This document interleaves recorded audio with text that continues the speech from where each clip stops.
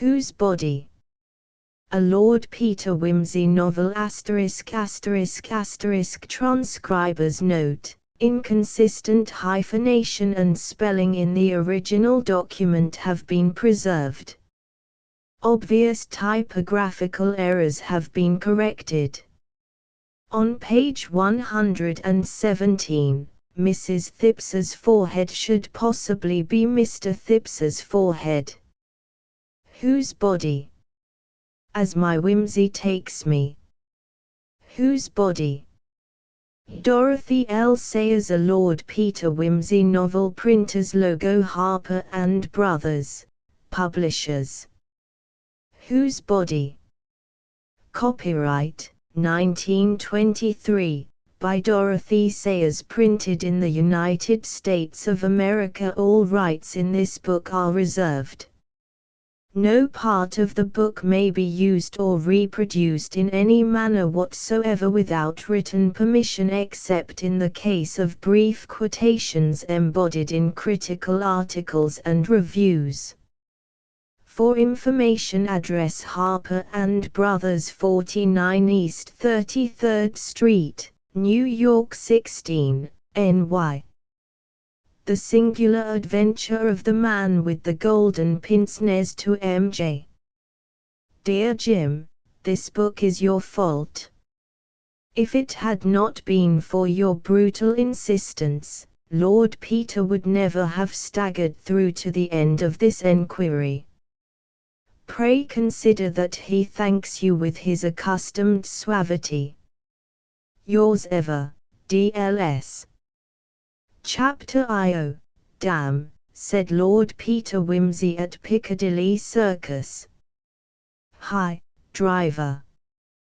The taxi man, irritated at receiving this appeal while negotiating the intricacies of turning into Lower Regent Street across the route of a 19 bus, a 38B and a bicycle, bent an unwilling ear. I've left the catalogue behind, said Lord Peter deprecatingly. Uncommonly careless of me. Do you mind putting back to where we came from? To the Savile Club, sir. No, 110 Piccadilly, just beyond, thank you. Thought you was in a hurry, said the man, overcome with a sense of injury. I'm afraid it's an awkward place to turn in, said Lord Peter, answering the thought rather than the words. His long, amiable face looked as if it had generated spontaneously from his top hat, as white maggots breed from gorgonzola. The taxi, under the severe eye of a policeman, revolved by slow jerks, with a noise like the grinding of teeth. The block of new, perfect and expensive flats in which Lord Peter dwelt upon the second floor, stood directly opposite the Green Park, in a spot for many years occupied by the skeleton of a frustrate commercial enterprise. As Lord Peter let himself in, he heard his man's voice in the library, uplifted in that throttled stridency peculiar to well-trained persons using the telephone. I believe that's his lordship just coming in again, if your grace would kindly hold the line a moment. What is it, Bunter? Her Grace has just called up from Denver, my lord. I was just saying your lordship had gone to the sale when I heard your lordship's latchkey. Thanks, said Lord Peter, and you might find me my catalogue, would you? I think I must have left it in my bedroom, or on the desk. He sat down to the telephone with an air of leisurely courtesy, as though it were an acquaintance dropped in for a chat. Hello, Mother, that you? Oh, there you are, dear, replied the voice of the Dowager Duchess. I was afraid I'd just missed you. Well, you had, as a matter of fact. I'd just started off to Brockleberry's sale to pick up a book or two, but I had to come back for the catalogue. What's up? Such a quaint thing, said the Duchess. I thought I'd tell you. You know little Mr. Thipps. Thipps, said Lord Peter. Thipps. Oh, yes, the little architect man who's doing the church roof. Yes. What about him? Mrs. Throgmorton's just been in quite a state of mind. Sorry, Mother, I can't hear. Mrs. who? Throgmorton, the vicar's wife. Oh, Throgmorton, yes. Mr. Thipps rang them up this morning. It was his day to come down, you know. Yes. He rang them up to say he couldn't. He was so upset, poor little man. He'd found a dead body in his bath. Sorry, Mother, I can't hear. Found what? Where? A dead body, dear, in his bath. What? No, we haven't finished. Please don't cut us off. Hello? Hello? Is that you, Mother? Hello, Mother. Oh, yes, sorry, the girl was trying to cut us off. What sort of body? A dead man, dear, with nothing on but a pair of pince-nez.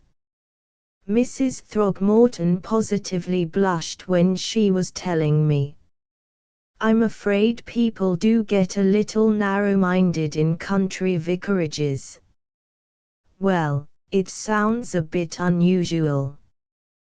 Was it anybody he knew? No, dear, I don't think so, but, of course, he couldn't give her many details. She said he sounded quite distracted. He's such a respectable little man, and having the police in the house and so on, really worried him. Poor little Thipps. Uncommonly awkward for him. Let's see, he lives in Battersea, doesn't he? Yes, dear, 59, Queen Caroline Mansions, opposite the park. That big block just round the corner from the hospital. I thought perhaps you'd like to run round and see him and ask if there's anything we can do. I always thought him a nice little man. Oh, quite, said Lord Peter, grinning at the telephone. The Duchess was always of the greatest assistance to his hobby of criminal investigation, though she never alluded to it, and maintained a polite fiction of its non-existence. What time did it happen, Mother? I think he found it early this morning, but, of course, he didn't think of telling the Throgmortons just at first. She came up to me just before lunch, so tiresome, I had to ask her to stay. Fortunately, I was alone. I don't mind being bored myself, but I hate having my guests bored. Poor old Mother. Well, thanks awfully for telling me. I think I'll send Bunter to the sale and toddle round to Battersea now and try and console the poor little beast. So long. Goodbye, dear. Bunter. Yes, my lord. Her Grace tells me that a respectable Battersea architect has discovered a dead man in his bath. Indeed, my lord. That's very gratifying. Very, Bunter. Your choice of words is unerring. I wish Eton and Belial had done as much for me.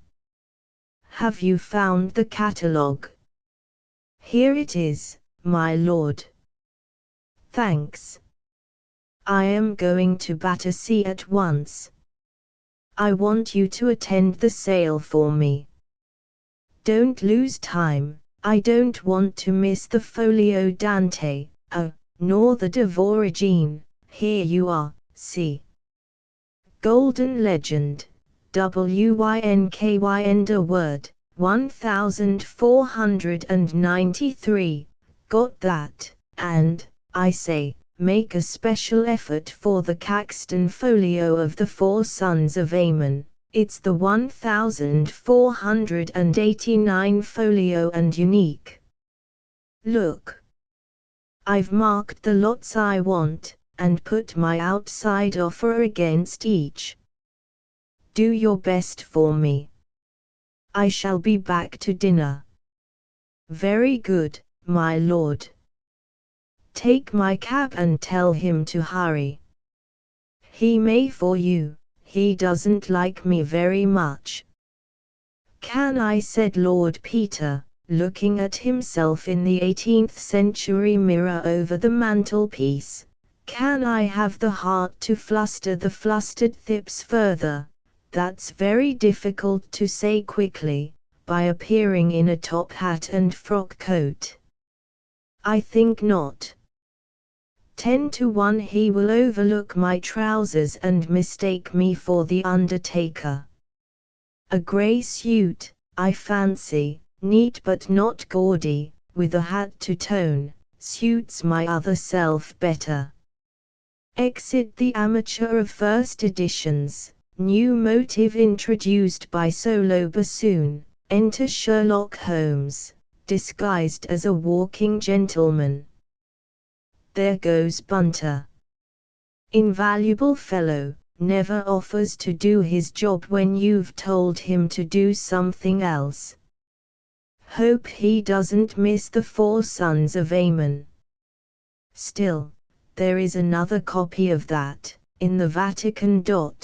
B. It might become available, you never know, if the Church of Rome went to pot or Switzerland invaded Italy. Whereas a strange corpse doesn't turn up in a suburban bathroom more than once in a lifetime, at least, I should think not. At any rate, the number of times it's happened, with a pince nez, might be counted on the fingers of one hand, I imagine. Dear me. It's a dreadful mistake to ride two hobbies at once. He had drifted across the passage into his bedroom, and was changing with a rapidity one might not have expected from a man of his mannerisms. He selected a dark green tie to match his socks and tied it accurately without hesitation or the slightest compression of his lips, substituted a pair of brown shoes for his black ones, slipped a monocle into a breast pocket, and took up a beautiful Malacca walking stick with a heavy silver knob. That's all, I think, he murmured to himself. Stay, I may as well have you, you may come in useful, one never knows.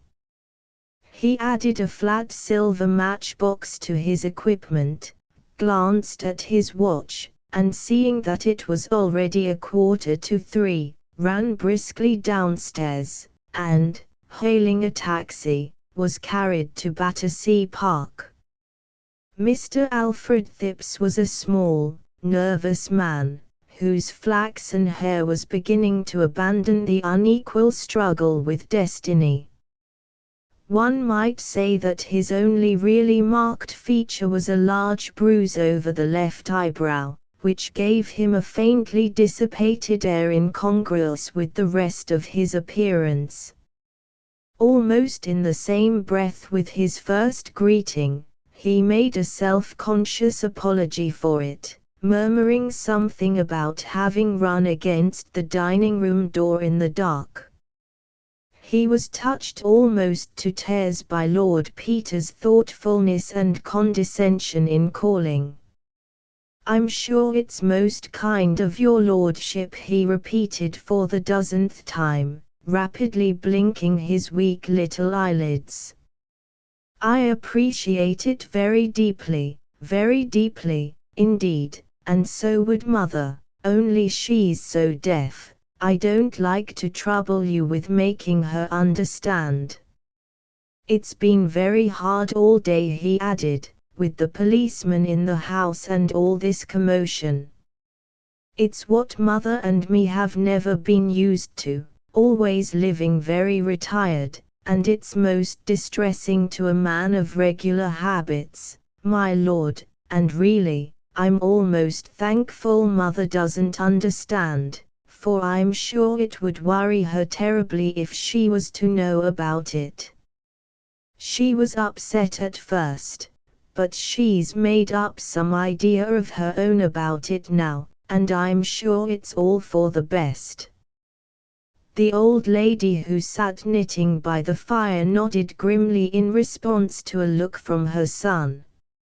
I always said as you ought to complain about that bath, Alfred, she said suddenly, in the high, piping voice peculiar to the deaf, and it's to be opt the landlord'll see about it now, not but what I think you might have managed without having the police in, but there.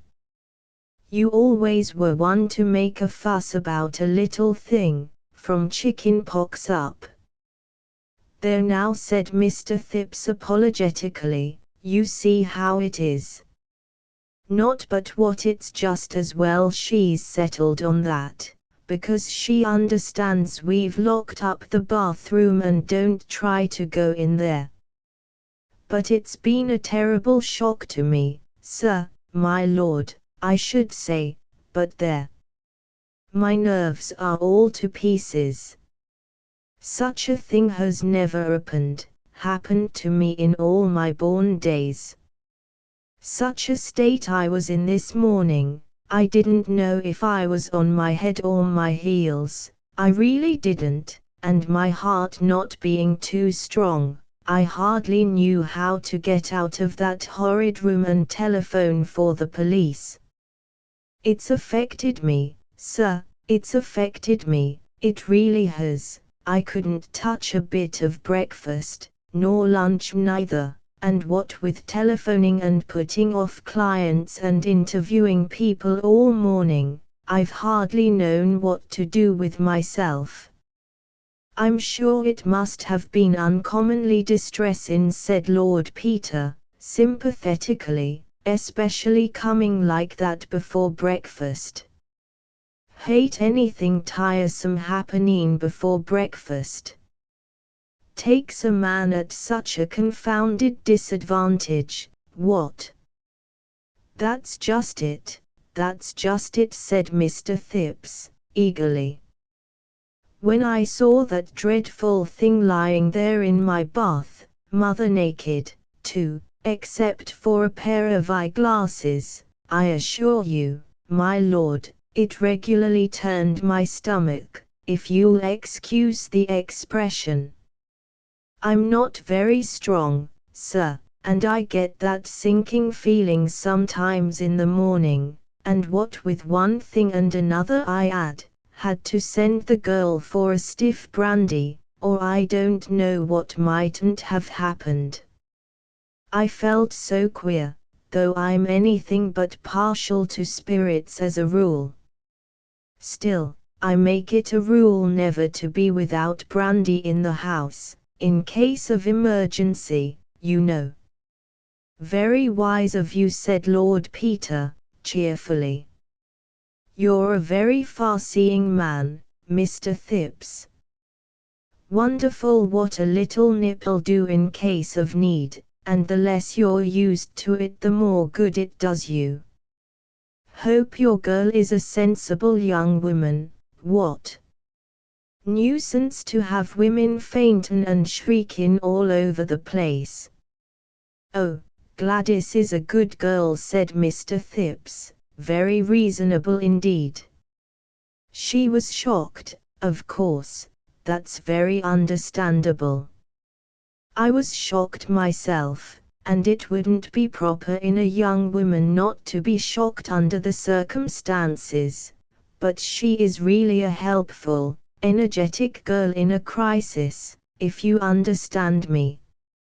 I consider myself very fortunate these days to have got a good, decent girl to do for me and mother, even though she is a bit careless and forgetful about little things, but that's only natural. She was very sorry indeed about having left the bathroom window open, she really was, and though I was angry at first, seeing what's come of it, it wasn't anything to speak of, not in the ordinary way, as you might say. Girls will forget things, you know, my lord, and really she was so distressed I didn't like to say too much to her. All I said was, it might have been burglars. I said, remember that, next time you leave a window open all night. This time it was a dead man, I said, and that's unpleasant enough, but next time it might be burglars, I said, and all of us murdered in our beds. But the police inspector, Inspector Sage, they called him, from the yard, he was very sharp with her, poor girl. Quite frightened her, and made her think he suspected her of something, though what good a body could be to her, poor girl, I can't imagine, and so I told the inspector. He was quite rude to me, my lord. I may say I didn't like his manner at all. If you've got anything definite to accuse Gladys or me of, Inspector, I said to him, bring it forward. That's what you have to do, I said. But I've yet to learn that you're paid to be rude to a gentleman in his own house. Really, said Mr. Phipps, growing quite pink on the top of his head. He regularly roused me, my lord, and I'm a mild man as a rule. Sage all over, said Lord Peter. I know him. When he don't know what else to say, he's rude. Stands to reason you and the girl wouldn't go collecting bodies. Who'd want to saddle himself with a body? Difficulties usually to get rid of 'em. Have you got rid of this one yet, by the way? It's still in the bathroom, said Mr. Phipps. Inspector Sage said nothing was to be touched till his men came in to move it. I'm expecting them at any time. If it would interest your lordship to have a look at it, thanks awfully, said Lord Peter. I'd like to very much, if I'm not putting you out. Not at all, said Mr. Phipps.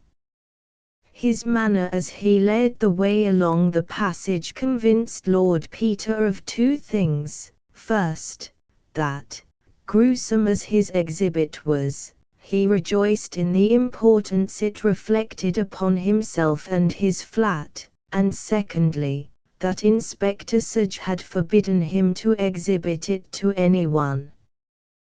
The latter supposition was confirmed by the action of Mr. Phipps, who stopped to fetch the door key from his bedroom, saying that the police had the other, but that he made it a rule to have 2 keys to every door, in case of accident. The bathroom was in no way remarkable. It was long and narrow, the window being exactly over the head of the bath.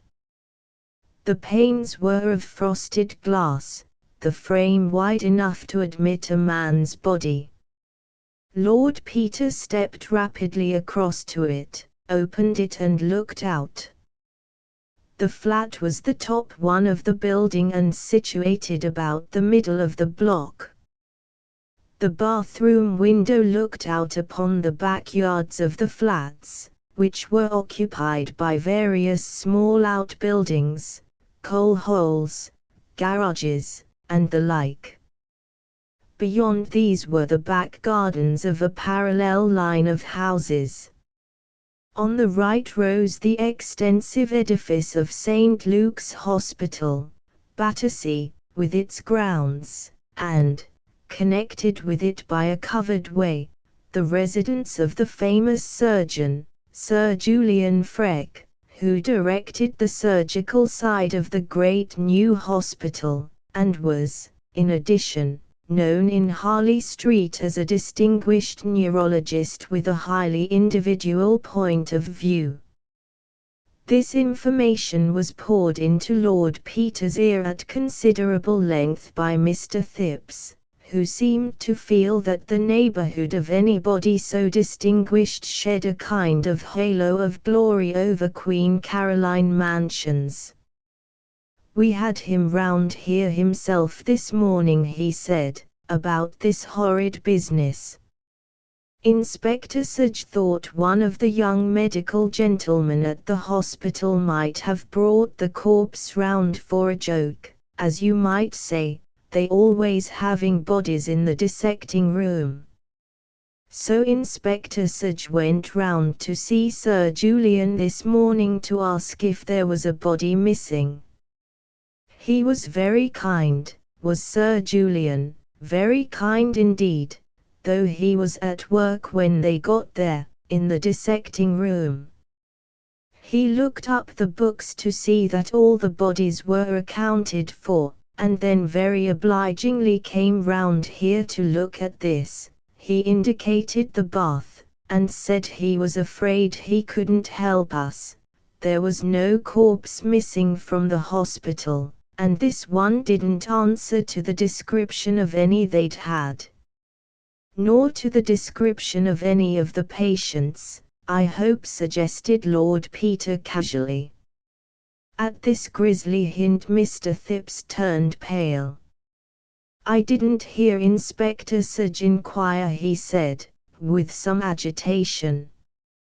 "What a very horrid thing that would be, God bless my soul, my lord, I never thought of it."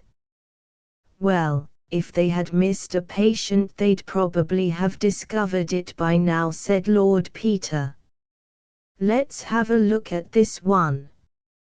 He screwed his monocle into his eye, adding, "I see you're troubled here with the soot blowing in. Beastly nuisance, ain't it? I get it, too, spoils all my books, you know. Here, don't you trouble, if you don't care about looking at it." He took from Mr. Thipps's hesitating hand the sheet which had been flung over the bath, and turned it back.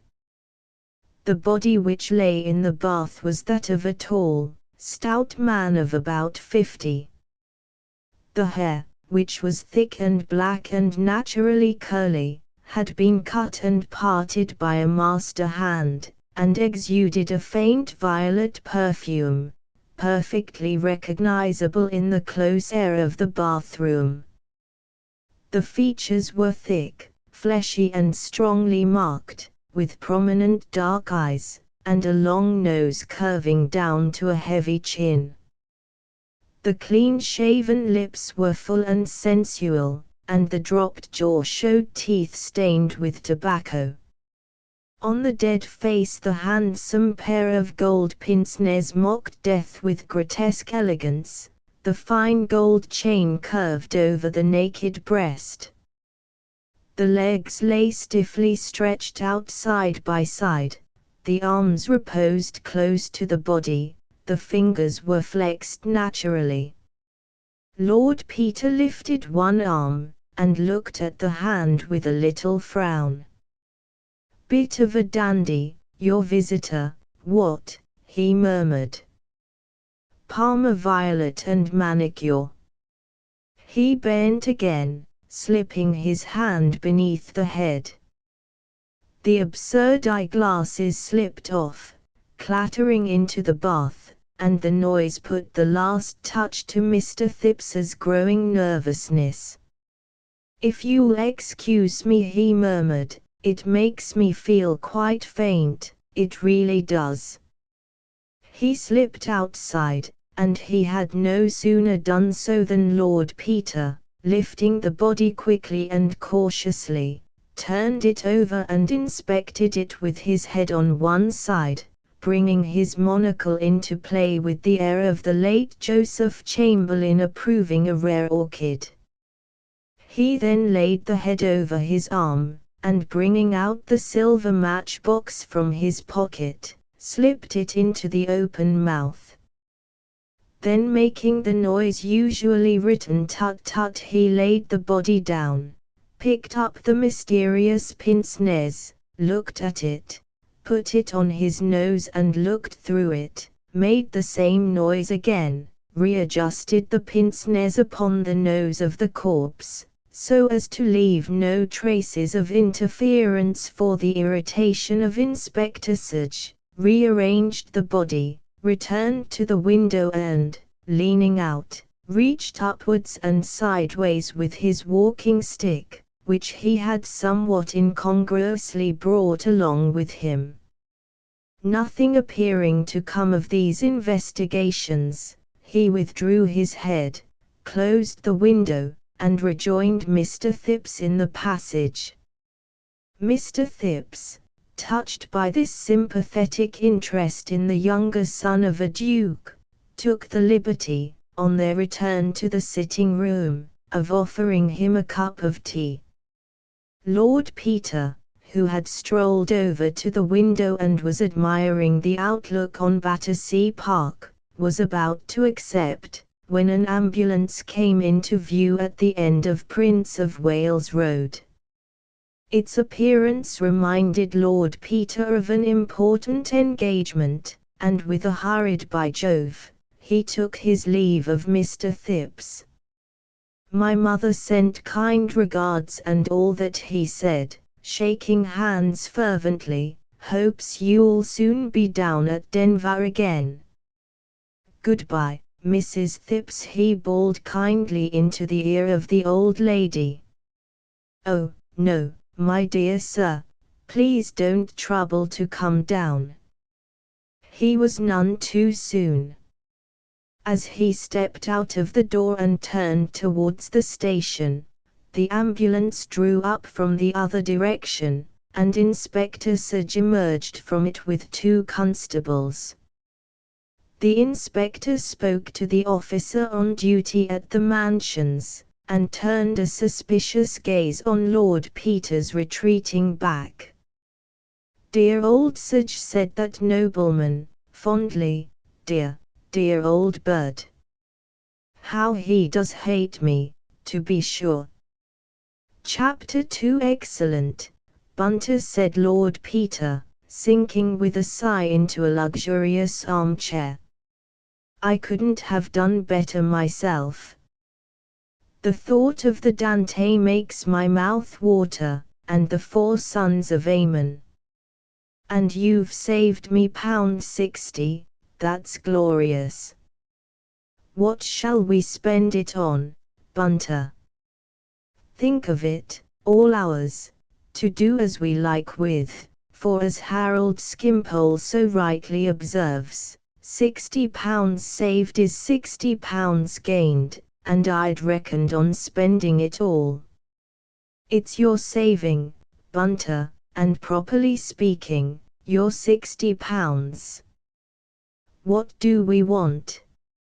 "Anything in your department." "Would you like anything altered in the flat?"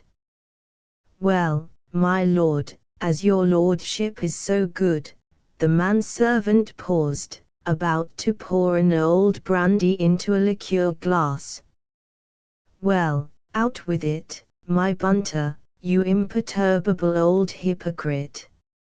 It's no good talking as if you were announcing dinner, you're spilling the brandy."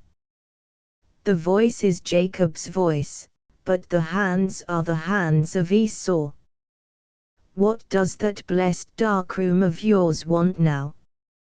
"There's a double anastigmat with a set of supplementary lenses, my lord," said Bunter, with a note almost of religious fervor. "If it was a case of forgery now, or footprints, I could enlarge them right up on the plate. Or the wide-angled lens would be useful. It's as though the camera had eyes at the back of its head, my lord. Look, I've got it here. He pulled a catalogue from his pocket, and submitted it, quivering, to his employer's gaze. Lord Peter perused the description slowly, the corners of his long mouth lifted into a faint smile. "It's Greek to me," he said, "and £50 seems a ridiculous price for a few bits of glass. I suppose, Bunter, you'd say £750 was a bit out of the way for a dirty old book in a dead language, wouldn't you?" "It wouldn't be my place to say so, my lord." "No, Bunter, I pay you £200 a year to keep your thoughts to yourself. Tell me, Bunter, in these democratic days, don't you think that's unfair?" "No, my lord." "You don't? Do you mind telling me frankly why you don't think it unfair?" "Frankly, my lord, your lordship is paid a nobleman's income to take Lady Worthington in to dinner and refrain from exercising your lordship's undoubted powers of repartee." Lord Peter considered this. "That's your idea, is it, Bunter?" "Noblesse oblige, for a consideration." "I dare say you're right." "Then you're better off than I am, because I'd have to behave myself to Lady Worthington if I hadn't a penny." "Bunter, if I sacked you here and now, would you tell me what you think of me?" "No, my lord." "You'd have a perfect right to, my Bunter, and if I sacked you on top of drinking the kind of coffee you make, I'd deserve everything you could say of me." "You're a demon for coffee, Bunter. I don't want to know how you do it, because I believe it to be witchcraft, and I don't want to burn eternally. You can buy your cross-eyed lens." "Thank you, my lord." "Have you finished in the dining room?" "Not quite, my lord." "Well, come back when you have. I have many things to tell you." "Hello. Who's that?" The doorbell had rung sharply. "Unless it's anybody interesting, I'm not at home." "Very good, my lord." Lord Peter's library was one of the most delightful bachelor rooms in London. Its scheme was black and primrose, its walls were lined with rare editions, and its chairs and Chesterfield sofa suggested the embraces of the houress. In one corner stood a black baby grand, a wood fire leaped on a wide old-fashioned hearth, and the Sevres vases on the chimneypiece were filled with ruddy and gold chrysanthemums. To the eyes of the young man who was ushered in from the raw November fog, it seemed not only rare and unattainable, but friendly and familiar, like a colorful and gilded paradise in a medieval painting. "Mr. Parker, my lord." Lord Peter jumped up with genuine eagerness. "My dear man, I'm delighted to see you. What a beastly foggy night, ain't it? Bunter, some more of that admirable coffee and another glass and the cigars. Parker, I hope you're full of crime. Nothing less than arson or murder will do for us tonight." On such a night as this, Bunter and I were just sitting down to Caras. I've got a Dante and a Caxton folio that is practically unique, at Sir Ralph Brockleberry's sale. Bunter, who did the bargaining, is going to have a lens which does all kinds of wonderful things with its eyes shut, and we both have got a body in a bath, we both have got a body in a bath, for in spite of all temptations to go in for cheap sensations we insist upon a body in a bath, nothing less will do for us, Parker. It's mine at present, but we're going shares in it. Property of the firm. Won't you join us? You really must put something in the jackpot. Perhaps you have a body. Oh, do have a body. Everybody welcome. Gin a body meet a body hold before the beak. Gin a body jolly well knows who murdered a body and that old Sage is on the wrong tack. Need a body speak? Not a bit of it. He tips a glassy wink to yours truly and yours truly reads the truth. Ah, said Parker, I knew you'd been round to Queen Caroline Mansions. So VI, and met Sage, and he told me he'd seen you. He was cross, too. Unwarrantable interference, he calls it. I knew he would, said Lord Peter. I love taking a rise out of dear old Sage, he's always so rude. I see by the star that he has excelled himself by taking the girl, Gladys what's her name, into custody. Sage of the evening, beautiful Sage. But what were you doing there?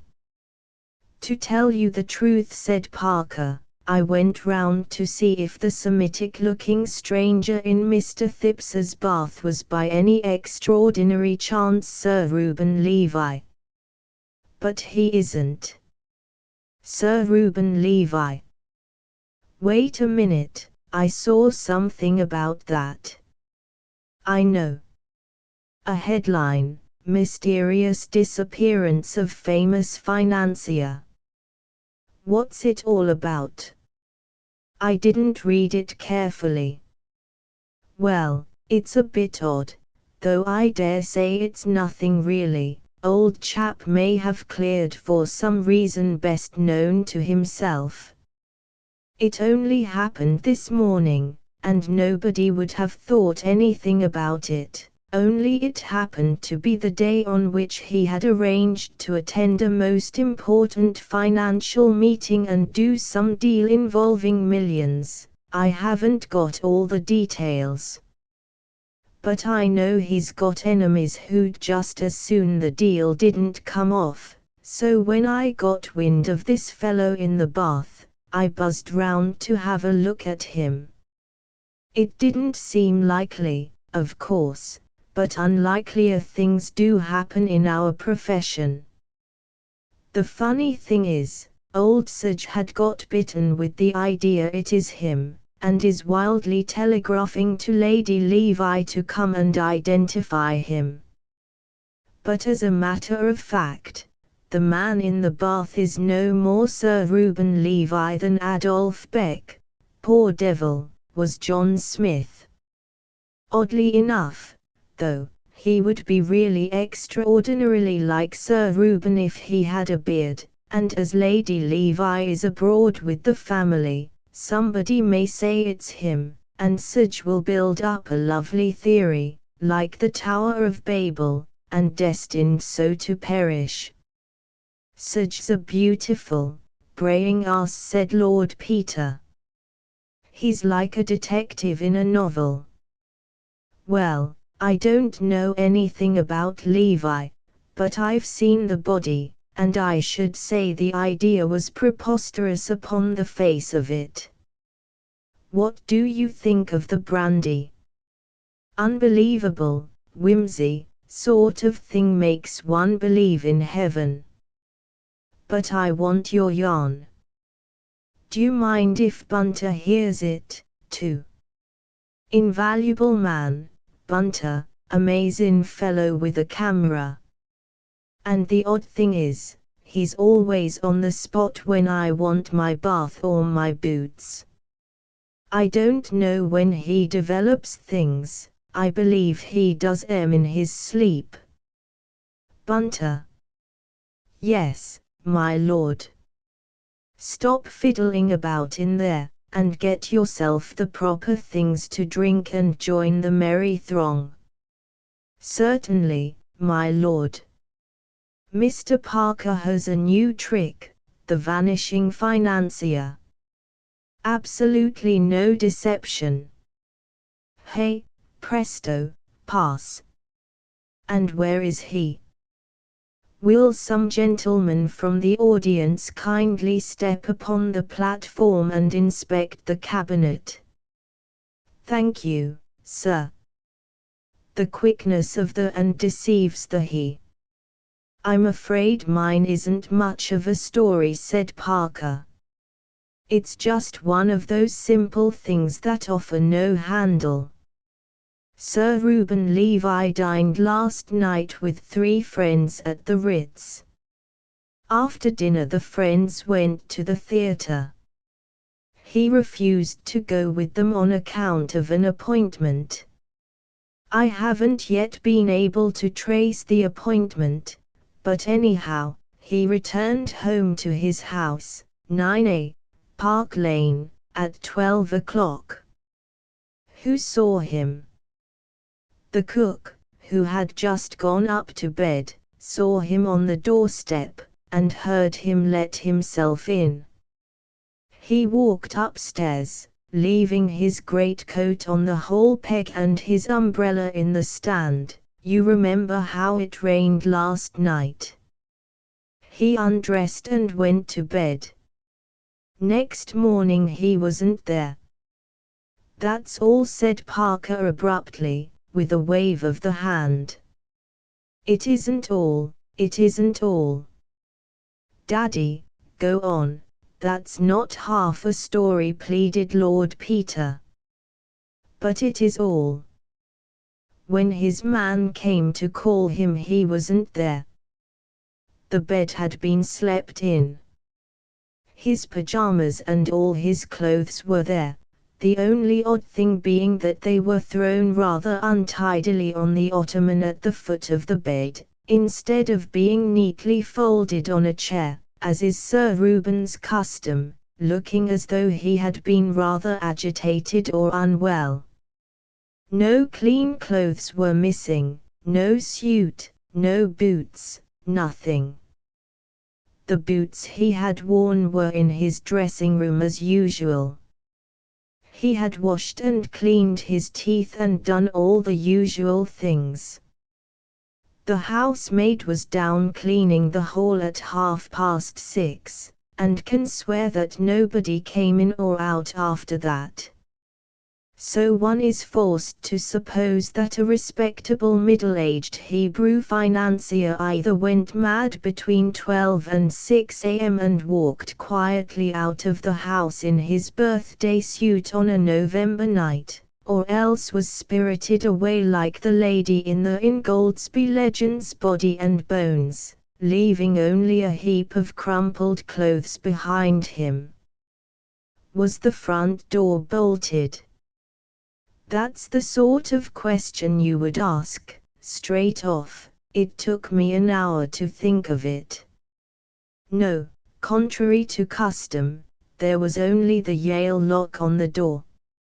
On the other hand, some of the maids had been given leave to go to the theatre, and Sir Reuben may quite conceivably have left the door open under the impression they had not come in. Such a thing has happened before. And that's really all. Really all.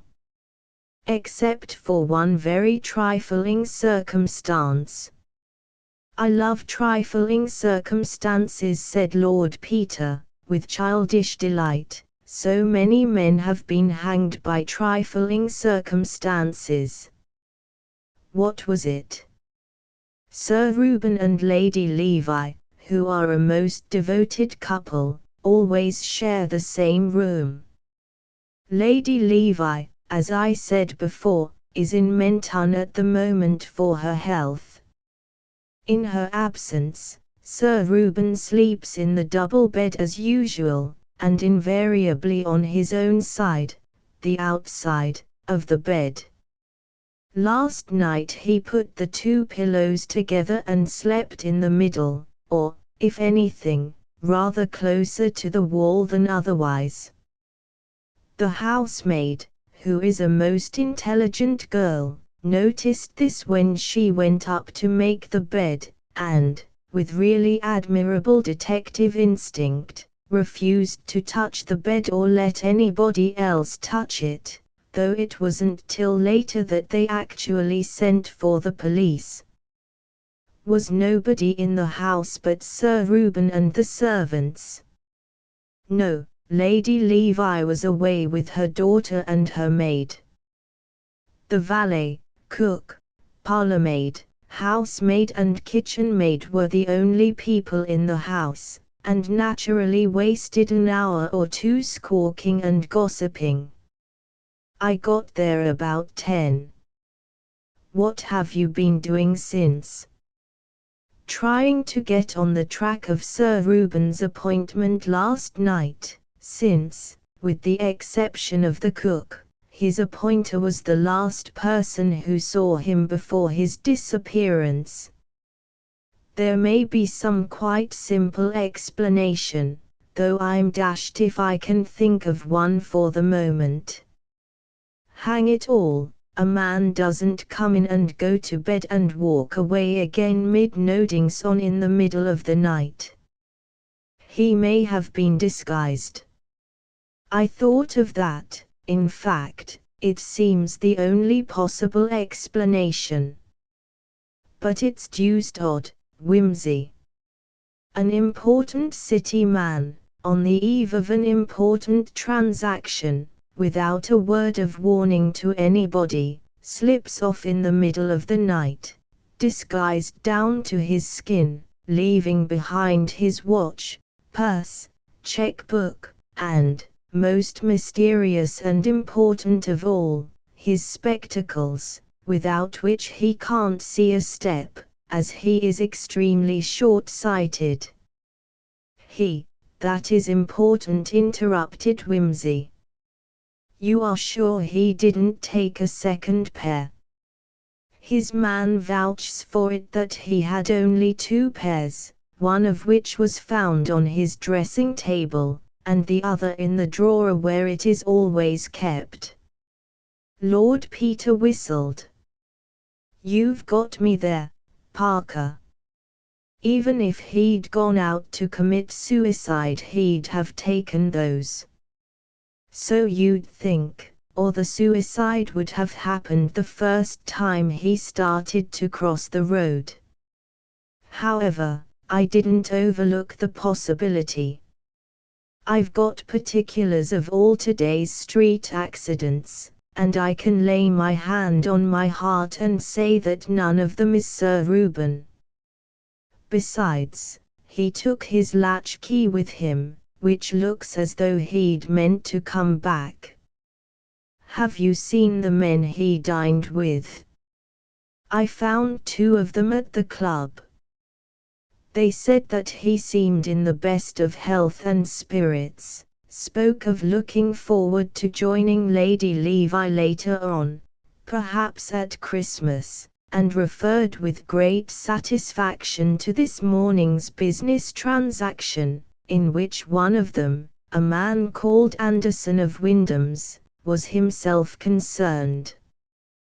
Then up till about 9 o'clock, anyhow, he had no apparent intention or expectation of disappearing. None, unless he was a most consummate actor. Whatever happened to change his mind must have happened either at the mysterious appointment which he kept after dinner, or while he was in bed between midnight and 5:30 am. Well, Bunter, said Lord Peter, what do you make of it? Not in my department, my lord. except that it is odd that a gentleman who was too flurried or unwell to fold his clothes as usual should remember to clean his teeth and put his boots out. Those are two things that quite frequently get overlooked, my lord. If you mean anything personal, Bunter said Lord Peter, I can only say that I think the speech an unworthy one. It's a sweet little problem, Parker mine. Look here, I don't want to butt in, but I should dearly love to see that bedroom tomorrow. 'Tis not that I mistrust thee, dear, but I should uncommonly like to see it. Say me not nay, take another drop of brandy and a villa, but say not nay. Of course you can come and see it, you'll probably find lots of things I've overlooked, said the other, equably, accepting the proffered hospitality. Parker, Acushla, you're an honor to Scotland Yard.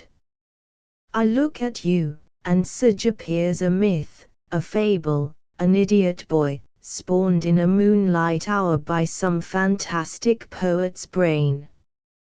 Sage is too perfect to be possible. What does he make of the body, by the way? Sage says, replied Parker, with precision, that the body died from a blow on the back of the neck. The doctor told him that.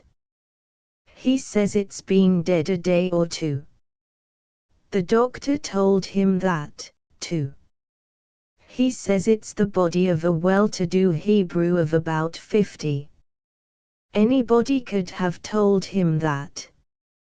He says it's ridiculous to suppose it came in through the window without anybody knowing anything about it.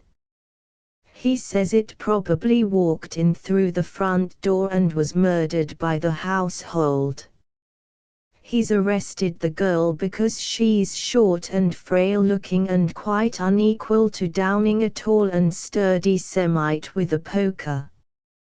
He'd arrest Thipps, only Thipps was away in Manchester all yesterday and the day before and didn't come back till late last night. In fact, he wanted to arrest him till I reminded him that if the body had been a day or two dead, little Thipps couldn't have done him in at 10.30 last night. But he'll arrest him tomorrow as an accessory, and the old lady with the knitting, too, I shouldn't wonder. Well, I'm glad the little man has so much of an alibi, said Lord Peter, though if you're only gluing your faith to cadaveric lividity, rigidity, and all the other quiddities, you must be prepared to have some skeptical beast of a prosecuting counsel walk slap bang through the medical evidence. Remember Impey Biggs defending in that Chelsea tea shop affair?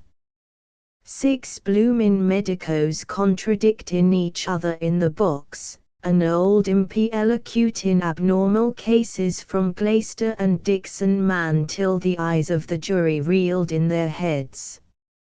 Are you prepared to swear, Dr. Thingumtight, that the onset of rigor mortis indicates the hour of death without the possibility of error? So far as my experience goes, in the majority of cases, says the doctor, all stiff. Ah, says Biggs, but this is a court of justice, doctor, not a parliamentary election. We can't get on without a minority report. The law, Dr. Thingumtight, respects the rights of the minority, alive or dead. Some ass laughs, and old Biggs sticks his chest out and gets impressive. Gentlemen, this is no laughing matter. My client, an upright and honorable gentleman, is being tried for his life, gentlemen, and it is the business of the prosecution to show his guilt, if they can, without a shadow of doubt. Now, Dr. Thingumtight, I ask you again, can you solemnly swear, without the least shadow of doubt, probable, possible shadow of doubt, that this unhappy woman met her death neither sooner nor later than Thursday evening? A probable opinion. Gentlemen, we are not Jesuits, we are straightforward Englishmen. You cannot ask a British-born jury to convict any man on the authority of a probable opinion. Hum of applause. Biggs's man was guilty all the same, said Parker. Of course he was. But he was acquitted all the same, and what you've just said is libel.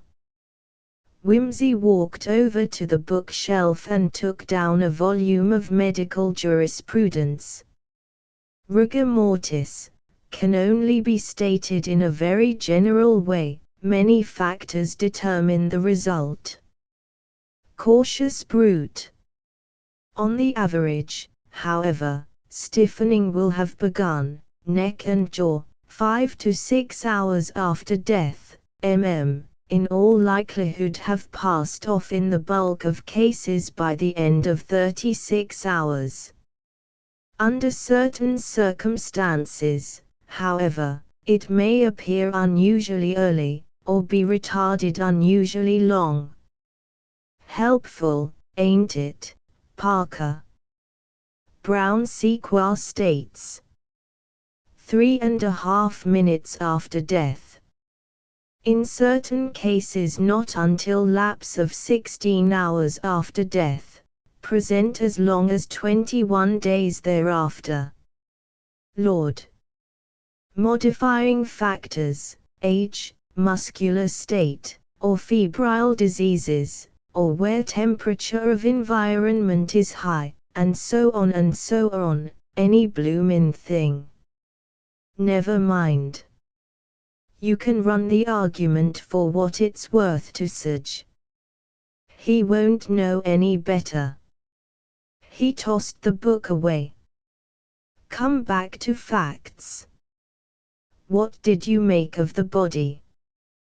Well, said the detective, not very much. I was puzzled, frankly. I should say he had been a rich man, but self-made, and that his good fortune had come to him fairly recently. Ah, you noticed the calluses on the hands. I thought you wouldn't miss that. Both his feet were badly blistered. He had been wearing tight shoes. Walking a long way in them, too, said Lord Peter, to get such blisters as that.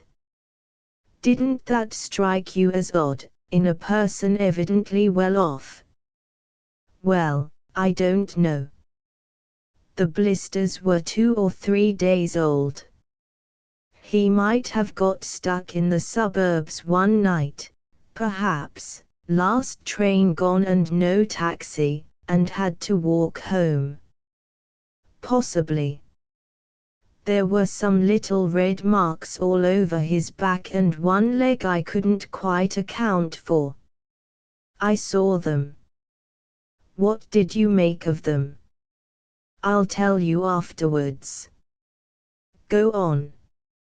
He was very long-sighted, oddly long-sighted for a man in the prime of life. The glasses were like a very old man's. By the way, they had a very beautiful and remarkable chain of flat links chased with a pattern. It struck me he might be traced through it. I've just put an advertisement in the Times about it, said Lord Peter. Go on. He had had the glasses some time, they had been mended twice. Beautiful, Parker, beautiful. Did you realize the importance of that? Not specially, I'm afraid. Why? Never mind, go on. He was probably a sullen, ill-tempered man. His nails were filed down to the quick as though he habitually bit them, and his fingers were bitten as well. He smoked quantities of cigarettes without a holder. He was particular about his personal appearance. Did you examine the room at all? I didn't get a chance. I couldn't find much in the way of footprints. Saj and company had tramped all over the place, to say nothing of little Thips and the maid, but I noticed a very indefinite patch just behind the head of the bath, as though something damp might have stood there. You could hardly call it a print. It rained hard all last night, of course. Yes. Did you notice that the soot on the windowsill was vaguely marked? I did, said Wimsey, and I examined it hard with this little fellow, but I could make nothing of it except that something or other had rested on the sill. He drew out his monocle and handed it to Parker. My word, that's a powerful lens. It is, said Wimsey, and jolly useful when you want to take a good squint at something and look like a bally fool all the time. Only it don't do to wear it permanently. If people see you full face they say, dear me, how weak the sight of that eye must be. Still, it's useful. Saj and I explored the ground at the back of the building, went on Parker, but there wasn't a trace. That's interesting. Did you try the roof? No, we'll go over it tomorrow. The gutter's only a couple of feet off the top of the window. I measured it with my stick, the Gentleman Scout's Vade Mecum, I call it. It's marked off in inches.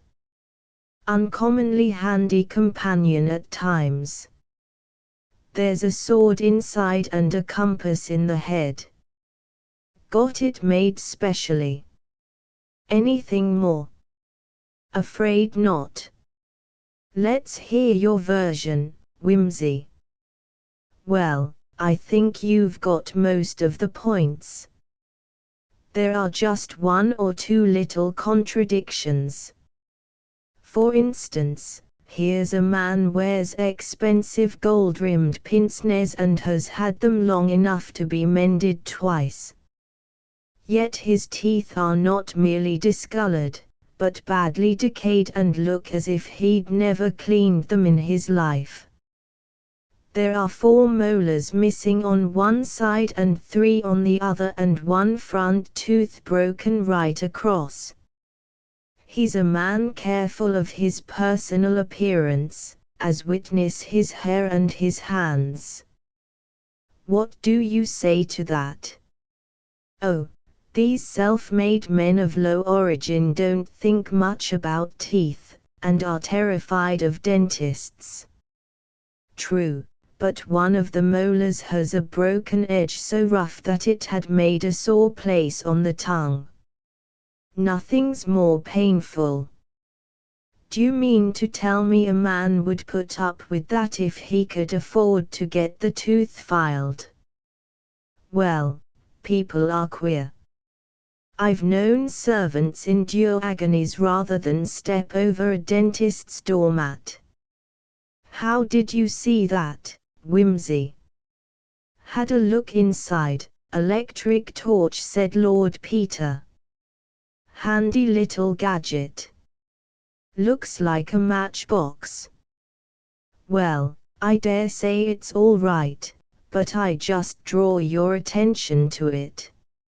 Second point, gentleman with hair smelling of Parma violet and manicured hands and all the rest of it, never washes the inside of his ears. Full of wax. Nasty. You've got me there, Wimsey, I never noticed it. Still, old bad habits die hard. Righto. Put it down at that. Third point, gentleman with the manicure and the brilliantine and all the rest of it suffers from fleas. By Jove, you're right. Flea bites. It never occurred to me. No doubt about it, old son. The marks were faint and old, but unmistakable. Of course, now you mention it. Still, that might happen to anybody. I loosed a whopper in the best hotel in Lincoln the week before last. I hope it bit the next occupier. Oh, all these things might happen to anybody, separately. Fourth point, gentleman who uses Parma violet for his hair, etc., etc., washes his body in strong carbolic soap, so strong that the smell hangs about 24 hours later. Carbolic to get rid of the fleas. I will say for you, Parker, you've an answer for everything. Fifth point, carefully got up gentleman, with manicured, though masticated, fingernails, has filthy black toenails which look as if they hadn't been cut for years. All of a piece with habits as indicated. Yes, I know, but such habits. Now, sixth and last point, this gentleman with the intermittently gentlemanly habits arrives in the middle of a pouring wet night, and apparently through the window, when he has already been 24 hours dead, and lies down quietly in Mr. Thipps's bath, unseasonably dressed in a pair of pince-nez. Not a hair on his head is ruffled. The hair has been cut so recently that there are quite a number of little short hairs stuck on his neck and the sides of the bath, and he has shaved so recently that there is a line of dried soap on his cheek. Wimsey. Wait a minute, and dried soap in his mouth. Bunter got up and appeared suddenly at the detective's elbow, the respectful manservant all over. A little more brandy, sir, he murmured. Wimsey, said Parker, you are making me feel cold all over. He emptied his glass, stared at it as though he were surprised to find it empty, set it down, got up, walked across to the bookcase, turned round, stood with his back against it and said, look here, Wimsey, you've been reading detective stories, you're talking nonsense. No, I ain't, said Lord Peter, sleepily. Uncommon good incident for a detective story, though. What? Bunter, we'll write one, and you shall illustrate it with photographs. Soap in his rubbish, said Parker. It was something else, some discoloration. No, said Lord Peter, there were hairs as well. Bristly ones. He had a beard. He took his watch from his pocket, and drew out a couple of longish, stiff hairs, which he had imprisoned between the inner and the outer case. Parker turned them over once or twice in his fingers, looked at them close to the light, examined them with a lens, handed them to the impassible Bunter, and said, do you mean to tell me, Wimsey, that any man alive would, he laughed harshly, shave off his beard with his mouth open, and then go and get killed with his mouth full of hairs? You're mad. I don't tell you so, said Wimsey. You policemen are all alike, only one idea in your skulls. Blessed if I can make out why you're ever appointed. He was shaved after he was dead. Pretty, ain't it? Uncommonly jolly little job for the barber, what? Here, Sit down, man, and don't be an ass, stumping about the room like that. Worse things happen in war. This is only a blinkin' old shillin' shocker. But I'll tell you what, Parker, we're up against a criminal, the real artist and blighter with imagination, real, artistic, finished stuff. I'm enjoying this, Parker. Chapter 3 Lord Peter finished a Scarlatti sonata, and sat looking thoughtfully at his own hands. The fingers were long and muscular, with wide, flat joints and square tips.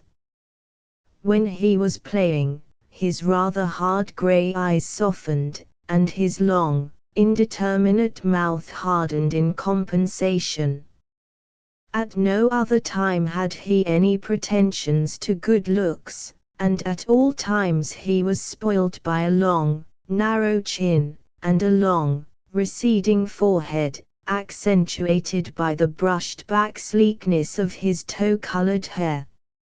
Labor papers, softening down the chin, caricatured him as a typical aristocrat. "That's a wonderful instrument," said Parker. "It ain't so bad," said Lord Peter, "but Scarlatti wants a harpsichord. Piano's too modern, all thrills and overtones. No good for our job, Parker. Have you come to any conclusion?" "The man in the bath," said Parker, methodically, "was not a well-off man careful of his personal appearance.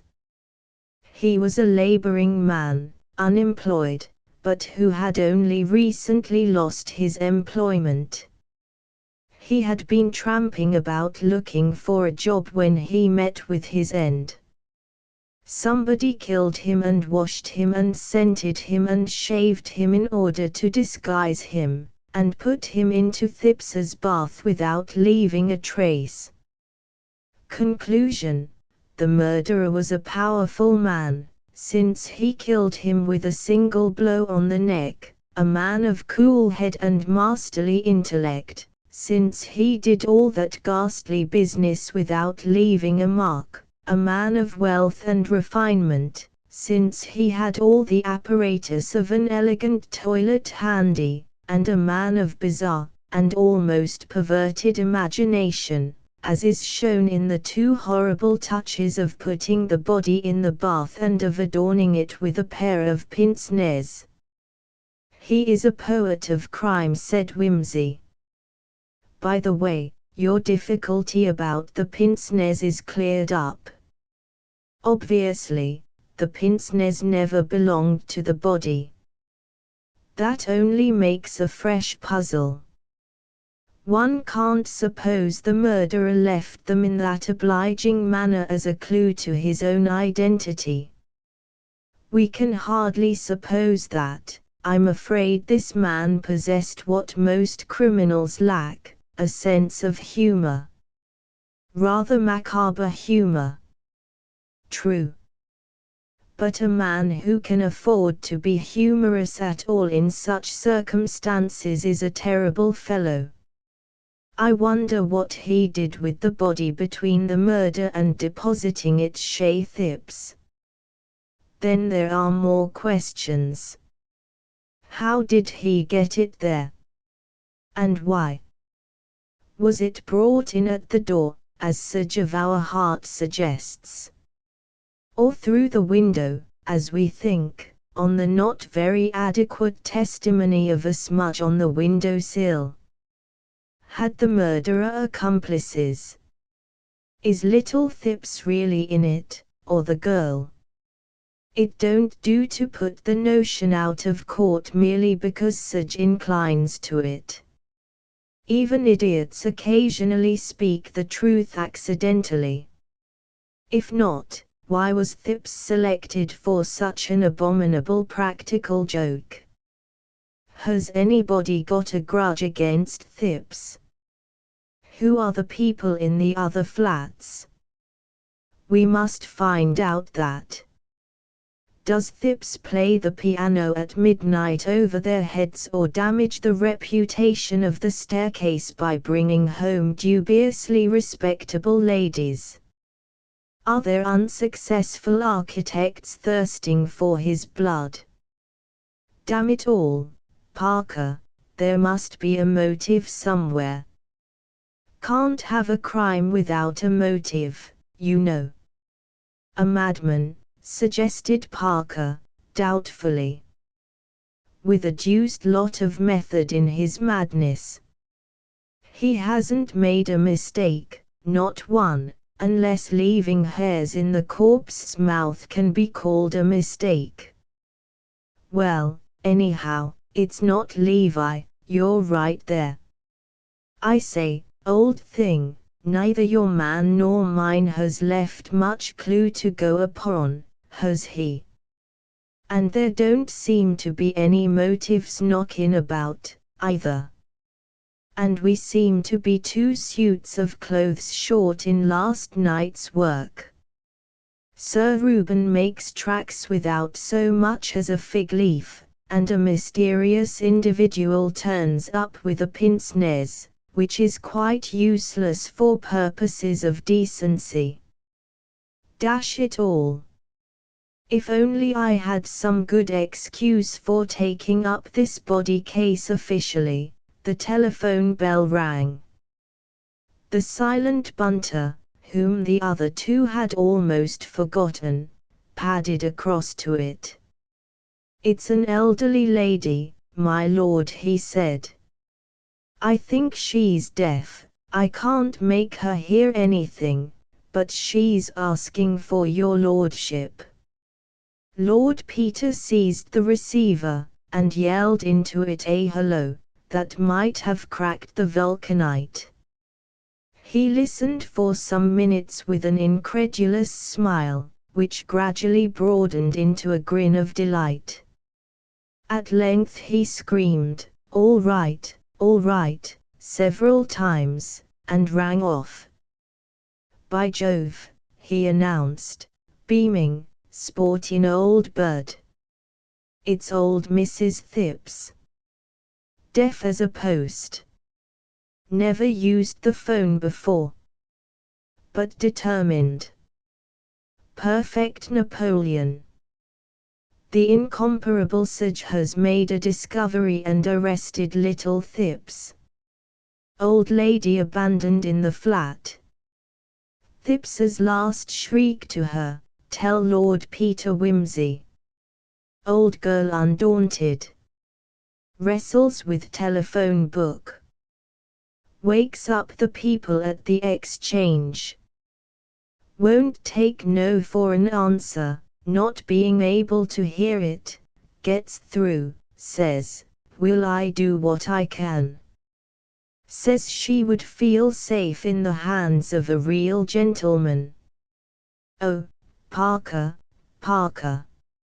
I could kiss her, I really could, as Thipps says. I'll write to her instead. No, hang it, Parker, we'll go round. Bunter, get your infernal machine and the magnesium. I say, we'll all go into partnership, pool the 2 cases and work 'em out together. You shall see my body tonight, Parker, and I'll look for your wandering Jew tomorrow. I feel so happy, I shall explode. O Sage, how art thou sagified? Bunter, my shoes. I say, Parker, I suppose yours are rubber-soled. Not. Tut, tut, you mustn't go out like that. We'll lend you a pair. Gloves. Here. My stick, my torch, the lamp black, the forceps, knife, pillboxes, all complete. Certainly, my lord. Oh, Bunter, don't look so offended. I mean no harm. I believe in you, I trust you. What money have I got? That'll do. I knew a man once, Parker, who let a world-famous poisoner slip through his fingers because the machine on the underground took nothing but pennies.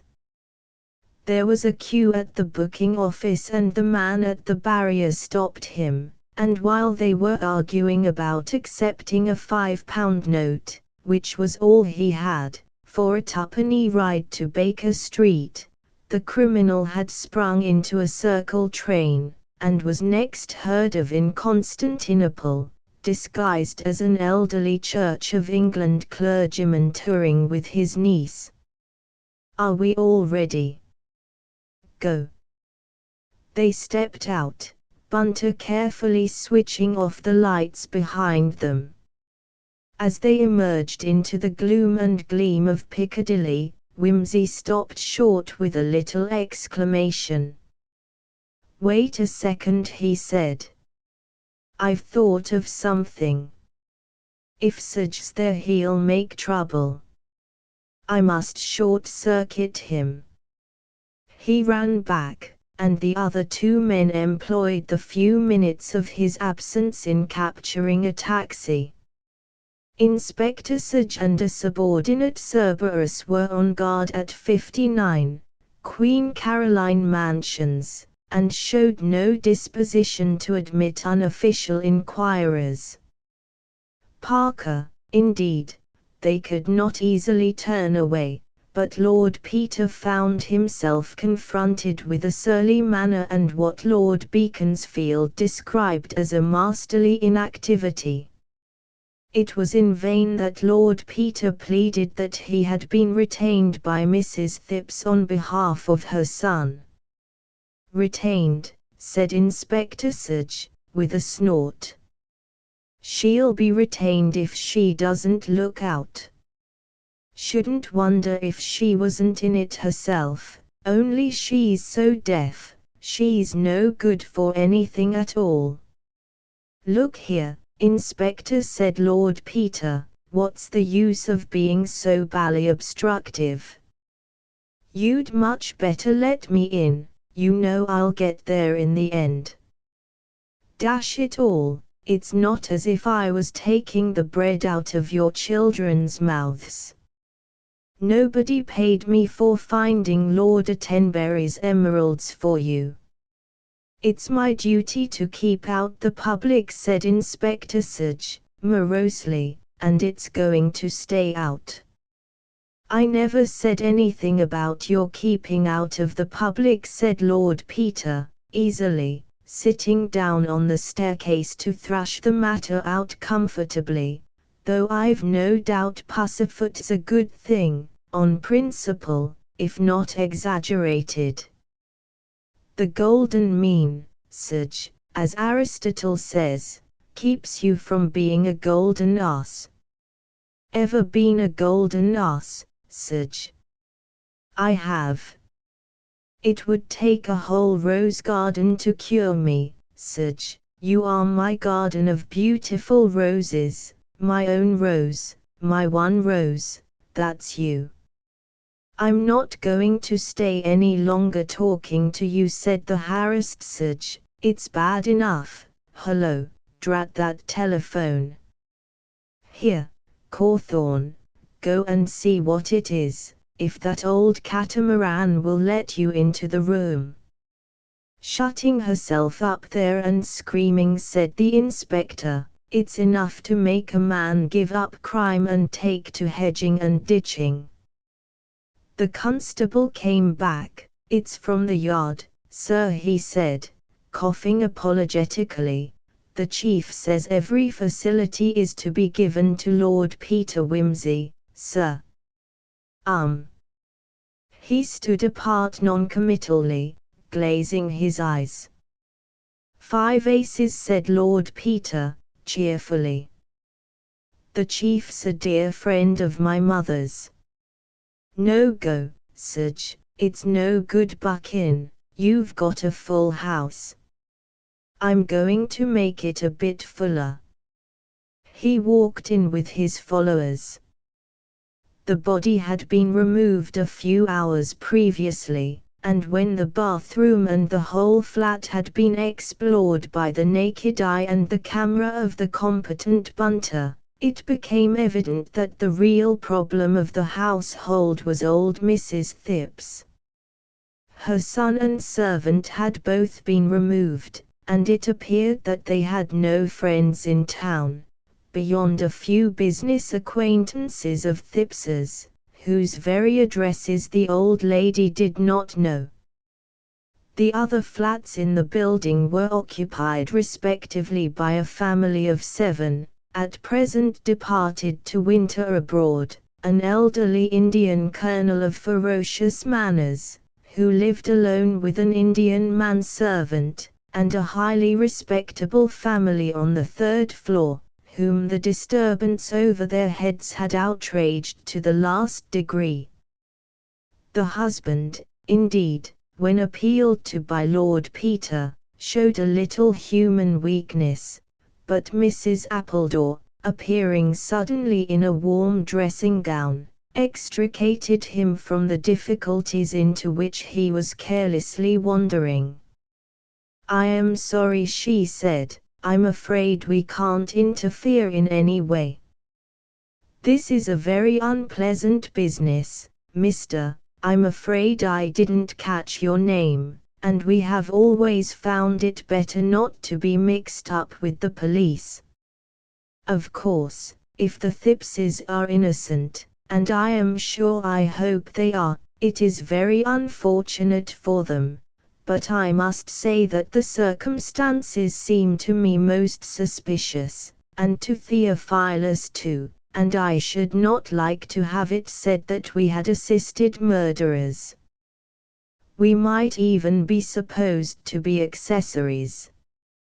Of course you are young, Mr.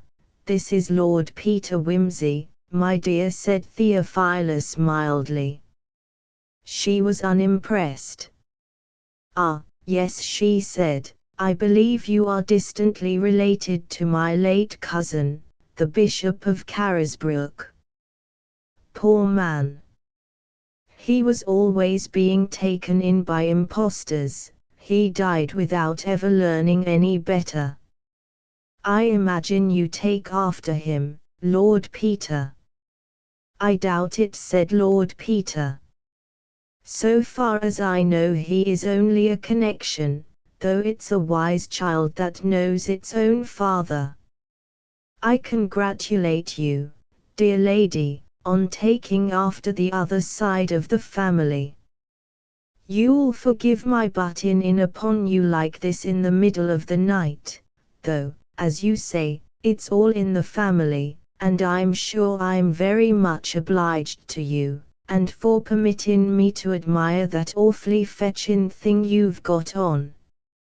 Now, don't you worry, Mr. Appledore. I'm thinking the best thing I can do is to trundle the old lady down to my mother and take her out of your way, otherwise you might be finding your Christian feelings getting the better of you some fine day, and there's nothing like Christian feelings for upsetting a man's domestic comfort.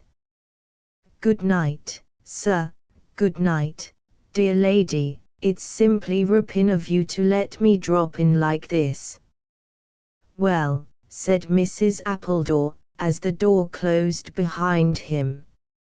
"And I thank the goodness and the grace that on my birth have smiled," said Lord Peter, "and taught me to be bestially impertinent when I choose."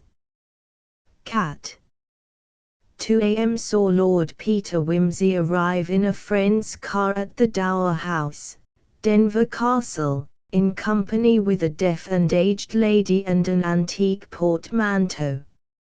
"It's very nice to see you, dear," said the Dowager Duchess, placidly. She was a small, plump woman, with perfectly white hair and exquisite hands. In features she was as unlike her second son as she was like him in character. Her black eyes twinkled cheerfully, and her manners and movements were marked with a neat and rapid decision. She wore a charming wrap from Liberty's, and sat watching Lord Peter eat cold beef and cheese as though his arrival in such incongruous circumstances and company were the most ordinary event possible, which with him, indeed, it was.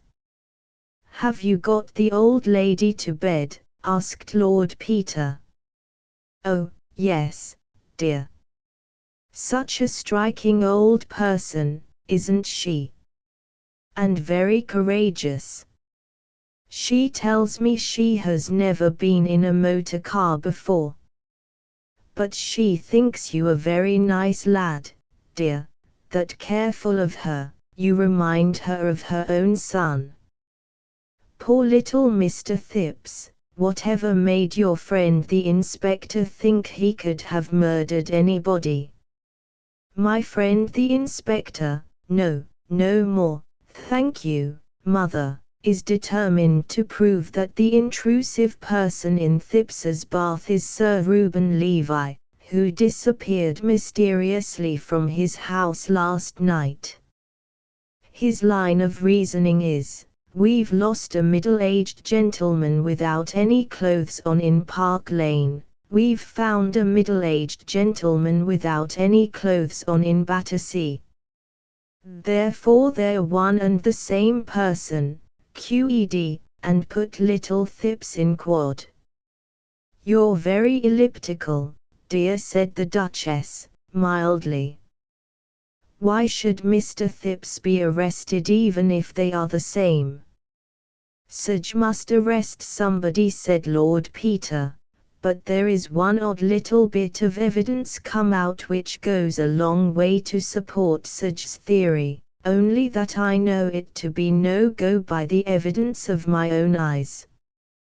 Last night at about 9:15 a young woman was strolling up the Battersea Park Road for purposes best known to herself, when she saw a gentleman in a fur coat and top hat sauntering along under an umbrella, looking at the names of all the streets.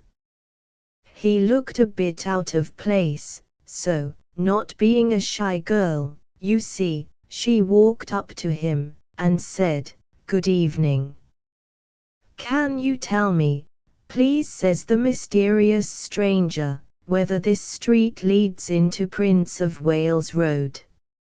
She said it did, and further asked him in a jocular manner what he was doing with himself and all the rest of it, only she wasn't altogether so explicit about that part of the conversation, because she was unburdening her heart to Sage, d'you see, and he's paid by a grateful country to have very pure, high-minded ideals, what? Anyway, the old boy said he couldn't attend to her just then as he had an appointment. 'I've got to go and see a man, my dear,' was how she said he put it, and he walked on up Alexandra Avenue towards Prince of Wales Road. She was staring after him, still rather surprised, when she was joined by a friend of hers, who said, 'It's no good wasting your time with him, that's Levi, I knew him when I lived in the West End, and the girls used to call him P. Green Incorruptible, friend's name suppressed, owing to implications of story, but girl vouches for what was said.' She thought no more about it till the milkman brought news this morning of the excitement at Queen Caroline Mansions. Then she went round, though not liking the police as a rule, and asked the man there whether the dead gentleman had a beard and glasses. Told he had glasses but no beard, she incautiously said, 'Oh, then, it isn't him,' and the man said, 'Isn't who?' and collared her. That's her story. Sage's delighted, of course, and quod Thipps on the strength of it." "Dear me," said the Duchess, I hope the poor girl won't get into trouble." "Shouldn't think so," said Lord Peter. "Thips is the one that's going to get it in the neck. Besides, he's done a silly thing. I got that out of Serge, too, though he was sitting tight on the information. Seems Thips got into a confusion about the train he took back from Manchester. Said first he got home at 10:30. Then they pumped Gladys Horrocks, who let out he wasn't back till after 11:45. Then Thips, being asked to explain the discrepancy, stammers and bungles and says, first, that he missed the train. Then Serge makes inquiries at St. Pancras and discovers that he left a bag in the cloakroom there at 10. Thips, again asked to explain, stammers worse and says he walked about for a few hours, met a friend, can't say who, didn't meet a friend, can't say what he did with his time, can't explain why he didn't go back for his bag, can't say what time he did get in, can't explain how he got a bruise on his forehead. In fact, can't explain himself at all." Gladys Horrocks interrogated again. Says, this time, Thips came in at 10:30. Then admits she didn't hear him come in. Can't say why she didn't hear him come in. Can't say why she said first of all that she did hear him. Bursts into tears. Contradicts herself. Everybody's suspicion roused. Quod em both. "As you put it, dear," said the Duchess, "it all sounds very confusing, and not quite respectable. Poor little Mr. Thips would be terribly upset by anything that wasn't respectable." "I wonder what he did with himself," said Lord Peter thoughtfully. "I really don't think he was committing a murder. Besides, I believe the fellow has been dead a day or two, though it don't do to build too much on doctor's evidence. It's an entertainin' little problem. Very curious, dear. But so sad about poor Sir Reuben. I must write a few lines to Lady Levi. I used to know her quite well, you know, dear, down in Hampshire, when she was a girl. Christine Ford, she was then, and I remember so well the dreadful trouble there was about her marrying a Jew. That was before he made his money, of course, in that oil business out in America. The family wanted her to marry Julian Freck, who did so well afterwards and was connected with the family, but she fell in love with this Mr. Levi and eloped with him. He was very handsome, then, you know, dear, in a foreign-looking way, but he hadn't any means, and the Fords didn't like his religion. Of course we're all Jews nowadays, and they wouldn't have minded so much if he'd pretended to be something else, like that Mr. Simons we met at Mrs. Porchester's, who always tells everybody that he got his nose in Italy at the Renaissance, and claims to be descended somehow or other from La Bella Simonetta, so foolish, you know, dear, as if anybody believed it. And I'm sure some Jews are very good people, and personally I'd much rather they believed something, though of course it must be very inconvenient, what with not working on Saturdays and circumcising the poor little babies and everything depending on the new moon and that funny kind of meat they have with such a slang-sounding name, and never being able to have bacon for breakfast. Still, there it was, and it was much better for the girl to marry him if she was really fond of him, though I believe young Freck was really devoted to her, and they are still great friends.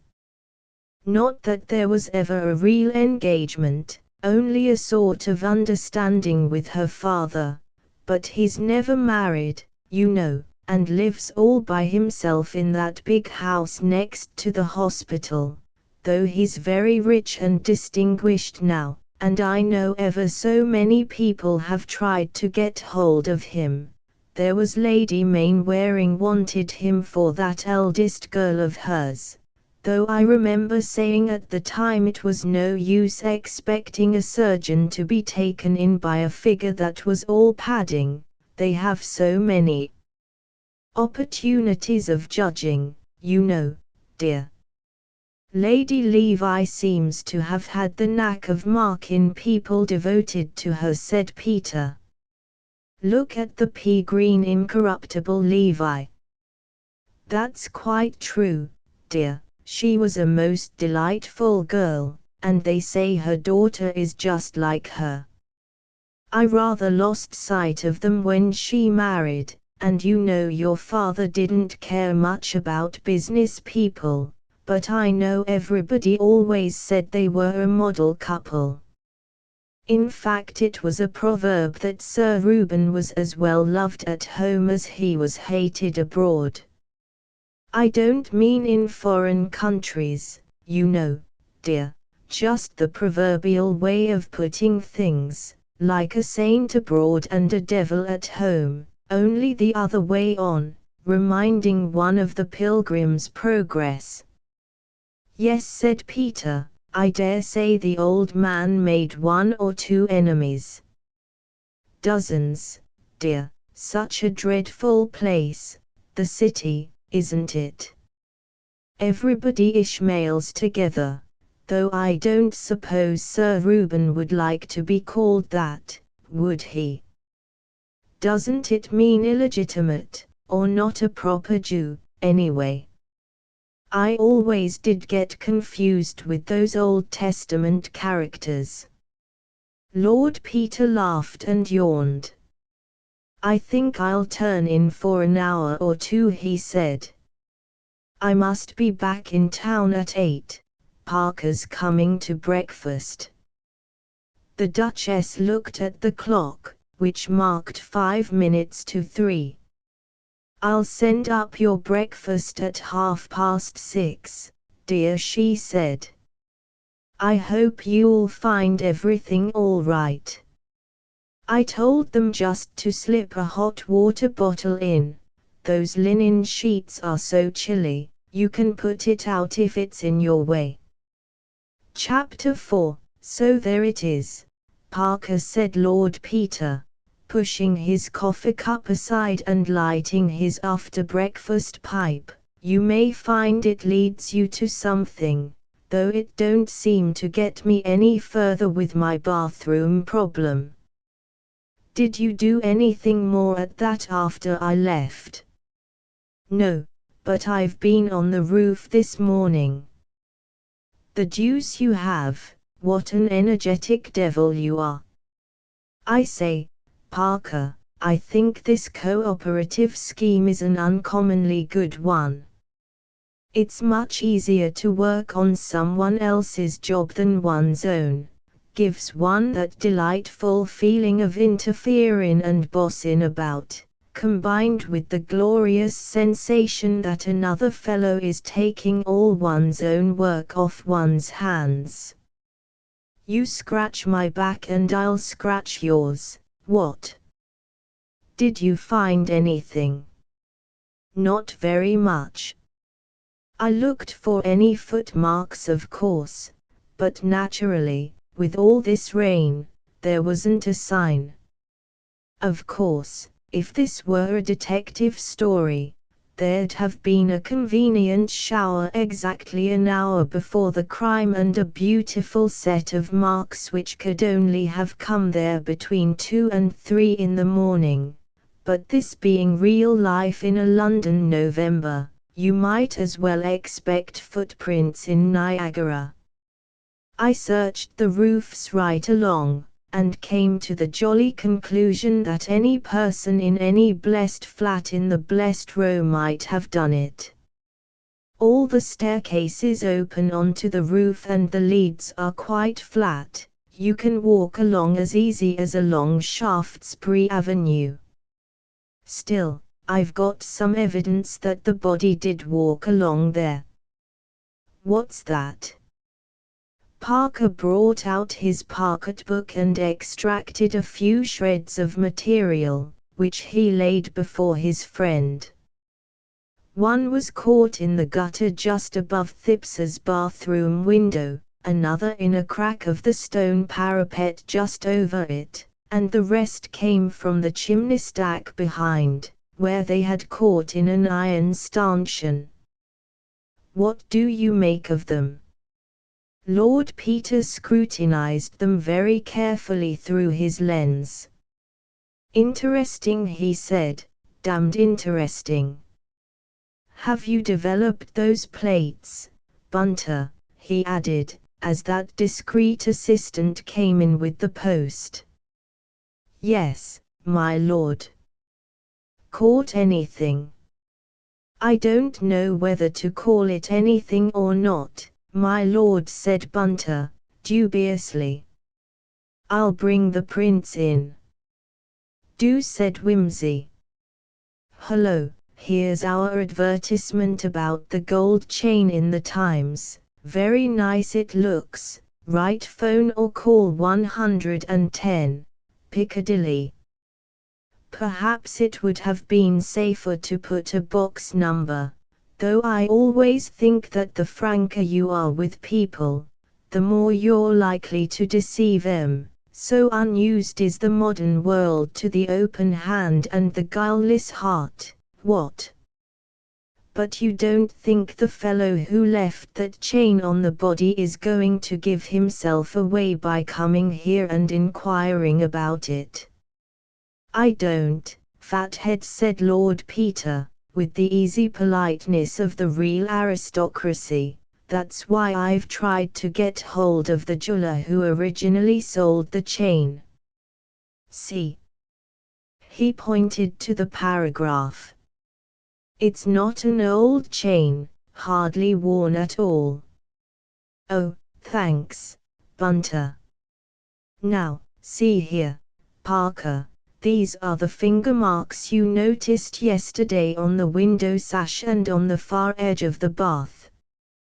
I'd overlooked them. I give you full credit for the discovery. I crawl, I grovel, my name is Watson, and you need not say what you were just going to say, because I admit it all. Now we shall. Hello, hello, hello. The three men stared at the photographs. The criminal, said Lord Peter, bitterly, climbed over the roofs in the wet and not unnaturally got soot on his fingers. He arranged the body in the bath, and wiped away all traces of himself except two, which he obligingly left to show us how to do our job. We learn from a smudge on the floor that he wore India rubber boots, and from this admirable set of fingerprints on the edge of the bath that he had the usual number of fingers and wore rubber gloves. That's the kind of man he is. Take the fool away, gentlemen. He put the prints aside, and returned to an examination of the shreds of material in his hand. Suddenly he whistled softly. Do you make anything of these, Parker? They seemed to me to be ravelings of some coarse cotton stuff, a sheet, perhaps, or an improvised rope. Yes, said Lord Peter, yes. It may be a mistake, it may be our mistake. I wonder. Tell me, Do you think these tiny threads are long enough and strong enough to hang a man?" He was silent, his long eyes narrowing into slits behind the smoke of his pipe. "What do you suggest doing this morning?" asked Parker. "Well," said Lord Peter, "it seems to me it's about time I took a hand in your job. Let's go round to Park Lane and see what larks Sir Reuben Levi was up to in bed last night. And now, Mrs. Pemming, if you would be so kind as to give me a blanket," said Mr. Bunter, coming down into the kitchen, "and permit of me hanging a sheet across the lower part of this window, and drawing the screen across here, so as to shut off any reflections. If you understand me, we'll get to work." Sir Reuben Levy's cook, with her eye upon Mr. Bunter's gentlemanly and well-tailored appearance, hastened to produce what was necessary. Her visitor placed on the table a basket, containing a water bottle, a silver-backed hairbrush, a pair of boots, a small roll of linoleum, and the letters of a self-made merchant to his son bound in polished morocco. He drew an umbrella from beneath his arm and added it to the collection. He then advanced a ponderous photographic machine and set it up in the neighborhood of the kitchen range. Then, spreading a newspaper over the fair, scrubbed surface of the table, he began to roll up his sleeves and insinuate himself into a pair of surgical gloves. Sir Reuben Levy's valet, entering at the moment and finding him thus engaged, put aside the kitchen maid, who was staring from a front row position, and inspected the apparatus critically. Mr. Bunter nodded brightly to him, and uncorked a small bottle of grey powder. "Odd sort of fish, your employer, isn't he?" said the valet, carelessly. "Very singular, indeed," said Mr. Bunter. "Now, my dear," he added, ingratiatingly, to the kitchen maid, "I wonder if you'd just pour a little of this grey powder over the edge of the bottle while I'm holding it, and the same with this boot, here, at the top. Thank you, miss. What is your name?" "Price." "Oh, but you've got another name besides Price, haven't you?" "Mabel, eh? That's a name I'm uncommonly partial to. That's very nicely done. You've a steady hand, Miss Mabel, see that? That's the finger marks, 3 there, and 2 here, and smudged over in both places. No, don't you touch 'em, my dear, or you'll rub the bloom off. We'll stand 'em up here till they're ready to have their portraits taken. Now then, let's take the hairbrush next. Perhaps, Mrs. Pemming, you'd like to lift him up very carefully by the bristles." "By the bristles, Mr. Bunter?" "If you please, Mrs. Pemming, and lay him here. Now, Miss Mabel, another little exhibition of your skill, if you please.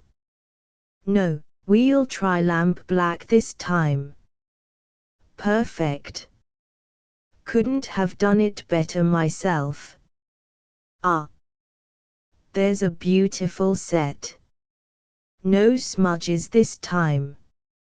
That'll interest his lordship. Now the little book, no, I'll pick that up myself, with these gloves, you see, and by the edges. I'm a careful criminal, Mrs. Pemming, I don't want to leave any traces. Dust the cover all over, Miss Mabel, now this side, that's the way to do it. Lots of prints and no smudges. All according to plan." Oh, please, Mr. Graves, you mustn't touch it, it's as much as my place is worth to have it touched. Do you have to do much of this sort of thing? Inquired Mr. Graves, from a superior standpoint. Any amount, replied Mr. Bunter, with a groan calculated to appeal to Mr. Graves's heart and unlock his confidence. If you'd kindly hold one end of this bit of linoleum, Mrs. Pemming, I'll hold up this end while Miss Mabel operates. Yes, Mr. Graves, it's a hard life, valeting by day and developing by night, morning tea at any time from 6:30 to 11, and criminal investigation at all hours. It's wonderful, the ideas these rich men with nothing to do get into their heads. I wonder you stand it, said Mr. Graves. Now there's none of that here. A quiet, orderly, domestic life, Mr. Bunter, has much to be said for it.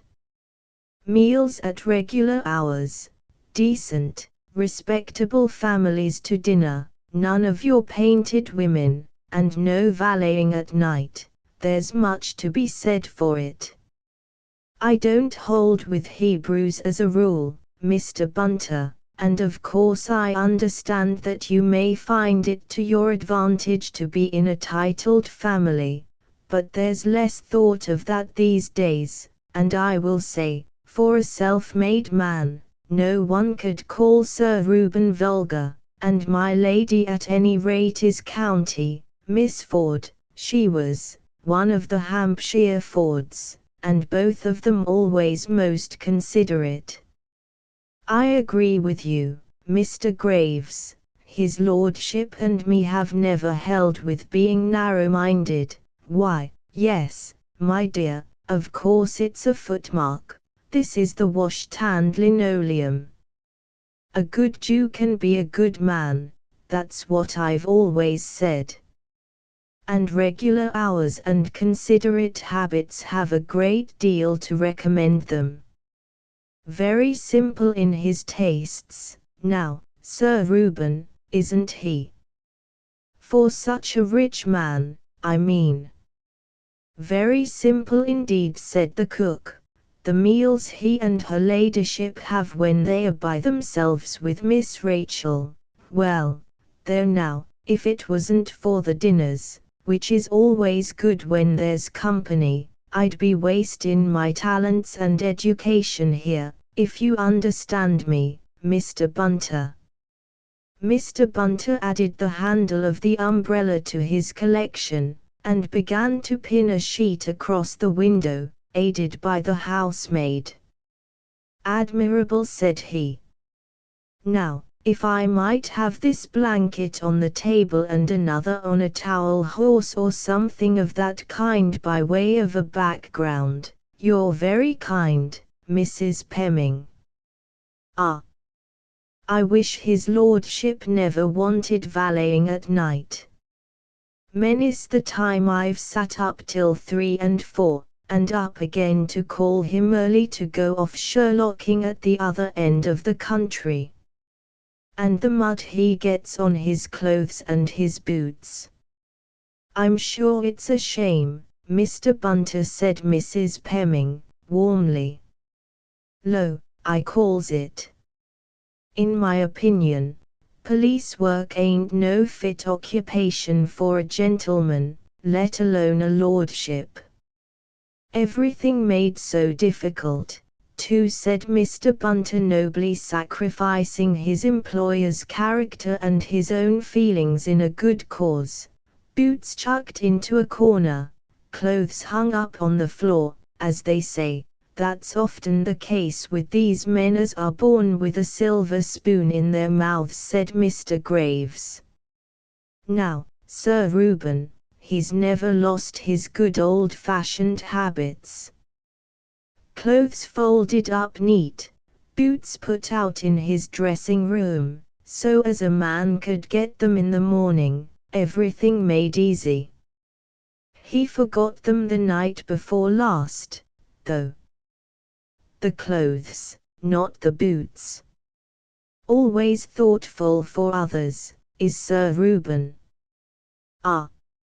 I hope nothing's happened to him.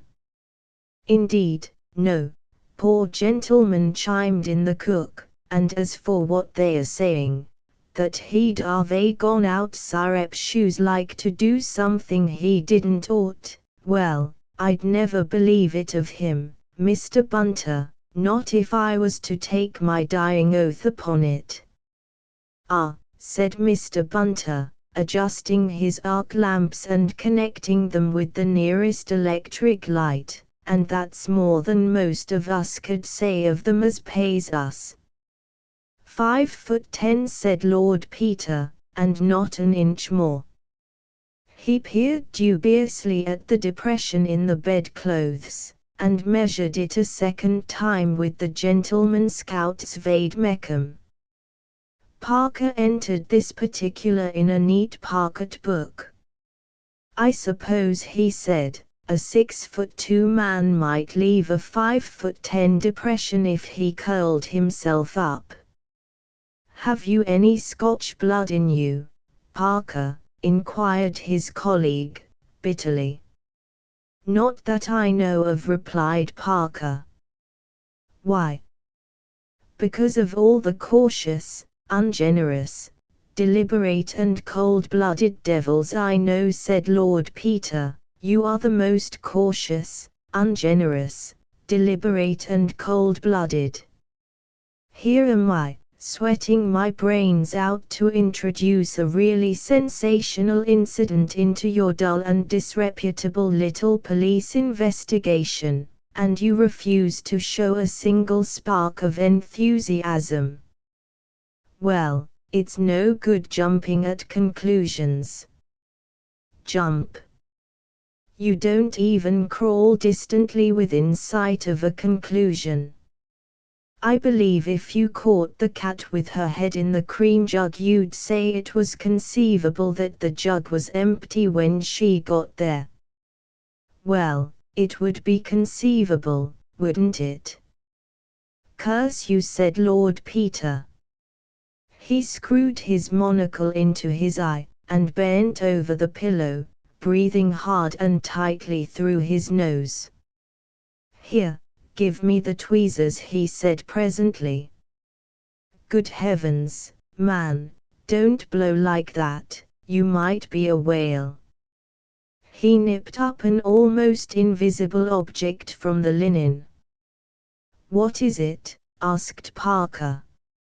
It's a hare, said Wimsey grimly, his hard eyes growing harder. Let's go and look at Levy's hats, shall we? And you might just ring for that fellow with the churchyard name, do you mind? Mr. Graves, when summoned, found Lord Peter Wimsey squatting on the floor of the dressing-room before a row of hats arranged upside down before him. Here you are, said that nobleman cheerfully. Now, Graves, this is a guess-in competition, a sort of three-hat trick, to mix metaphors. Here are 9 hats, including 3 top hats.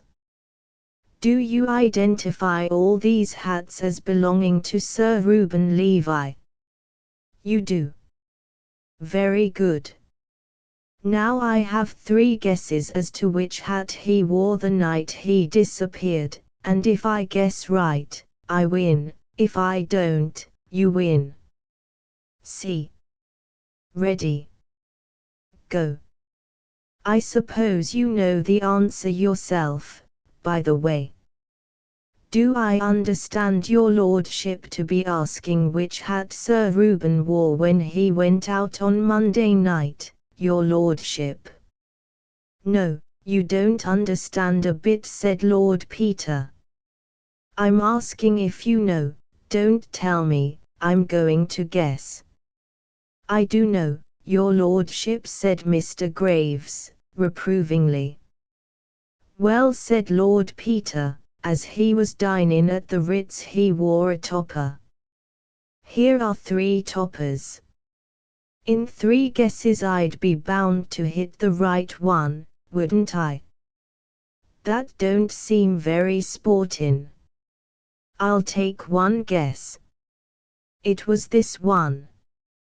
He indicated the hat next the window. Am I right, Graves? Have I got the prize? That is the hat in question, my lord, said Mr. Graves, without excitement. Thanks, said Lord Peter, that's all I wanted to know. Ask Bunter to step up, would you? Mr. Bunter stepped up with an aggrieved air, and his usually smooth hair ruffled by the focusing cloth.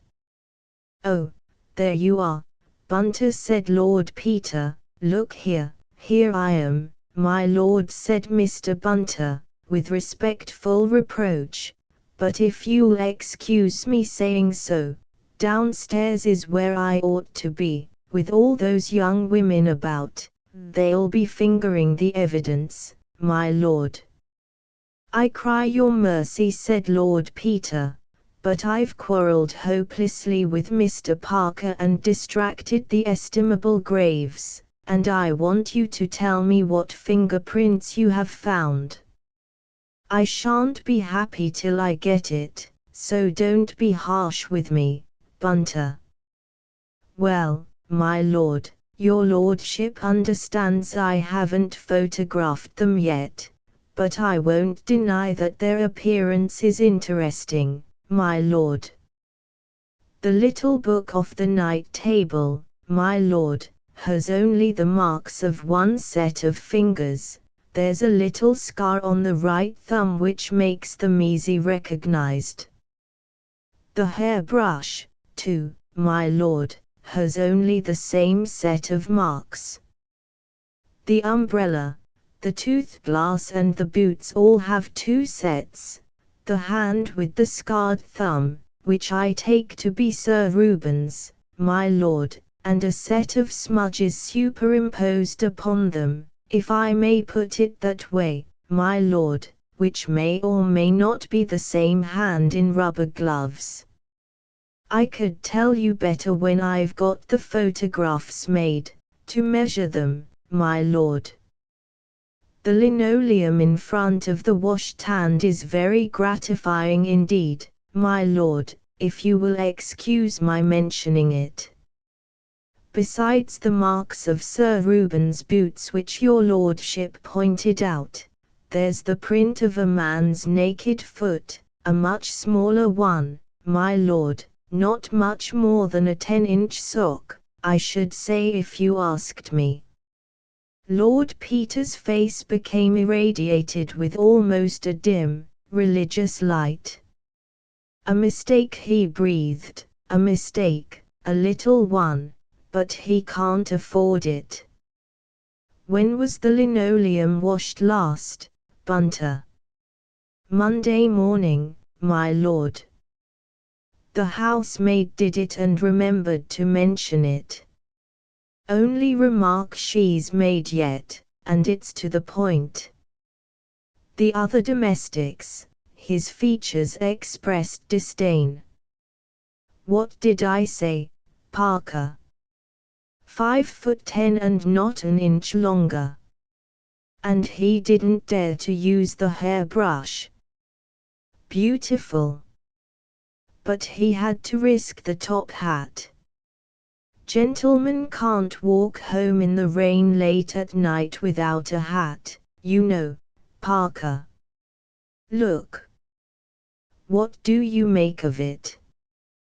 2 sets of fingerprints on everything but the book and the brush, 2 sets of feet on the linoleum, and 2 kinds of hair in the hat. He lifted the top hat to the light, and extracted the evidence with tweezers. Think of it, Parker, to remember the hairbrush and forget the hat, to remember his fingers all the time, and to make that one careless step on the telltale linoleum. Here they are, you see, black hair and tan hair, black hair in the bowler and the Panama, and black and tan in last night's topper. And then, just to make certain that we're on the right track, just one little auburn hair on the pillow, on this pillow, Parker, which isn't quite in the right place. It almost brings tears to my eyes. Do you mean to say, said the detective, slowly. I mean to say, said Lord Peter, that it was not Sir Reuben Levi whom the cook saw last night on the doorstep. I say that it was another man, perhaps a couple of inches shorter, who came here in Levy's clothes and let himself in with Levy's latchkey. Oh, he was a bold, cunning devil, Parker. He had on Levy's boots, and every stitch of Levy's clothing down to the skin. He had rubber gloves on his hands which he never took off, and he did everything he could to make us think that Levi slept here last night. He took his chances, and won. He walked upstairs, he undressed, he even washed and cleaned his teeth, though he didn't use the hairbrush for fear of leaving red hairs in it. He had to guess what Levi did with boots and clothes. One guess was wrong and the other right, as it happened. The bed must look as if it had been slept in, so he gets in, and lies there in his victim's very pajamas. Then, in the morning sometime, probably in the deadest hour between 2 and 3, he gets up, dresses himself in his own clothes that he has brought with him in a bag, and creeps downstairs. If anybody wakes, he is lost, but he is a bold man, and he takes his chance. He knows that people do not wake as a rule, and they don't wake. He opens the street door which he left on the latch when he came in. He listens for the stray passerby or the policeman on his beat. He slips out. He pulls the door quietly to with the latchkey. He walks briskly away in rubber-soled shoes. He's the kind of criminal who isn't complete without rubber-soled shoes. In a few minutes he is at Hyde Park Corner. After that, he paused, and added, he did all that, and unless he had nothing at stake, he had everything at stake. Either Sir Reuben Levi has been spirited away for some silly practical joke, or the man with the auburn hair has the guilt of murder upon his soul. Dear me, ejaculated the detective, you're very dramatic about it. Lord Peter passed his hand rather wearily over his hair. My true friend, he murmured in a voice surcharged with emotion, you recall me to the nursery rhymes of my youth, the sacred duty of flippancy. There was an old man of Whitehaven who danced a quadrille with a raven, but they said, it's absurd to encourage that bird. So they smashed that old man of Whitehaven. That's the correct attitude, Parker. Here's a poor old buffer spirited away, such a joke, and I don't believe he'd hurt a fly himself. That makes it funnier. Do you know, Parker, I don't care frightfully about this case after all. Which, this or yours? Both. I say, Parker, shall we go quietly home and have lunch and go to the Colosseum? You can if you like, replied the detective, but you forget I do this for my bread and butter. And I haven't even that excuse, said Lord Peter. Well, what's the next move? What would you do in my case? I'd do some good, hard grind, said Parker. I'd distrust every bit of work Serge ever did, and I'd get the family history of every tenant of every flat in Queen Caroline Mansions. I'd examine all their box rooms and roof traps, and I would inveigle them into conversations and suddenly bring in the words body and pince-nez and see if they wriggled, like those modern what's-his names. You would you? Said Lord Peter with a grin. Well, we've exchanged cases, you know, so just you toddle off and do it. I'm going to have a jolly time at Wyndham's. Parker made a grimace. Well, he said, I don't suppose you'd ever do it, so I'd better. You'll never become a professional till you learn to do a little work, Wimsey. How about lunch? I'm invited out, said Lord Peter, magnificently. I'll run around and change at the club. Can't feed with Freddie Arbuthnot in these bags, Bunter. Yes, my lord. Pack up if you're ready, and come round and wash my face and hands for me at the club. Work here for another 2 hours, my lord. Can't do with less than 30 minutes exposure. The current's none too strong. You see how I'm bullied by my own man, Parker. Well, I must bear it, I suppose. Ta-ta. He whistled his way downstairs. The conscientious Mr. Parker, with a groan, settled down to a systematic search through Sir Reuben Levy's papers, with the assistance of a plate of ham sandwiches and a bottle of base. Lord Peter and the Honourable Freddie Arbuthnot, looking together like an advertisement for gents' trouserings, strolled into the dining room at Wyndham's. Haven't seen you for an age, said the Honourable Freddie. What have you been doing with yourself? Oh, fooling about, said Lord Peter, languidly. Thick or clear, sir? Inquired the waiter of the Honourable Freddie. Which'll you have, Wimsey? Said that gentleman, transferring the burden of selection to his guest. They're both equally poisonous.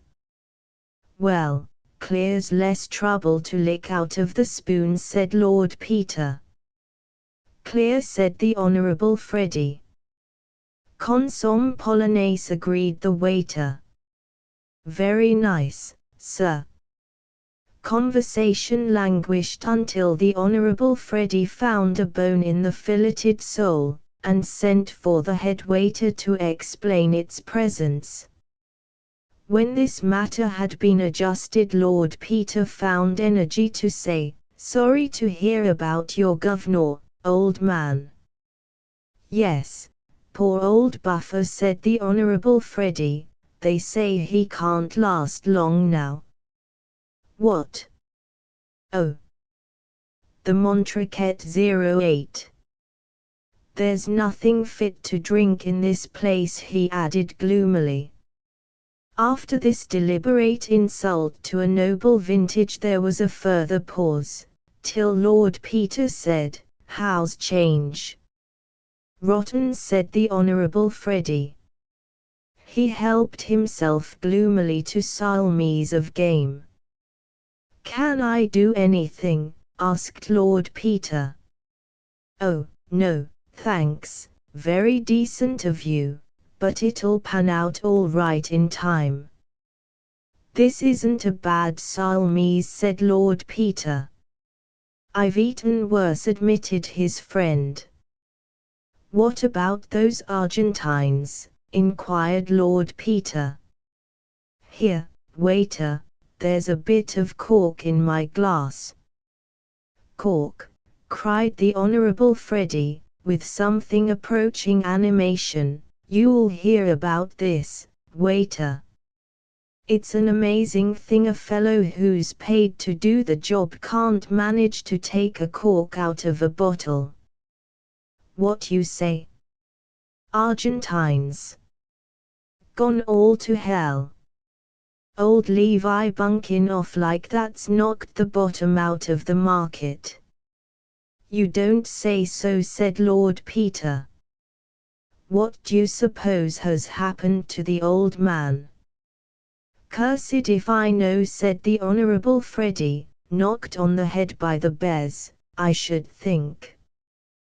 Perhaps he's gone off on his own, suggested Lord Peter. Double life, you know. Giddy old blighters, some of these city men. Oh, no, said the Honourable Freddy, faintly roused. No, hang it all, Wimsey, I wouldn't care to say that. He's a decent old domestic bird, and his daughter's a charming girl.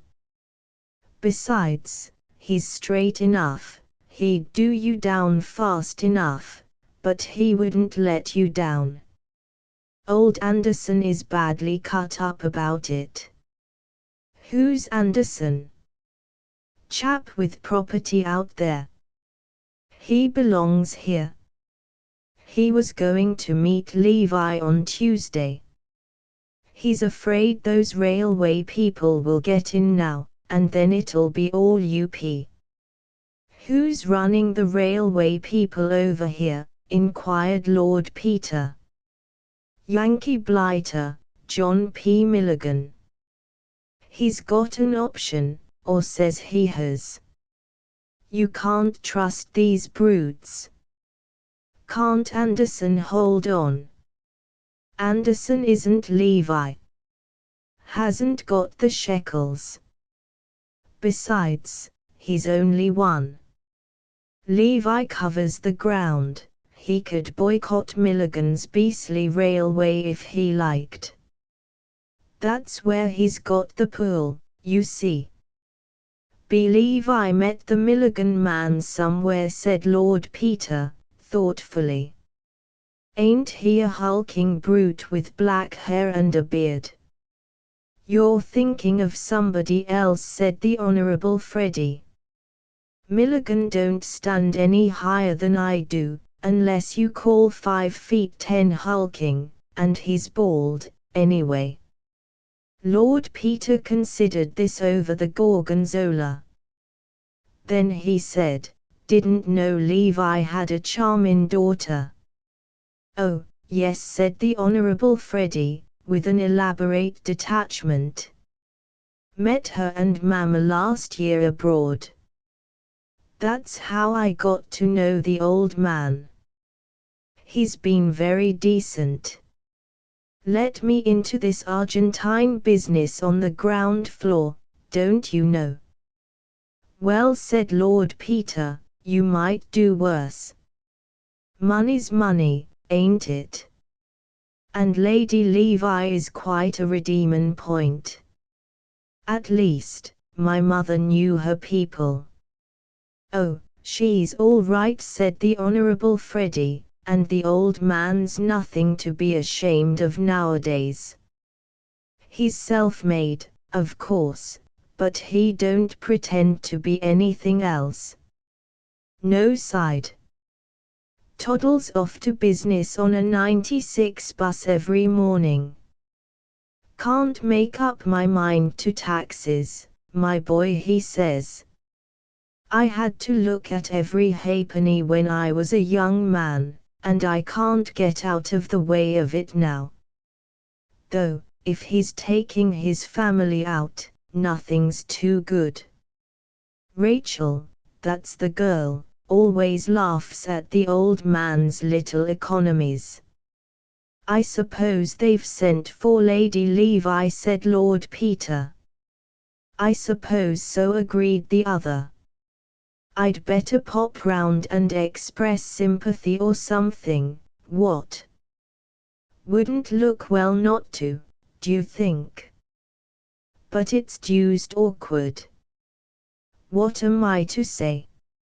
I don't think it matters much what you say, said Lord Peter, helpfully. I should ask if you can do anything. Thanks, said the lover, I will. Energetic young man. Count on me. Always at your service. Ring me up any time of the day or night. That's the line to take, don't you think? That's the idea, said Lord Peter.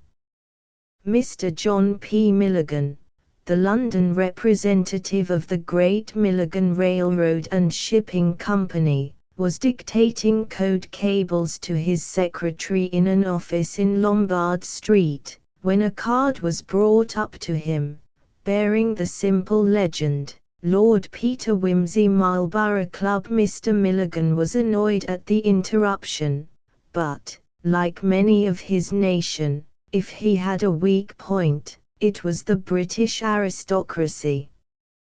He postponed for a few minutes the elimination from the map of a modest but promising farm, and directed that the visitor should be shown up.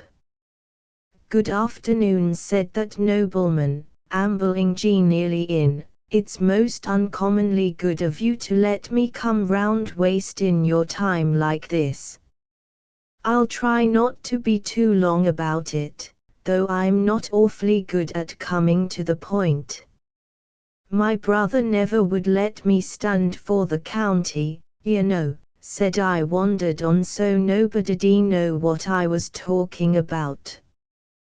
Pleased to meet you, Lord Wimsey, said Mr. Milligan. Won't you take a seat? Thanks, said Lord Peter, but I'm not a peer, you know, that's my brother Denver. My name's Peter. It's a silly name, I always think, so old world and full of homely virtue and that sort of thing. But my godfathers and godmothers in my baptism are responsible for that, I suppose, officially, which is rather hard on them, you know, as they didn't actually choose it. But we always have a Peter, after the third Duke, who betrayed 5 kings somewhere about the Wars of the Roses, though come to think of it, it ain't anything to be proud of. Still, one has to make the best of it. Mr. Milligan, thus ingeniously placed at that disadvantage which attends ignorance, maneuvered for position, and offered his interrupter a Corona. Thanks, awfully, said Lord Peter, though you really mustn't tempt me to stay here burbling all afternoon. By Jove, Mr. Milligan, if you offer people such comfortable chairs and cigars like these, I wonder they don't come and live in your office. He added mentally, I wish to goodness I could get those long-toed boots off you. How's a man to know the size of your feet? And a head like a potato. It's enough to make one swear. Say now, Lord Peter, said Mr. Milligan, can I do anything for you? Well, d'you know, said Lord Peter, I'm wondering if you would. It's damned cheek to ask you, but fact is, it's my mother, you know. Wonderful woman, but don't realize what it means, demands on the time of a busy man like you. We don't understand hustle over here, you know, Mr. Milligan. Now don't you mention that, said Mr. Milligan. I'd be surely charmed to do anything to oblige the Duchess. He felt a momentary qualm as to whether a duke's mother were also a duchess, but breathed more freely as Lord Peter went on, thanks, that's uncommonly good of you. Well, now, it's like this. My mother, most energetic, self-sacrificing woman, don't you see, is thinking of getting up a sort of a charity bazaar down at Denver this winter, in aid of the church roof, you know.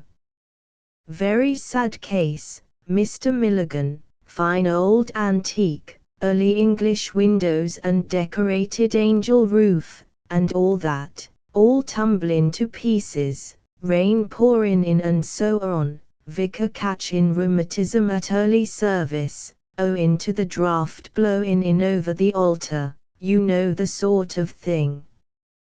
They've got a man down starting on it, little beggar called Thips, lives with an aged mother in Battersea, vulgar little beast, but quite good on angel roofs and things, I'm told. At this point, Lord Peter watched his interlocutor narrowly, but finding that this rigmarole produced in him no reaction more startling than polite interest tinged with faint bewilderment, he abandoned this line of investigation, and proceeded, I say, I beg your pardon, frightfully, I'm afraid I'm being beastly long-winded. Fact is, my mother is getting up this bazaar, and she thought it'd be an awfully interesting side show to have some lectures, sort of little talks, you know, by eminent businessmen of all nations. How I did it kind of touch, you know, a drop of oil with a kerosene king, cash conscience and cocoa and so on. It would interest people down there no end. You see, all my mother's friends will be there, and we've none of us any money, not what you'd call money, I mean, I expect our incomes wouldn't pay your telephone calls, would they? But we like awfully to hear about the people who can make money. Gives us a sort of uplifted feeling, don't you know? Well, anyway, I mean, my mother'd be frightfully pleased and grateful to you, Mr. Milligan, if you'd come down and give us a few words as a representative American. It needn't take more than 10 minutes or so, you know, because the local people can't understand much beyond shootin' and hunting, and my mother's crowd can't keep their minds on anything more than 10 minutes together. But we'd really appreciate it very much if you'd come and stay a day or two and just give us a little breezy word on the almighty dollar. Why, yes, said Mr. Milligan, I'd like to, Lord Peter. It's kind of the Duchess to suggest it. It's a very sad thing when these fine old antiques begin to wear out. I'll come with great pleasure. And perhaps you'd be kind enough to accept a little donation to the Restoration Fund. This unexpected development nearly brought Lord Peter up all standing. To pump, by means of an ingenious lie, a hospitable gentleman whom you are inclined to suspect of a peculiarly malicious murder, and to accept from him in the course of the proceedings a large check for a charitable object, has something about it unpalatable to any but the hardened Secret Service agent.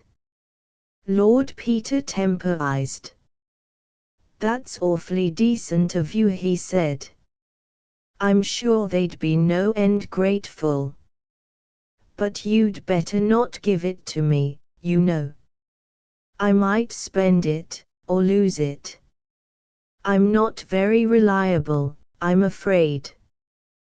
The vicar's the right person, the Reverend Constantine Throgmorton, St. John before the Latin Gate Vicarage, Duke's Denver, if you like to send it there. I will, said Mr. Milligan. Will you write it out now for £1,000, Scoot, in case it slips my mind later? The secretary, a sandy-haired young man with a long chin and no eyebrows, silently did as he was requested. Lord Peter looked from the bald head of Mr. Milligan to the red head of the secretary, hardened his heart and tried again. "Well, I'm no end grateful to you, Mr. Milligan, and so'll my mother be when I tell her. I'll let you know the date of the bazaar. It's not quite settled yet, and I've got to see some other businessmen, don't you know. I thought of asking someone from one of the big newspaper combines to represent British advertising talent, what, and a friend of mine promises me a leading German financier, very interesting if there ain't too much feeling against it down in the country, and I'll have to find somebody or other to do the Hebrew point of view. I thought of asking Levi, you know, only he's floated off in this inconvenient way." "Yes," said Mr. Milligan, "that's a very curious thing, though I don't mind saying, Lord Peter, that it's a convenience to me. He had a cinch on my railroad combine, but I'd nothing against him personally, and if he turns up after I've brought off a little deal I've got on, I'll be happy to give him the right hand of welcome." A vision passed through Lord Peter's mind of Sir Reuben kept somewhere in custody till a financial crisis was over. This was exceedingly possible, and far more agreeable than his earlier conjecture. It also agreed better with the impression he was forming of Mr. Milligan. "Well, it's a rum go," said Lord Peter, "but I dare say he had his reasons." "Much better not inquire into people's reasons, you know, what? Specially as a police friend of mine who's connected with the case says the old Johnny dyed his hair before he went." Out of the tail of his eye, Lord Peter saw the red-headed secretary add up 5 columns of figures simultaneously and jot down the answer. "Dyed his hair, did he?" said Mr. Milligan. "Dyed it red," said Lord Peter. The secretary looked up. "Odd thing is," continued Wimsey, "they can't lay hands on the bottle. Something fishy there, don't you think?" "What?" The secretary's interest seemed to have evaporated. He inserted a fresh sheet into his loose laugh ledger, and carried forward a row of digits from the preceding page. "I dare say there's nothing in it," said Lord Peter, rising to go. "Well, it's uncommonly good of you to be bothered with me like this, Mr. Milligan. My mother'll be no end pleased. She'll write you about the date." "I'm charmed," said Mr. Milligan. "Very pleased to have met you." Mr. Scoot rose silently to open the door, uncoiling as he did so a portentous length of thin leg, hitherto hidden by the desk. With a mental sigh Lord Peter estimated him at 6'4". "It's a pity I can't put Scoot's head on Milligan's shoulders," said Lord Peter, emerging into the swirl of the city. "And what will my mother say?" Chapter V. Mr. Parker was a bachelor, and occupied a Georgian but inconvenient flat at number 12A Great Ormond Street, for which he paid £1 a week. His exertions in the cause of civilization were rewarded, not by the gift of diamond rings from empresses or munificent checks from grateful prime ministers, but by a modest, though sufficient, salary, drawn from the pockets of the British taxpayer. He awoke, after a long day of arduous and inconclusive labor, to the smell of burnt porridge. Through his bedroom window, hygienically open top and bottom, a raw fog was rolling slowly in, and the sight of a pair of winter pants, flung hastily over a chair the previous night, fretted him with a sense of the sordid absurdity of the human form. The telephone bell rang, and he crawled wretchedly out of bed and into the sitting room, where Mrs. Munns, who did for him by the day, was laying the table, sneezing as she went. Mr. Bunter was speaking. "His lordship says he'd be very glad, sir, if you could make it convenient to step round to breakfast." If the odor of kidneys and bacon had been wafted along the wire, Mr. Parker could not have experienced a more vivid sense of consolation. "Tell his lordship I'll be with him in half an hour," he said, thankfully, and plunging into the bathroom, which was also the kitchen, he informed Mrs. Munns, who was just making tea from a kettle which had gone off the boil, that he should be out to breakfast. "You can take the porridge home for the family," he added, viciously, and flung off his dressing gown with such determination that Mrs. Munns could only scuttle away with a snort. A 19 bus deposited him in Piccadilly only 15 minutes later than his rather sanguine impulse had prompted him to suggest, and Mr. Bunter served him with glorious food, incomparable coffee, and the Daily Mail before a blazing fire of wood and coal. A distant voice singing the "It iterum venturus est" from Bach's Mass in B minor proclaimed that for the owner of the flat cleanliness and godliness met at least once a day, and presently Lord Peter roamed in, moist and verbena-scented, in a bathrobe cheerfully patterned with unnaturally variegated peacocks. "Morning, old dear," said that gentleman. "Beast of a day, ain't it? Very good of you to trundle out in it, but I had a letter I wanted you to see, and I hadn't the energy to come round to your place. Bunter and I've been marking a night of it." "What's the letter?" asked Parker. "Never talk business with your mouth full," said Lord Peter, reprovingly. "Have some Oxford marmalade, and then I'll show you my Dante. They brought it round last night." "What ought I to read this morning, Bunter?" "Lord Erith's collection is going to be sold, my lord. There is a column about it in the Morning Post. I think your lordship should look at this review of Sir Julian Freke's new book on the physiological basis of the conscience in the Times Literary Supplement. Then there is a very singular little burglary in the Chronicle, my lord, and an attack on titled families in the Herald, rather ill-written, if I may say so, but not without unconscious humour which your lordship will appreciate." "All right, give me that and the burglary," said his lordship.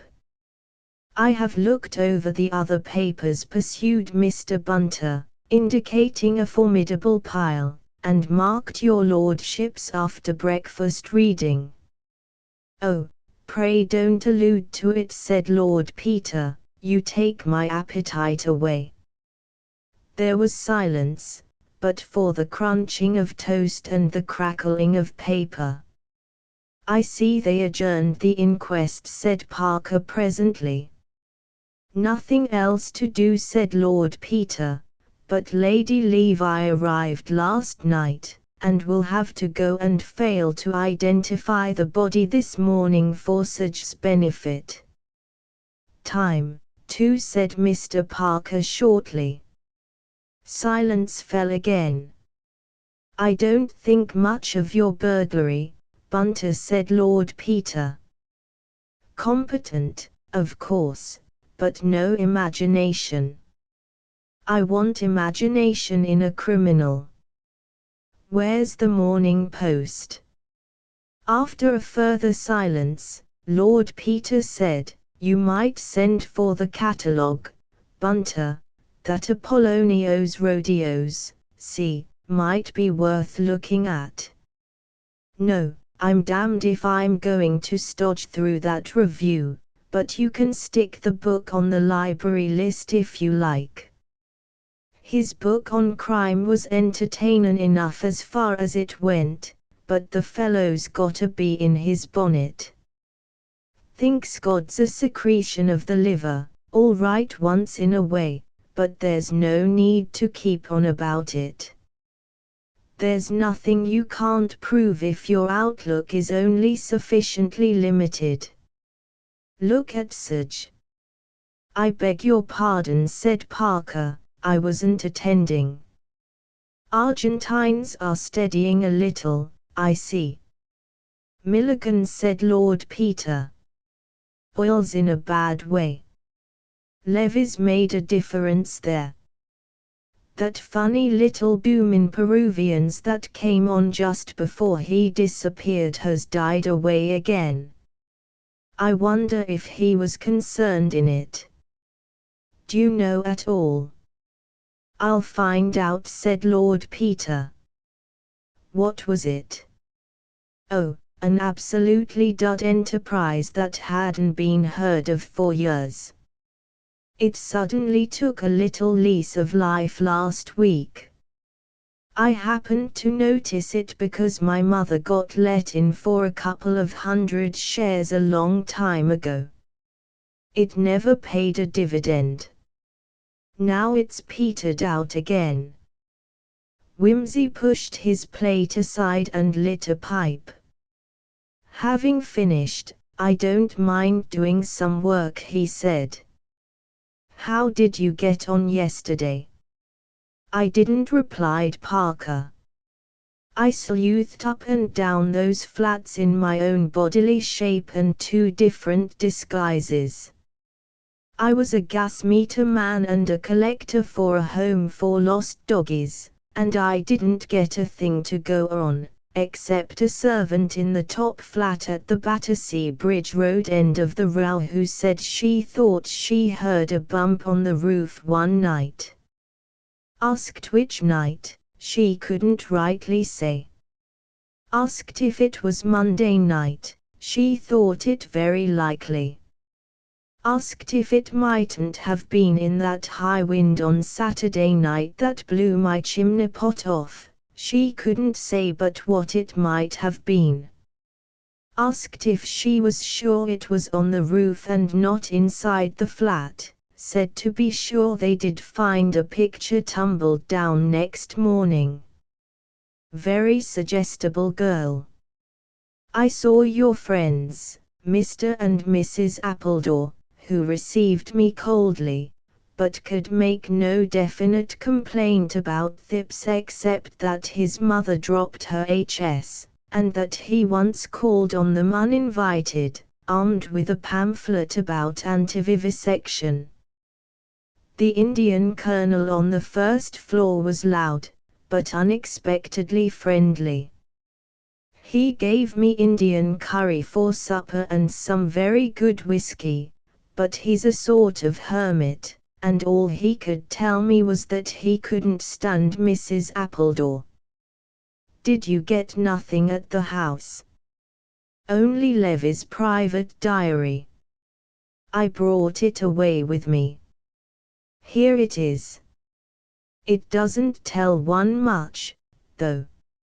It's full of entries like, Tom and Annie to dinner, and my dear wife's birthday, gave her an old opal ring, Mr. Arbuthnot dropped in to tea, he wants to marry Rachel, but I should like someone steadier for my treasure.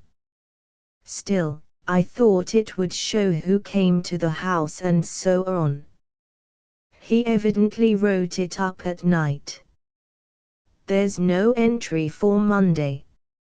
"I expect it'll be useful," said Lord Peter, turning over the pages. "Poor old Buffer.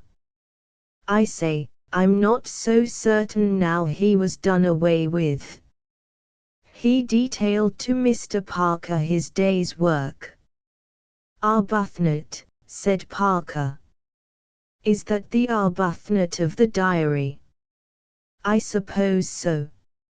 I hunted him up because I knew he was fond of fooling round the stock exchange. As for Milligan, he looks all right, but I believe he's pretty ruthless in business and you never can tell. Then there's the red-haired secretary, lightning calculator man with a face like a fish, keeps on saying nothing, got the tar baby in his family tree, I should think. Milligan's got a jolly good motive for, at any rate, suspending Levi for a few days. Then there's the new man. What new man? Ah, that's the letter I mentioned to you.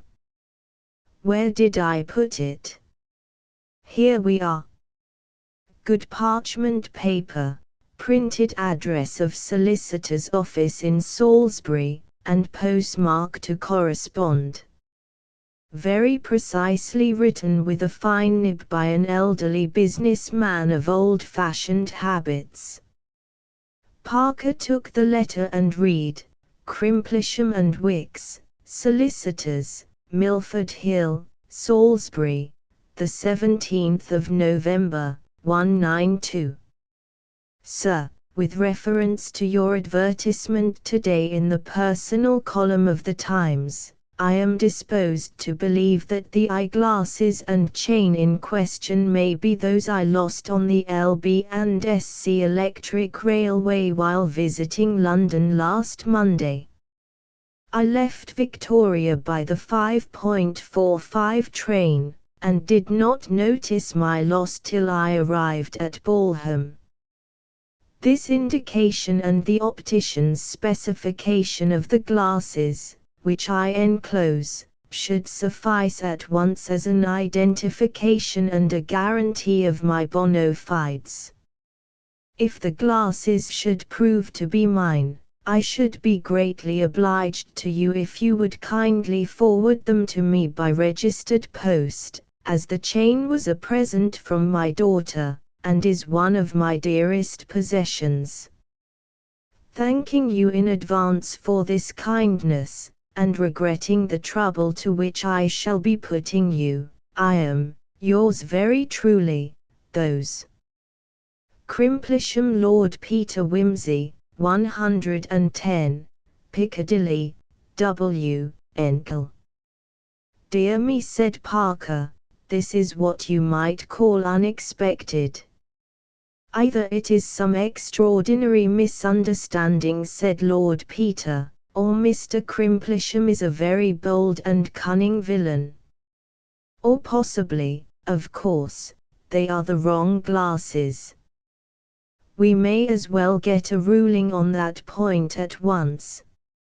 I suppose the glasses are at the Yard. I wish you'd just ring em up and ask em to send round an optician's description of them at once, and you might ask at the same time whether it's a very common prescription. Right you are, said Parker, and took the receiver off its hook. And now, said his friend, when the message was delivered, just come into the library for a minute. On the library table, Lord Peter had spread out a series of bromide prints, some dry, some damp, and some but half-washed. These little ones are the originals of the photos we've been taking, said Lord Peter, and these big ones are enlargements all made to precisely the same scale. This one here is the footmark on the linoleum. We'll put that by itself at present. Now these fingerprints can be divided into 5 lots. I've numbered em on the prints, see, and made a list, of the fingerprints of Levi himself, of his little bedside book and his hairbrush, this and this, you can't mistake the little scar on the thumb. B. The smudges made by the gloved fingers of the man who slept in Levy's room on Monday night. They show clearly on the water bottle and on the boots, superimposed on Levy's. They are very distinct on the boots, surprisingly so for gloved hands, and I deduce that the gloves were rubber ones and had recently been in water. Here's another interesting point.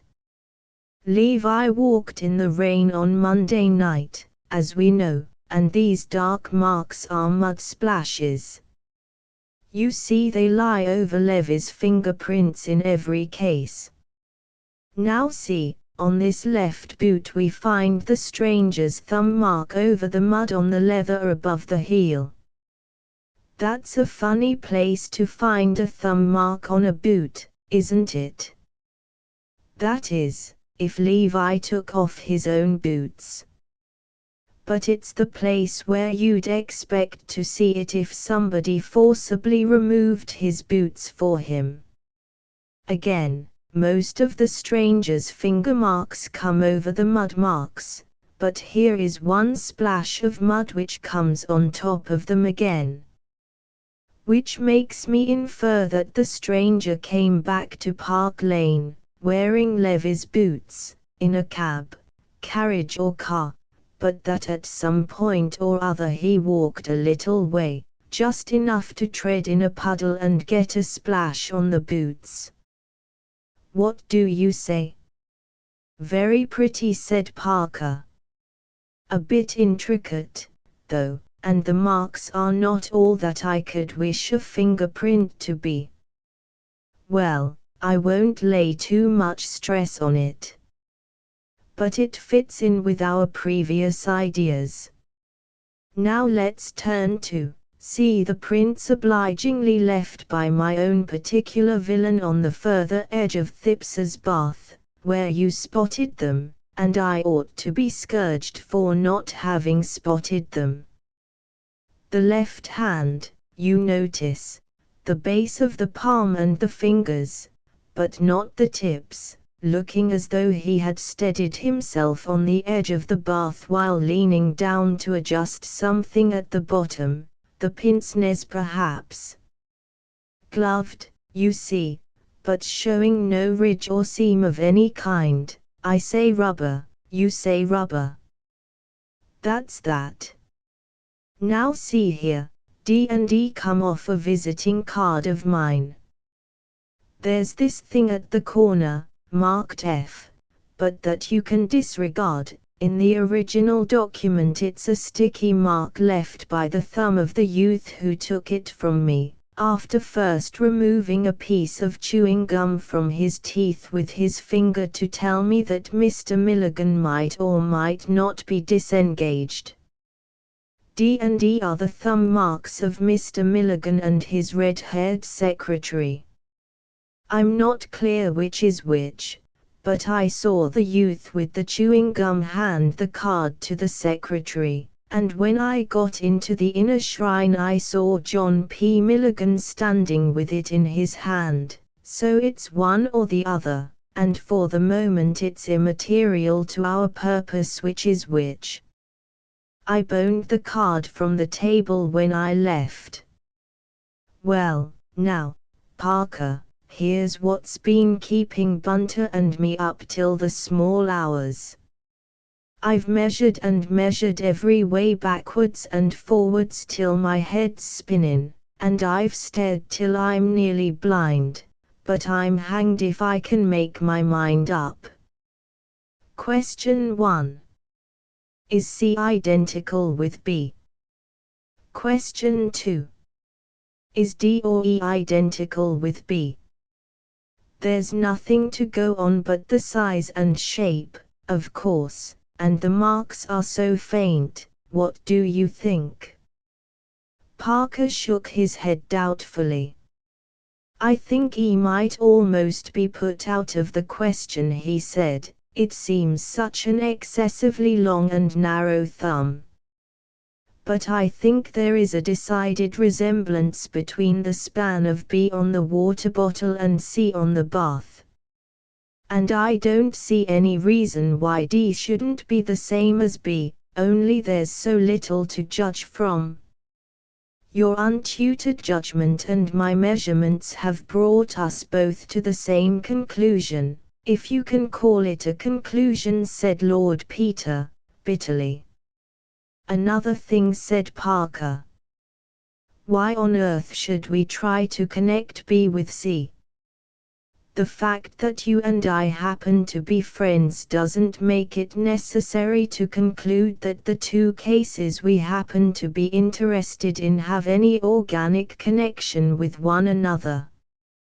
Why should they?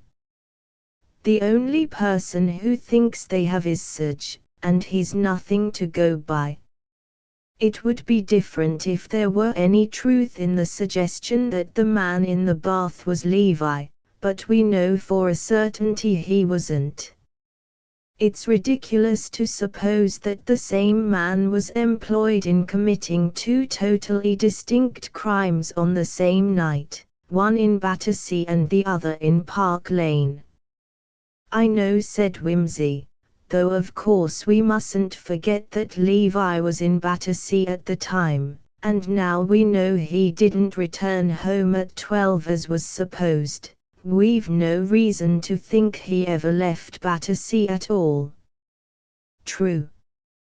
But there are other places in Battersea besides Thipps's bathroom. And he wasn't in Thipps's bathroom. In fact, come to think of it, that's the one place in the universe where we know definitely that he wasn't. So what's Thipps's bath got to do with it? I don't know, said Lord Peter. Well, perhaps we shall get something better to go on today. He leaned back in his chair and smoked thoughtfully for some time over the papers which Bunter had marked for him. They've got you out in the limelight, he said. Thank heaven, Serge hates me too much to give me any publicity. What a dull agony column.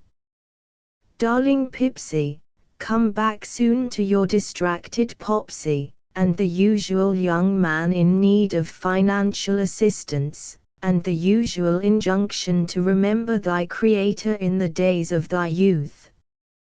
Hello. There's the bell. Oh, it's our answer from Scotland Yard.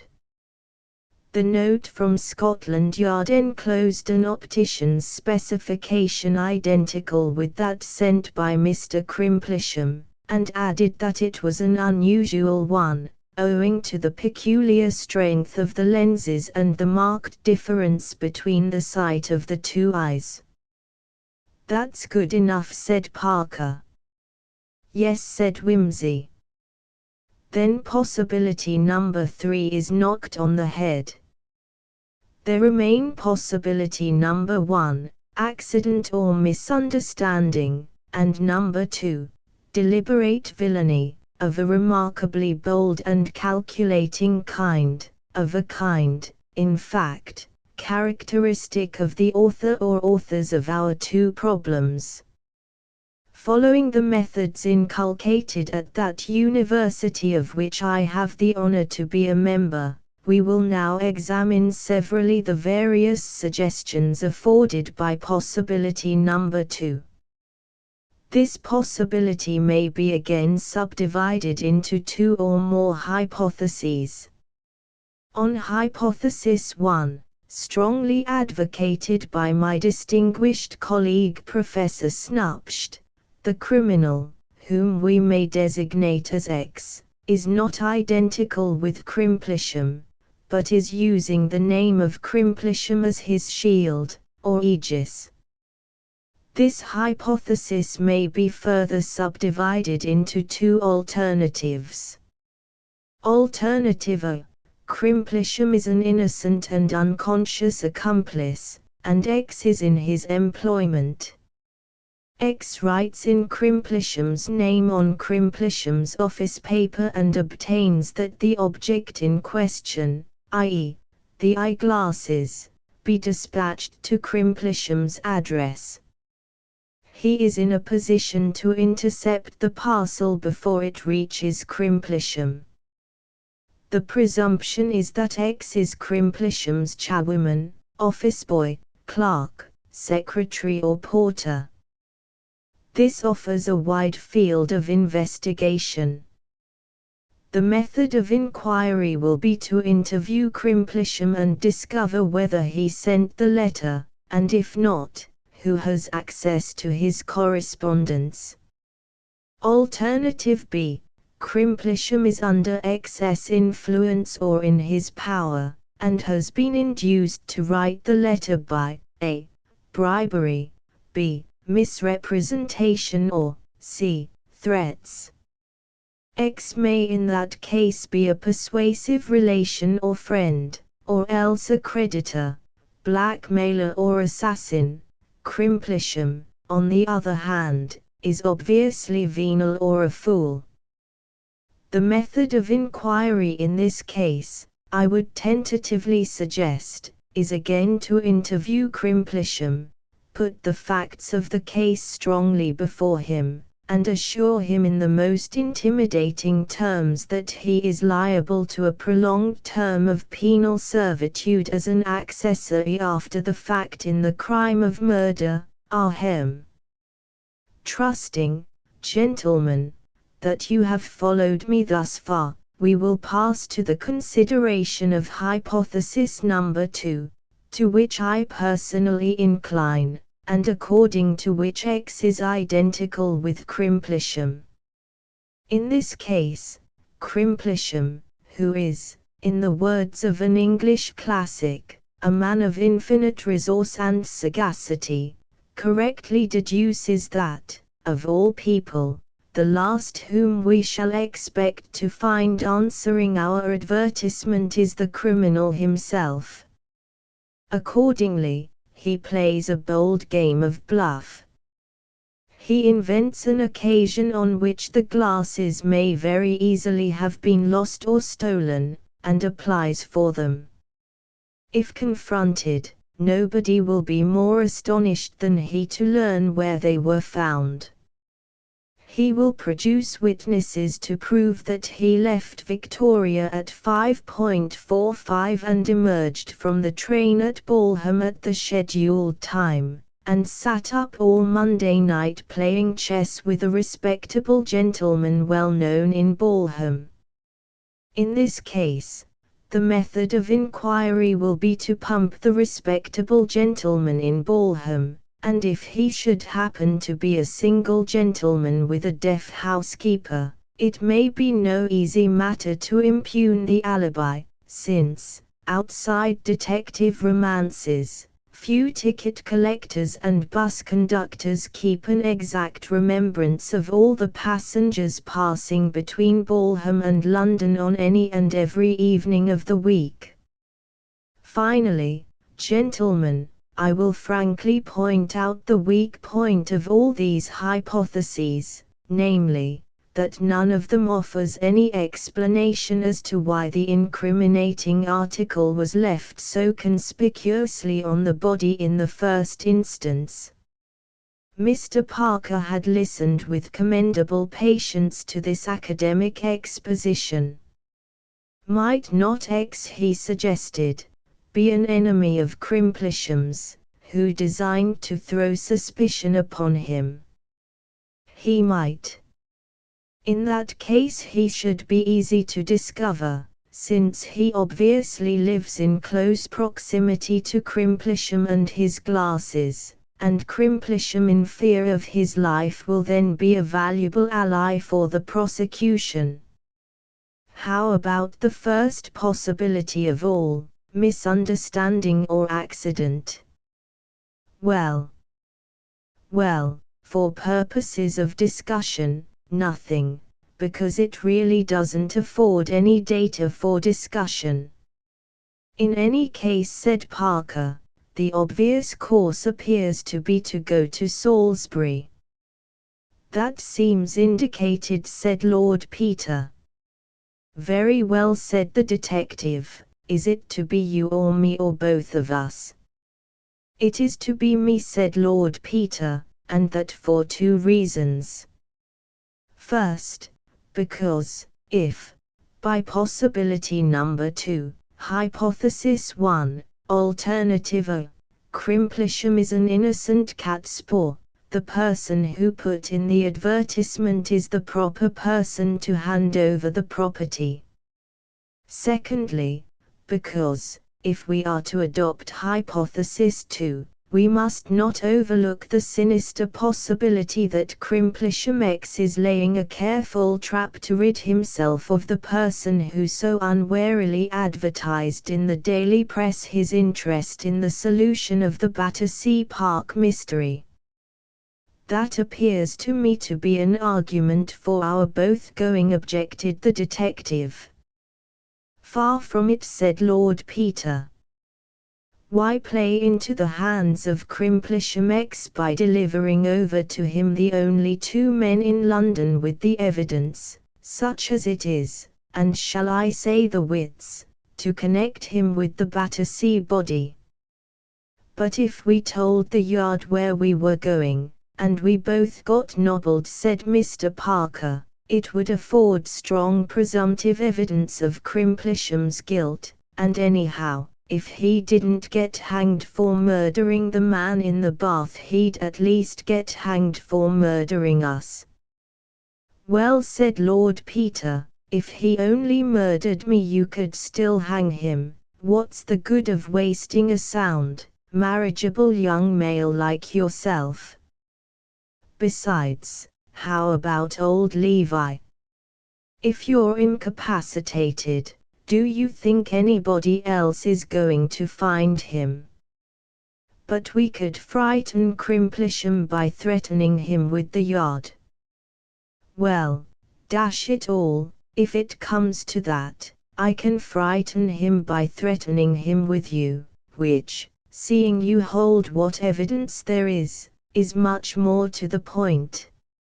And, then, suppose it's a wild goose chase after all, you'll have wasted time when you might have been getting on with the case. There are several things that need doing." "Well," said Parker, silenced but reluctant, "why can't I go, in that case?" "Bosh," said Lord Peter. "I am retained, by old Mrs. Thipps, for whom I entertain the greatest respect, to deal with this case, and it's only by courtesy I allow you to have anything to do with it." Mr. Parker groaned. "Will you at least take Bunter?" he said. "In deference to your feelings," replied Lord Peter, "I will take Bunter, though he could be far more usefully employed taking photographs or overhauling my wardrobe." "When is there a good train to Salisbury, Bunter?" "There is an excellent train at 10:50, my lord." "Kindly make arrangements to catch it," said Lord Peter, throwing off his bathrobe and trailing away with it into his bedroom. "And, Parker, if you have nothing else to do you might get hold of Levy's secretary and look into that little matter of the Peruvian oil." Lord Peter took with him, for light reading in the train, Sir Reuben Levy's diary. It was a simple, and in the light of recent facts, rather a pathetic document. The terrible fighter of the Stock Exchange, who could with one nod set the surly bear dancing, or bring the savage bull to feed out of his hand, whose breath devastated whole districts with famine or swept financial potentates from their seats, was revealed in private life as kindly, domestic, innocently proud of himself and his belongings, confiding, generous and a little dull. His own small economies were duly chronicled side by side with extravagant presents to his wife and daughter. Small incidents of household routine appeared, such as, "Man came to mend the conservatory roof," or "The new butler, Simpson, has arrived," recommended by the Goldbergs. I think he will be satisfactory. All visitors and entertainments were duly entered, from a very magnificent lunch to Lord Dewsbury, the Minister for Foreign Affairs, and Dr. Jabez K. Wirt, the American plenipotentiary, through a series of diplomatic dinners to eminent financiers, down to intimate family gatherings of persons designated by Christian names or nicknames. About May there came a mention of Lady Levy's nerves, and further reference was made to the subject in subsequent months. In September it was stated that Freck came to see my dear wife and advised complete rest and change of scene. She thinks of going abroad with Rachel. The name of the famous nerve specialist occurred as a diner or luncher about once a month, and it came into Lord Peter's mind that Freck would be a good person to consult about Levi himself. "People sometimes tell things to the doctor," he murmured to himself. And, by Jove, if Levi was simply going round to see Freck on Monday night, that rather disposes of the Battersea incident, doesn't it? He made a note to look up Sir Julian and turned on further. On the 18th of September, Lady Levi and her daughter had left for the south of France. Then suddenly, under the date the 5th of October, Lord Peter found what he was looking for: Goldberg, Scriner and Milligan to dinner. There was the evidence that Milligan had been in that house. There had been a formal entertainment, a meeting as of two duelists shaking hands before the fight. Scriner was a well-known picture dealer. Lord Peter imagined an after-dinner excursion upstairs to see the two Carots in the drawing-room, and the portrait of the oldest Levi girl, who had died at the age of 16. It was by Augustus John, and hung in the bedroom. The name of the red-haired secretary was nowhere mentioned, unless the initial S, occurring in another entry, referred to him. Throughout September and October, Anderson, of Wyndham's, had been a frequent visitor. Lord Peter shook his head over the diary, and turned to the consideration of the Battersea Park mystery. Whereas in the Levi affair it was easy enough to supply a motive for the crime, if crime it were, and the difficulty was to discover the method of its carrying out and the whereabouts of the victim, in the other case the chief obstacle to inquiry was the entire absence of any imaginable motive.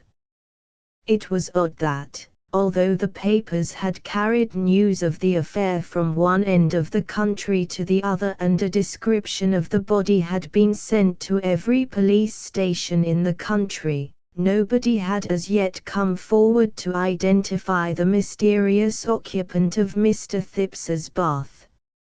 It was true that the description, which mentioned the clean-shaven chin, elegantly cut hair and the pince-nez, was rather misleading, but on the other hand, the police had managed to discover the number of molars missing, and the height, complexion and other data were correctly enough stated, as also the date at which death had presumably occurred. It seemed, however, as though the man had melted out of society without leaving a gap or so much as a ripple. Assigning a motive for the murder of a person without relations or antecedents or even clothes is like trying to visualize the fourth dimension, admirable exercise for the imagination, but arduous and inconclusive. Even if the day's interview should disclose black spots in the past or present of Mr. Crimplisham, how were they to be brought into connection with a person apparently without a past, and whose present was confined to the narrow limits of a bath and a police mortuary? "Bunter," said Lord Peter, "I beg that in the future you will restrain me from starting 2 hares at once. These cases are getting to be a strain on my constitution. One hare has nowhere to run from, and the other has nowhere to run to.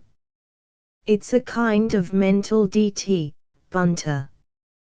When this is over I shall turn pussyfoot, forswear the police news, and take to an emollient diet of the works of the late Charles Garvice." It was its comparative proximity to Milford Hill that induced Lord Peter to lunch at the Minster Hotel rather than at the White Hart or some other more picturesquely situated hostel. It was not a lunch calculated to cheer his mind, as in all cathedral cities. The atmosphere of the Close pervades every nook and corner of Salisbury, and no food in that city but seems faintly flavoured with prayer books.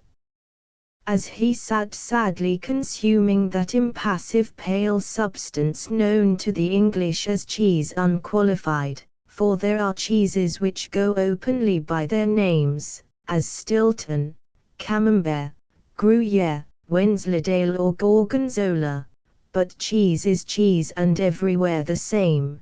He inquired of the waiter the whereabouts of Mr. Crimplisham's office. The waiter directed him to a house rather further up the street on the opposite side, adding, "But anybody'll tell you, sir, Mr. Crimplisham's very well known hereabouts." "He's a good solicitor, I suppose," said Lord Peter. "Oh, yes, sir," said the waiter, "you couldn't do better than trust to Mr. Crimplisham, sir. There's folk say he's old-fashioned, but I'd rather have my little bits of business done by Mr. Crimplisham than by one of these fly-away young men. Not but what Mr. Crimplisham'll be retiring soon, sir, I don't doubt, for he must be close on 80, sir, if he's a day. But then there's young Mr. Wicks to carry on the business, and he's a very nice, steady-like young gentleman." "Is Mr. Crimplisham really as old as that?" said Lord Peter. "Dear me! He must be very active for his years. A friend of mine was doing business with him in town last week." "Wonderful active, sir," agreed the waiter, "and with his game leg, too, you'd be surprised. But there, sir, I often think when a man's once past a certain age, the older he grows the tougher he gets, and women the same or more so." "Very likely," said Lord Peter, calling up and dismissing the mental picture of a gentleman of 80 with a game leg carrying a dead body over the roof of a Battersea flat at midnight. "He's tough, sir, tough, is old Joey Bagstock, tough and devilish sly," he added, thoughtlessly. "Indeed, sir," said the waiter. "I couldn't say, I'm sure." "I beg your pardon," said Lord Peter, "I was quoting poetry. Very silly of me.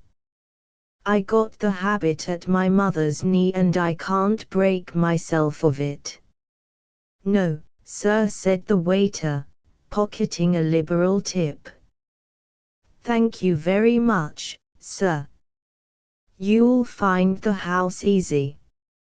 Just afore you come to Pennyfarthing Street, sir, about 2 turnings off, on the right-hand side opposite." "Afraid that disposes of Crimplisham X," said Lord Peter. "I'm rather sorry," he was a fine sinister figure as I had pictured him. Still, his may yet be the brain behind the hands, the aged spider sitting invisible in the center of the vibrating web, you know, Bunter. Yes, my lord, said Bunter. They were walking up the street together. There is the office over the way, pursued Lord Peter. I think, Bunter, you might step into this little shop and purchase a sporting paper, and if I do not emerge from the villain's lair, say within 3/4 of an hour, you may take such steps as your perspicuity may suggest. Mr. Bunter turned into the shop as desired, and Lord Peter walked across and rang the lawyer's bell with decision. The truth, the whole truth and nothing but the truth is my long suit here, I fancy, he murmured, and when the door was opened by a clerk he delivered over his card with an unflinching air. He was ushered immediately into a confidential-looking office, obviously furnished in the early years of Queen Victoria's reign, and never altered since. A lean, frail-looking old gentleman rose briskly from his chair as he entered and limped forward to meet him. "My dear sir," exclaimed the lawyer, "how extremely good of you to come in person. Indeed, I am ashamed to have given you so much trouble. I trust you were passing this way, and that my glasses have not put you to any great inconvenience. Pray take a seat, Lord Peter." He peered gratefully at the young man over a pince-nez, obviously the fellow of that now adorning a dossier in Scotland Yard. Lord Peter sat down. The lawyer sat down. Lord Peter picked up a glass paperweight from the desk and weighed it thoughtfully in his hand. Subconsciously he noted what an admirable set of fingerprints he was leaving upon it. He replaced it with precision on the exact center of a pile of letters. "It's quite all right," said Lord Peter. "I was here on business. Very happy to be of service to you. Very awkward to lose one's glasses, Mr. Crimplisham." "Yes," said the lawyer, "I assure you I feel quite lost without them. I have this pair, but they do not fit my nose so well. Besides, that chain has a great sentimental value for me. I was terribly distressed on arriving at Balham to find that I had lost them. I made inquiries of the railway, but to no purpose. I feared they had been stolen. There were such crowds at Victoria, and the carriage was packed with people all the way to Balham." "Did you come across them in the train?" "Well, no," said Lord Peter, "I found them in rather an unexpected place. Do you mind telling me if you recognized any of your fellow travelers on that occasion?" The lawyer stared at him. "Not a soul," he answered. "Why do you ask?" "Well," said Lord Peter, "I thought perhaps the person with whom I found them might have taken them for a joke." The lawyer looked puzzled. "Did the person claim to be an acquaintance of mine?" he inquired. "I know practically nobody in London, except the friend with whom I was staying in Balham, Dr. Philpotts, and I should be very greatly surprised at his practicing a jest upon me. He knew very well how distressed I was at the loss of the glasses. My business was to attend a meeting of shareholders in Meadlicott's Bank, but the other gentlemen present were all personally unknown to me, and I cannot think that any of them would take so great a liberty. In any case, he added, as the glasses are here, I will not inquire too closely into the manner of their restoration. I am deeply obliged to you for your trouble. Lord Peter hesitated. Pray forgive my seeming inquisitiveness, he said, but I must ask you another question. It sounds rather melodramatic, I'm afraid, but it's this. Are you aware that you have any enemy, anyone, I mean, who would profit by your, decease or disgrace? Mr. Crimplisham sat frozen into stony surprise and disapproval. May I ask the meaning of this extraordinary question? He inquired stiffly. Well, said Lord Peter, the circumstances are a little unusual. You may recollect that my advertisement was addressed to the jeweller who sold the chain. That surprised me at the time, said Mr. Crimplisham, but I begin to think your advertisement and your behavior are all of a piece. They are, said Lord Peter. As a matter of fact, I did not expect the owner of the glasses to answer my advertisement. Mr. Crimplisham, you have no doubt read what the papers have to say about the Battersea Park mystery. Your glasses are the pair that was found on the body, and they are now in the possession of the police at Scotland Yard, as you may see by this. He placed the specification of the glasses and the official note before Crimplisham. Good God! Exclaimed the lawyer. He glanced at the paper, and then looked narrowly at Lord Peter. Are you yourself connected with the police? He inquired. Not officially, said Lord Peter. I am investigating the matter privately, in the interests of one of the parties. Mr. Crimplisham rose to his feet.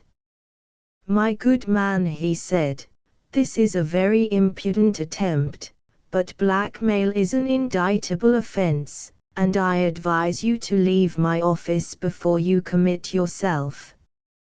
He rang the bell. I was afraid you'd take it like that, said Lord Peter. It looks as though this ought to have been my friend Detective Parker's job, after all. He laid Parker's card on the table beside the specification, and added, if you should wish to see me again, Mr. Crimplisham, before tomorrow morning, you will find me at the Minster Hotel. Mr. Crimplisham disdained to reply further than to direct the clerk who entered to show this person out.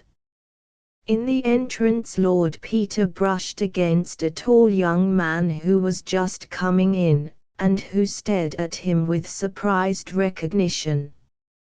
His face, however, aroused no memories in Lord Peter's mind, and that baffled nobleman, calling out Bunter from the newspaper shop, departed to his hotel to get a trunk call through to Parker.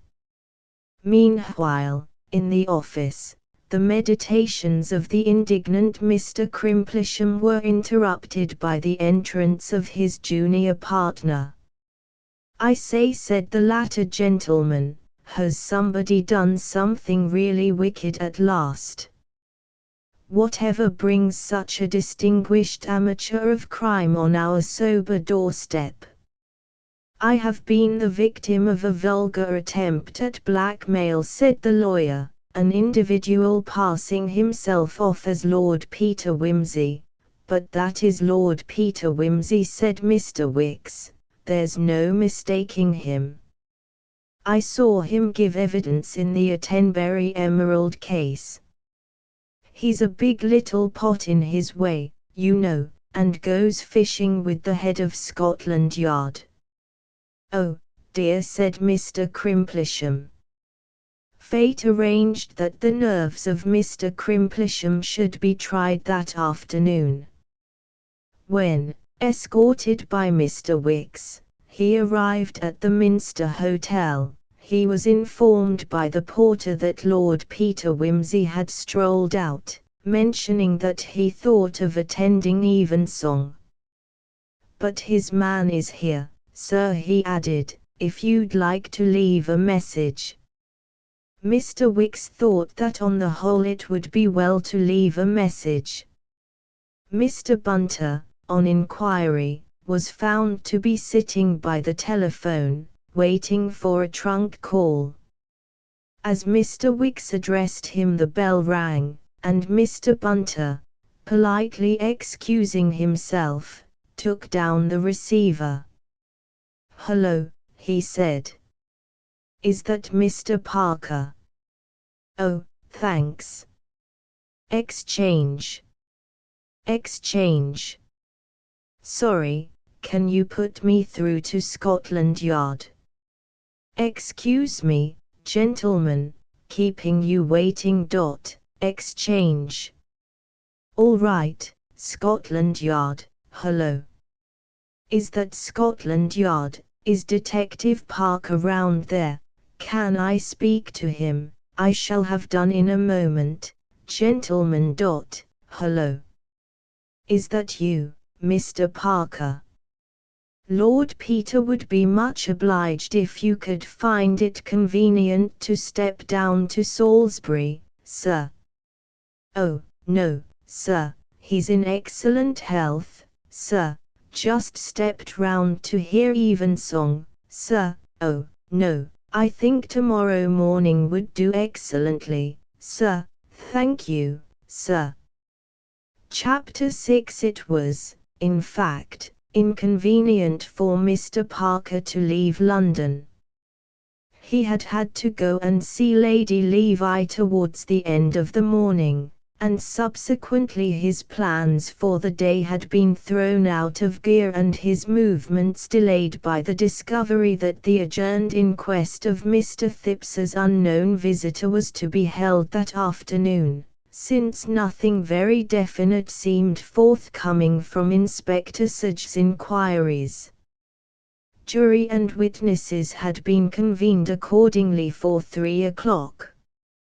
Mr. Parker might altogether have missed the event, had he not run against Sudge that morning at the yard and extracted the information from him as one would a reluctant tooth. Inspector Sudge, indeed, considered Mr. Parker rather interfering. Moreover, he was hand in glove with Lord Peter Wimsey, and Inspector Sudge had no words for the interferingness of Lord Peter. He could not, however, when directly questioned, deny that there was to be an inquest that afternoon, nor could he prevent Mr. Parker from enjoying the inalienable right of any interested British citizen to be present. At a little before 3, therefore, Mr. Parker was in his place, and amusing himself with watching the efforts of those persons who arrived after the room was packed to insinuate, bribe or bully themselves into a position of vantage. The coroner, a medical man of precise habits and unimaginative aspect, arrived punctually, and looking peevishly round at the crowded assembly, directed all the windows to be opened, thus letting in a stream of drizzling fog upon the heads of the unfortunates on that side of the room.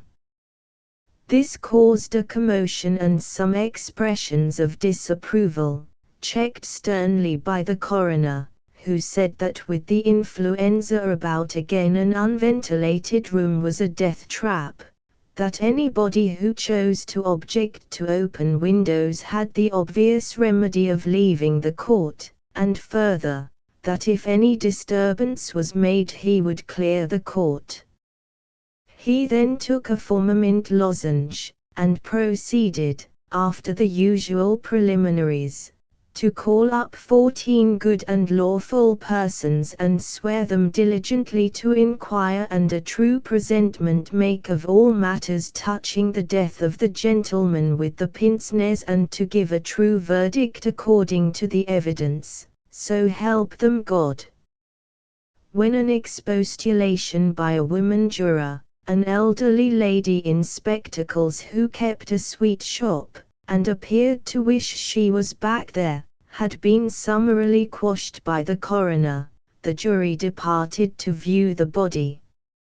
Mr. Parker gazed round again and identified the unhappy Mr. Phipps and the girl Gladys, led into an adjoining room under the grim guard of the police. They were soon followed by a gaunt old lady in a bonnet and mantle. With her, in a wonderful fur coat and a motor bonnet of fascinating construction, came the Dowager Duchess of Denver, her quick, dark eyes darting hither and thither about the crowd.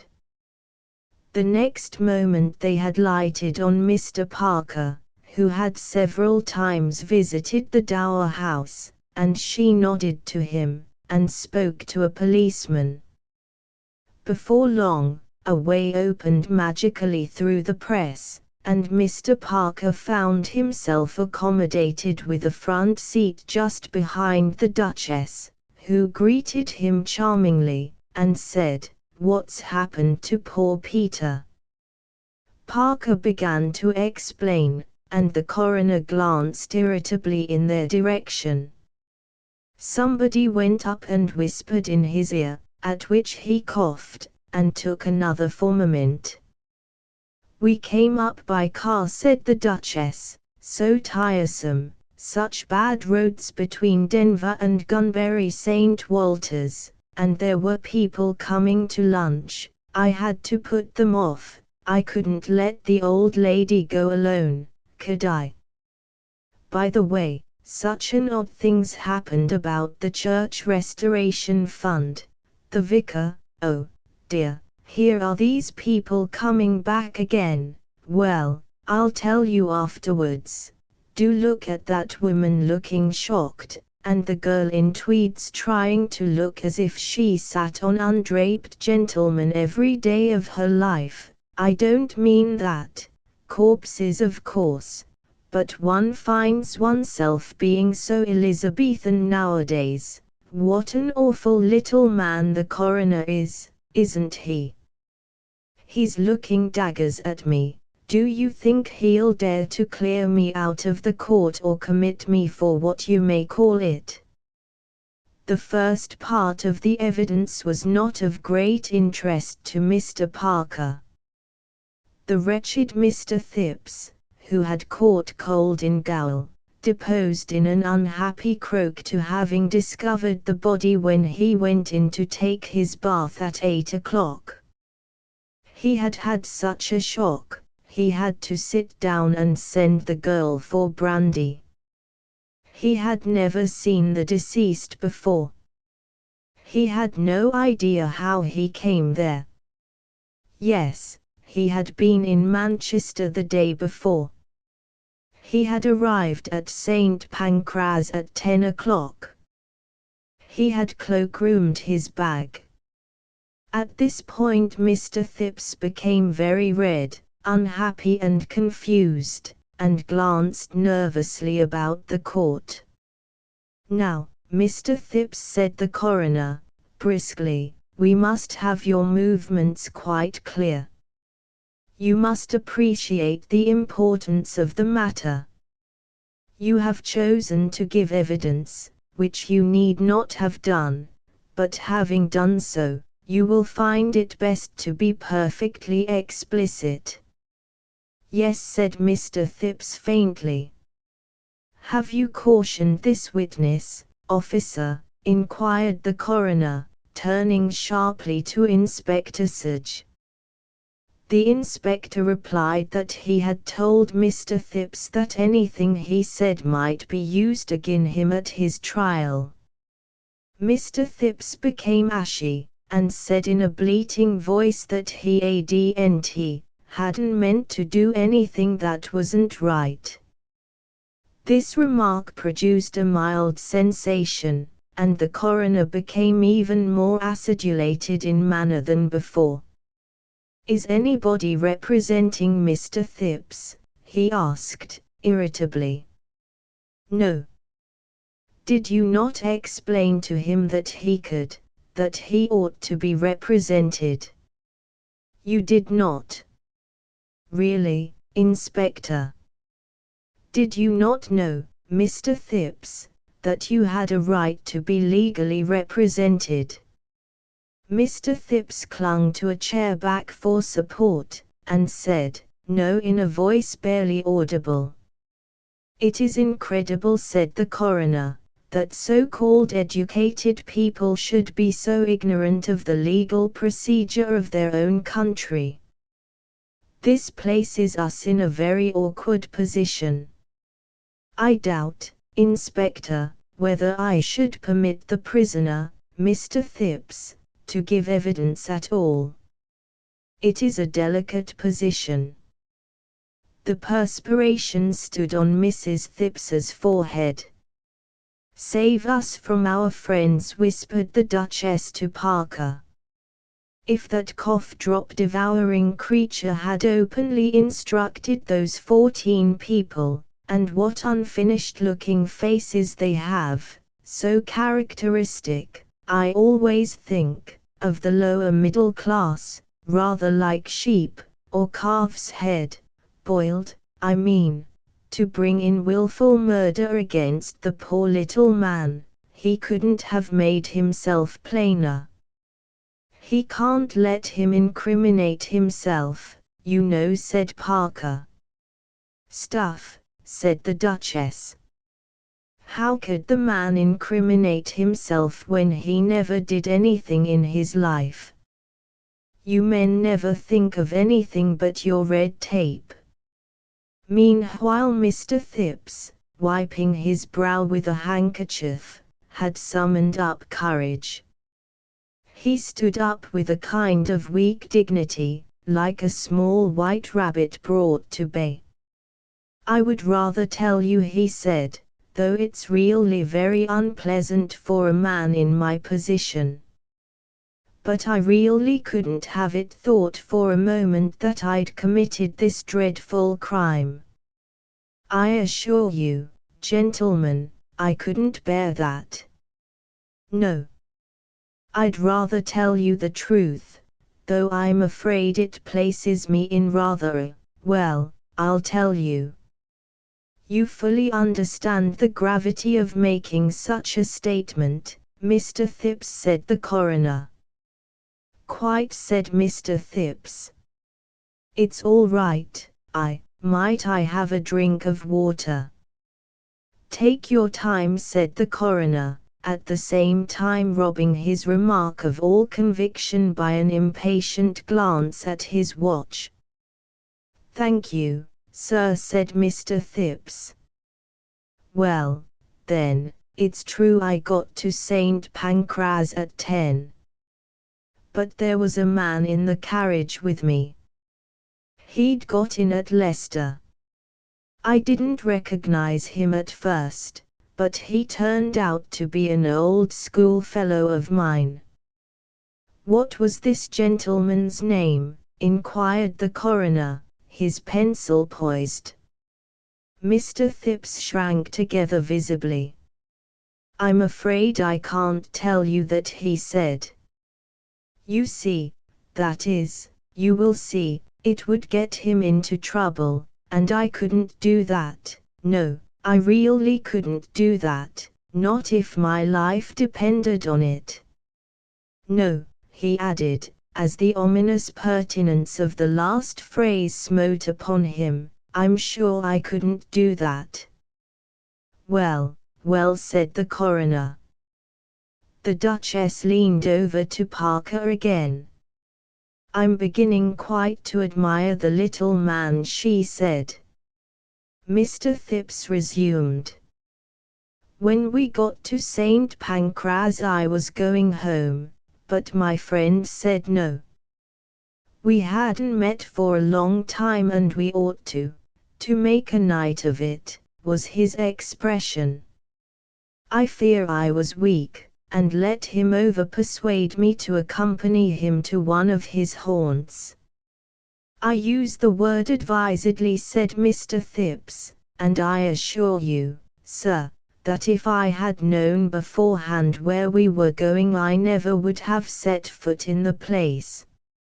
I cloak-roomed my bag, for he did not like the notion of our being encumbered with it, and we got into a taxicab and drove to the corner of Tottenham Court Road and Oxford Street. We then walked a little way, and turned into a side street, I do not recollect which, where there was an open door, with the light shining out. There was a man at a counter, and my friend bought some tickets, and I heard the man at the counter say something to him about your friend, meaning me, and my friend said, "Oh, yes, he's been here before, haven't you, Alf?" Which was what they called me at school, though I assure you, sir, here Mr. Phipps grew very earnest, I never had, and nothing in the world should induce me to go to such a place again. Well, we went down into a room underneath, where there were drinks, and my friend had several, and made me take one or two, though I am an abstemious man as a rule, and he talked to some other men and girls who were there, a very vulgar set of people, I thought them, though I wouldn't say but what some of the young ladies were nice looking enough. One of them sat on my friend's knee and called him a slow old thing, and told him to come on, so we went into another room, where there were a lot of people dancing all these up-to-date dances. My friend went and danced, and I sat on a sofa. One of the young ladies came up to me and said, "Didn't I dance?" And I said no, so she said, "Wouldn't I stand her a drink then?" "You'll stand us a drink then, darling," that was what she said, and I said, "Wasn't it after hours?" And she said that didn't matter. So I ordered the drink, a gin and bitters it was, for I didn't like not to. The young lady seemed to expect it of me and I felt it wouldn't be gentlemanly to refuse when she asked.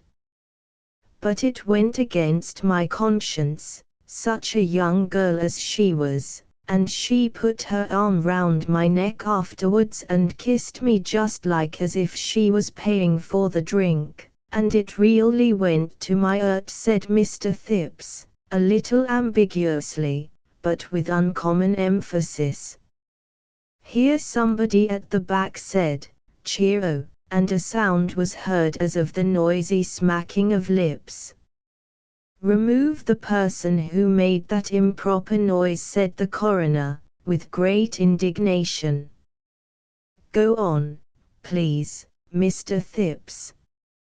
"Well," said Mr. Phipps, "about 12:30, as I should reckon, things began to get a bit lively, and I was looking for my friend to say good night, not wishing to stay longer, as you will understand, when I saw him with one of the young ladies, and they seemed to be getting on altogether too well, if you follow me, my friend pulling the ribbons off her shoulder and the young lady laughing, and so on," said Mr. Phipps, hurriedly, "so I thought I'd just slip quietly out, when I heard a scuffle and a shout, and before I knew what was happening there were half a dozen policemen in, and the lights went out, and everybody stampeding and shouting.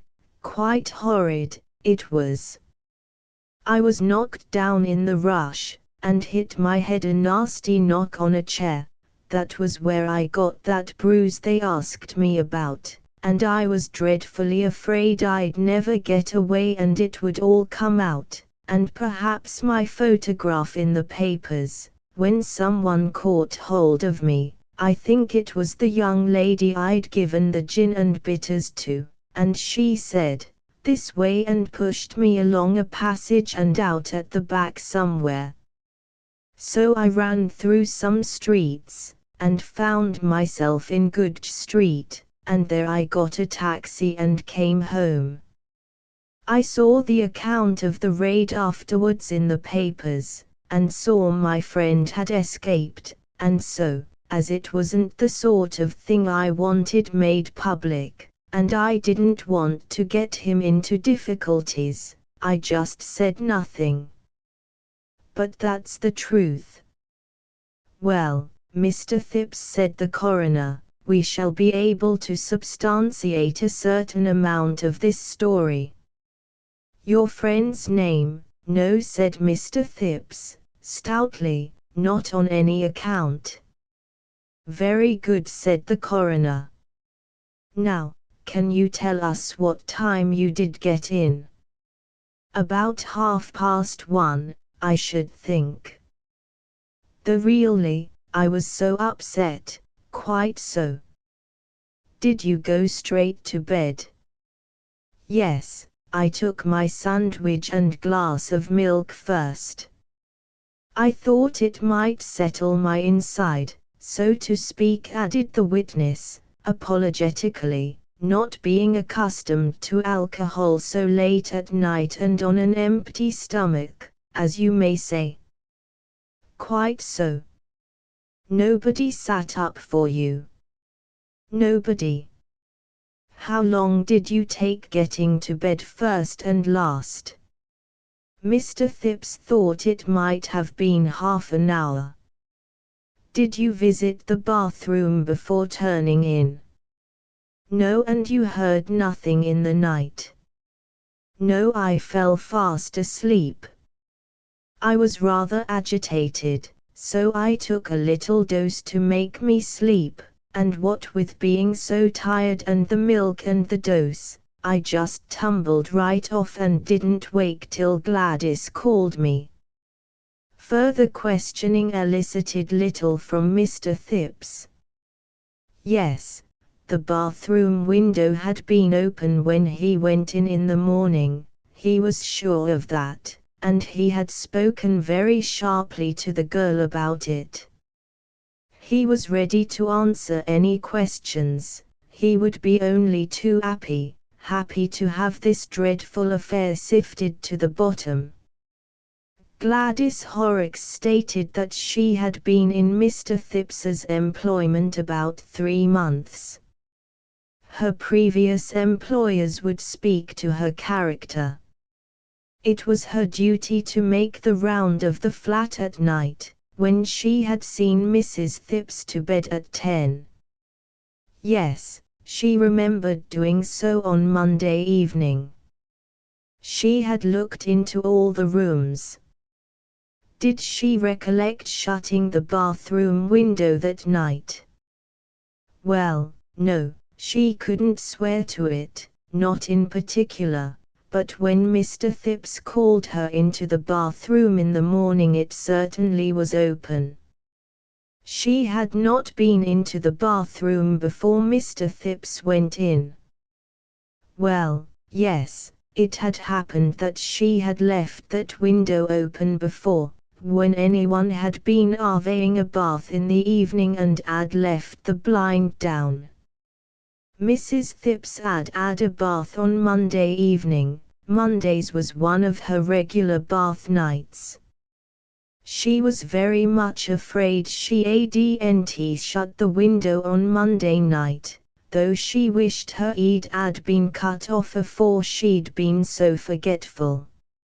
Here the witness burst into tears and was given some water, while the coroner refreshed himself with a third lozenge. Recovering, witness stated that she had certainly looked into all the rooms before going to bed. No, it was quite impossible for a body to be hidden in the flat without her seeing of it. She had been in the kitchen all evening, and there wasn't hardly room to keep the best dinner service there, let alone a body. Old Mrs. Phipps sat in the drawing room. Yes, she was sure she'd been into the dining room. How? Because she put Mr. Phipps's milk and sandwiches there ready for him. There had been nothing in there that she could swear to. Nor yet in her own bedroom, nor in the hall. Had she searched the bedroom cupboard and the box room? Well, no, not to say searched. She wasn't used to searching people's houses for skeletons every night. So that a man might have concealed himself in the box room or a wardrobe. She supposed he might. In reply to a woman juror, well, yes, she was walking out with a young man. Williams was his name, Bill Williams, well, yes, William Williams, if they insisted. He was a glazier by profession. Well, yes, he had been in the flat sometimes. Well, she supposed you might say he was acquainted with the flat.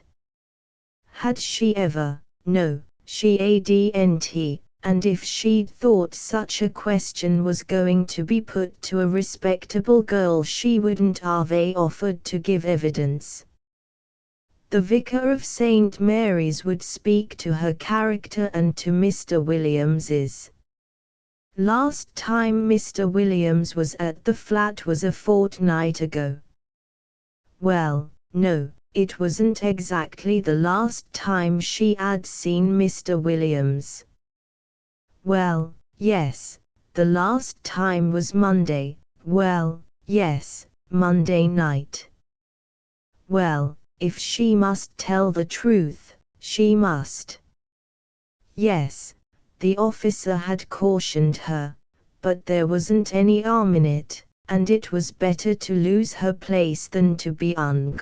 Though it was a cruel shame a girl couldn't have a bit of fun without a nasty corpse coming in through the window to get her into difficulties. After she had put Mrs. Phipps to bed, she had slipped out to go to the plumber's and glazier's ball at the Black-Faced Ram. Mr. Williams had met her and brought her back. He could testify to where she'd been and that there wasn't no harm in it. She'd left before the end of the ball. It might have been 2 o'clock when she got back. She'd got the keys of the flat from Mrs. Phipps's drawer when Mrs. Phipps wasn't looking. She had asked leave to go, but couldn't get it, along of Mr. Phipps being away that night. She was bitterly sorry she had behaved so, and she was sure she'd been punished for it. She had heard nothing suspicious when she came in. She had gone straight to bed without looking round the flat. She wished she were dead. No, Mr. and Mrs. Phipps didn't hardly ever have any visitors, they kept themselves very retired. She had found the outside door bolted that morning as usual. She wouldn't never believe any harm of Mr. Phipps. Thank you, Miss Horrocks. Call Georgiana Phipps, and the coroner thought we had better light the gas. The examination of Mrs. Phipps provided more entertainment than enlightenment, affording as it did an excellent example of the game called cross questions and crooked answers. After 15 minutes' suffering, both in voice and temper, the coroner abandoned the struggle, leaving the lady with the last word. "You needn't try to bully me, young man," said that octogenarian with spirit, "set in there spoiling your stomach with them nasty jewbs." At this point a young man arose in court and demanded to give evidence.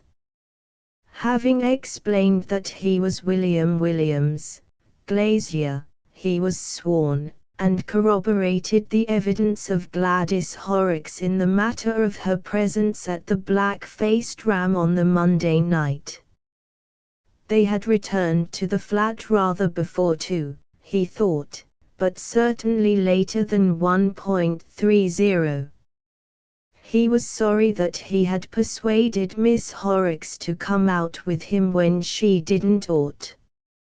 He had observed nothing of a suspicious nature in Prince of Wales Road at either visit. Inspector Sage gave evidence of having been called in at about 8:30 on Monday morning. He had considered the girl's manner to be suspicious and had arrested her. On later information, leading him to suspect that the deceased might have been murdered that night, he had arrested Mr. Phipps.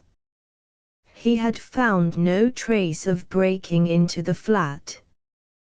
There were marks on the bathroom windowsill which pointed to somebody having got in that way. There were no ladder marks or footmarks in the yard. The yard was paved with asphalt. He had examined the roof, but found nothing on the roof. In his opinion, the body had been brought into the flat previously and concealed till the evening by someone who had then gone out during the night by the bathroom window, with the connivance of the girl. In that case, why should not the girl have let the person out by the door? Well, it might have been so. Had he found traces of a body or a man or both having been hidden in the flat?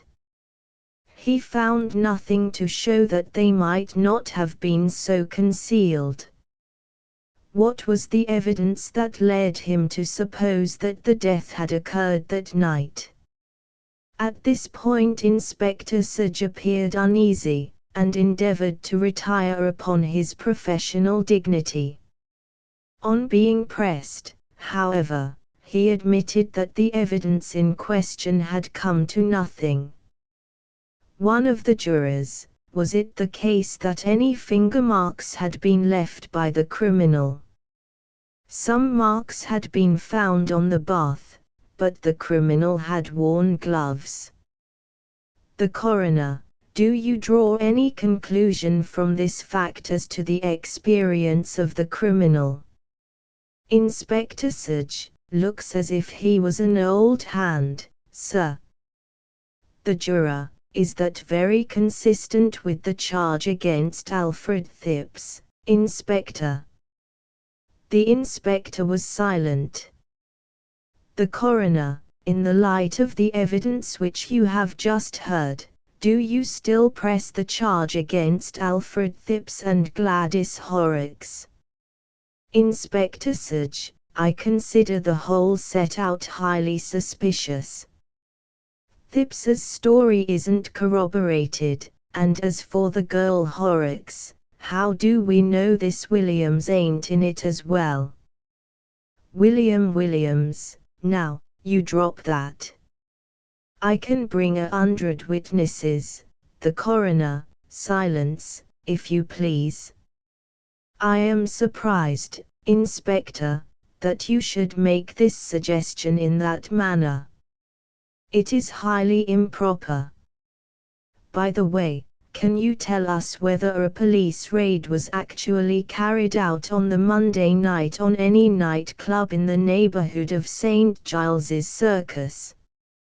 Inspector Sage: sulkily, I believe there was something of the sort. The coroner: you will, no doubt, inquire into the matter. I seem to recollect having seen some mention of it in the newspapers. Thank you, Inspector, that will do. Several witnesses having appeared and testified to the characters of Mr. Phipps and Gladys Horrocks, the coroner stated his intention of proceeding to the medical evidence. Sir Julian Freck. There was considerable stir in the court as the great specialist walked up to give evidence. He was not only a distinguished man, but a striking figure, with his wide shoulders, upright carriage and leonine head. His manner as he kissed the book presented to him with the usual deprecatory mumble by the coroner's officer, was that of a St. Paul condescending to humor the timid mumbo-jumbo of superstitious Corinthians. "So handsome, I always think," whispered the Duchess to Mr. Parker, "just exactly like William Morris, with that bush of hair and beard and those exciting eyes looking out of it, so splendid, these dear men always devoted to something or other, not but what I think socialism is a mistake, of course it works with all those nice people, so good and happy in art linen and the weather always perfect, Morris, I mean, you know, but so difficult in real life. Science is different. I'm sure if I had nerves I should go to Sir Julian just to look at him. Eyes like that give one something to think about, and that's what most of these people want, only I never had any, nerves, I mean. Don't you think so?"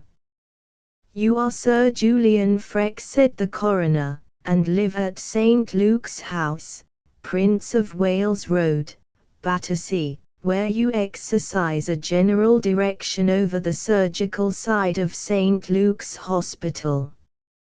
Sir Julian assented briefly to this definition of his personality. "You were the first medical man to see the deceased?" "I was." "And you have since conducted an examination in collaboration with Dr. Grimbold of Scotland Yard?" "I have." "You are in agreement as to the cause of death?" "Generally speaking, yes." "Will you communicate your impressions to the jury?" "I was engaged in research work in the dissecting room at St. Luke's Hospital at about 9 o'clock on Monday morning, when I was informed that Inspector Sage wished to see me. He told me that the dead body of a man had been discovered under mysterious circumstances at 59 Queen Caroline Mansions. He asked me whether it could be supposed to be a joke perpetrated by any of the medical students at the hospital. I was able to assure him, by an examination of the hospital's books, that there was no subject missing from the dissecting room. Who would be in charge of such bodies? William Watts, the dissecting room attendant. Is William Watts present? Inquired the coroner of the officer.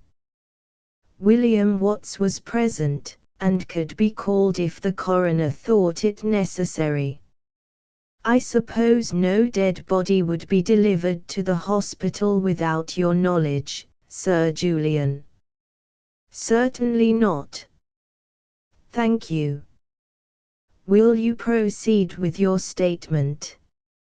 Inspector Sage then asked me whether I would send a medical man round to view the body.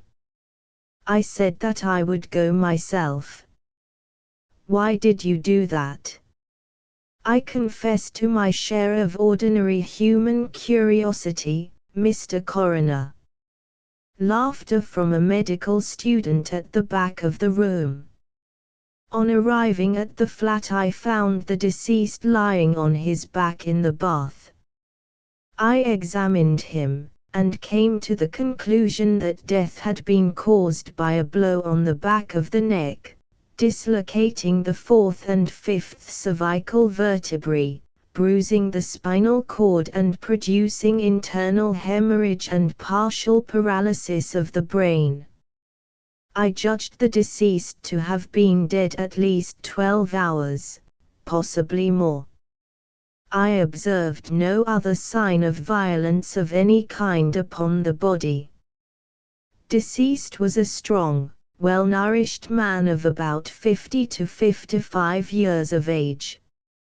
In your opinion, could the blow have been self-inflicted? Certainly not. It had been made with a heavy, blunt instrument from behind, with great force and considerable judgment. It is quite impossible that it was self-inflicted. Could it have been the result of an accident? That is possible, of course. If, for example, the deceased had been looking out of the window, and the sash had shut violently down upon him. No, in that case there would have been signs of strangulation and a bruise upon the throat as well. But deceased might have been killed through a heavy weight accidentally falling upon him. He might. Was death instantaneous, in your opinion? It is difficult to say. Such a blow might very well cause death instantaneously, or the patient might linger in a partially paralyzed condition for some time. In the present case I should be disposed to think that deceased might have lingered for some hours. I base my decision upon the condition of the brain revealed at the autopsy. I may say, however, that Dr. Grimbold and I are not in complete agreement on the point. I understand that a suggestion has been made as to the identification of the deceased. You are not in a position to identify him. Certainly not. I never saw him before. The suggestion to which you refer is a preposterous one, and ought never to have been made.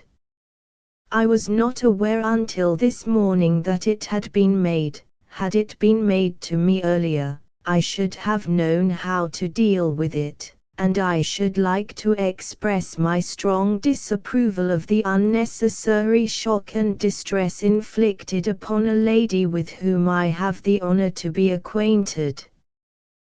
The coroner: it was not my fault, Sir Julian, I had nothing to do with it. I agree with you that it was unfortunate you were not consulted.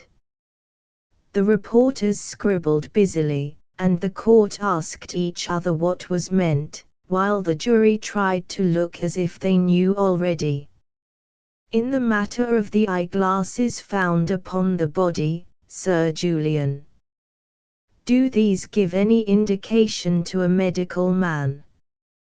They are somewhat unusual lenses. An oculist would be able to speak more definitely, but I will say for myself that I should have expected them to belong to an older man than the deceased. Speaking as a physician, who has had many opportunities of observing the human body, did you gather anything from the appearance of the deceased as to his personal habits? I should say that he was a man in easy circumstances, but who had only recently come into money. His teeth are in a bad state, and his hands show signs of recent manual labor. An Australian colonist, for instance, who had made money. Something of that sort, of course, I could not say positively. Of course not. Thank you, Sir Julian. Dr. Grimbold, called, corroborated his distinguished colleague in every particular, except that, in his opinion, death had not occurred for several days after the blow. It was with the greatest hesitancy that he ventured to differ from Sir Julian Freck, and he might be wrong. It was difficult to tell in any case, and when he saw the body, deceased had been dead at least 24 hours, in his opinion. Inspector Sage, recalled. Would he tell the jury what steps had been taken to identify the deceased? A description had been sent to every police station and had been inserted in all the newspapers. In view of the suggestion made by Sir Julian Freke, had inquiries been made at all the seaports? They had. And with no results. With no results at all. No one had come forward to identify the body.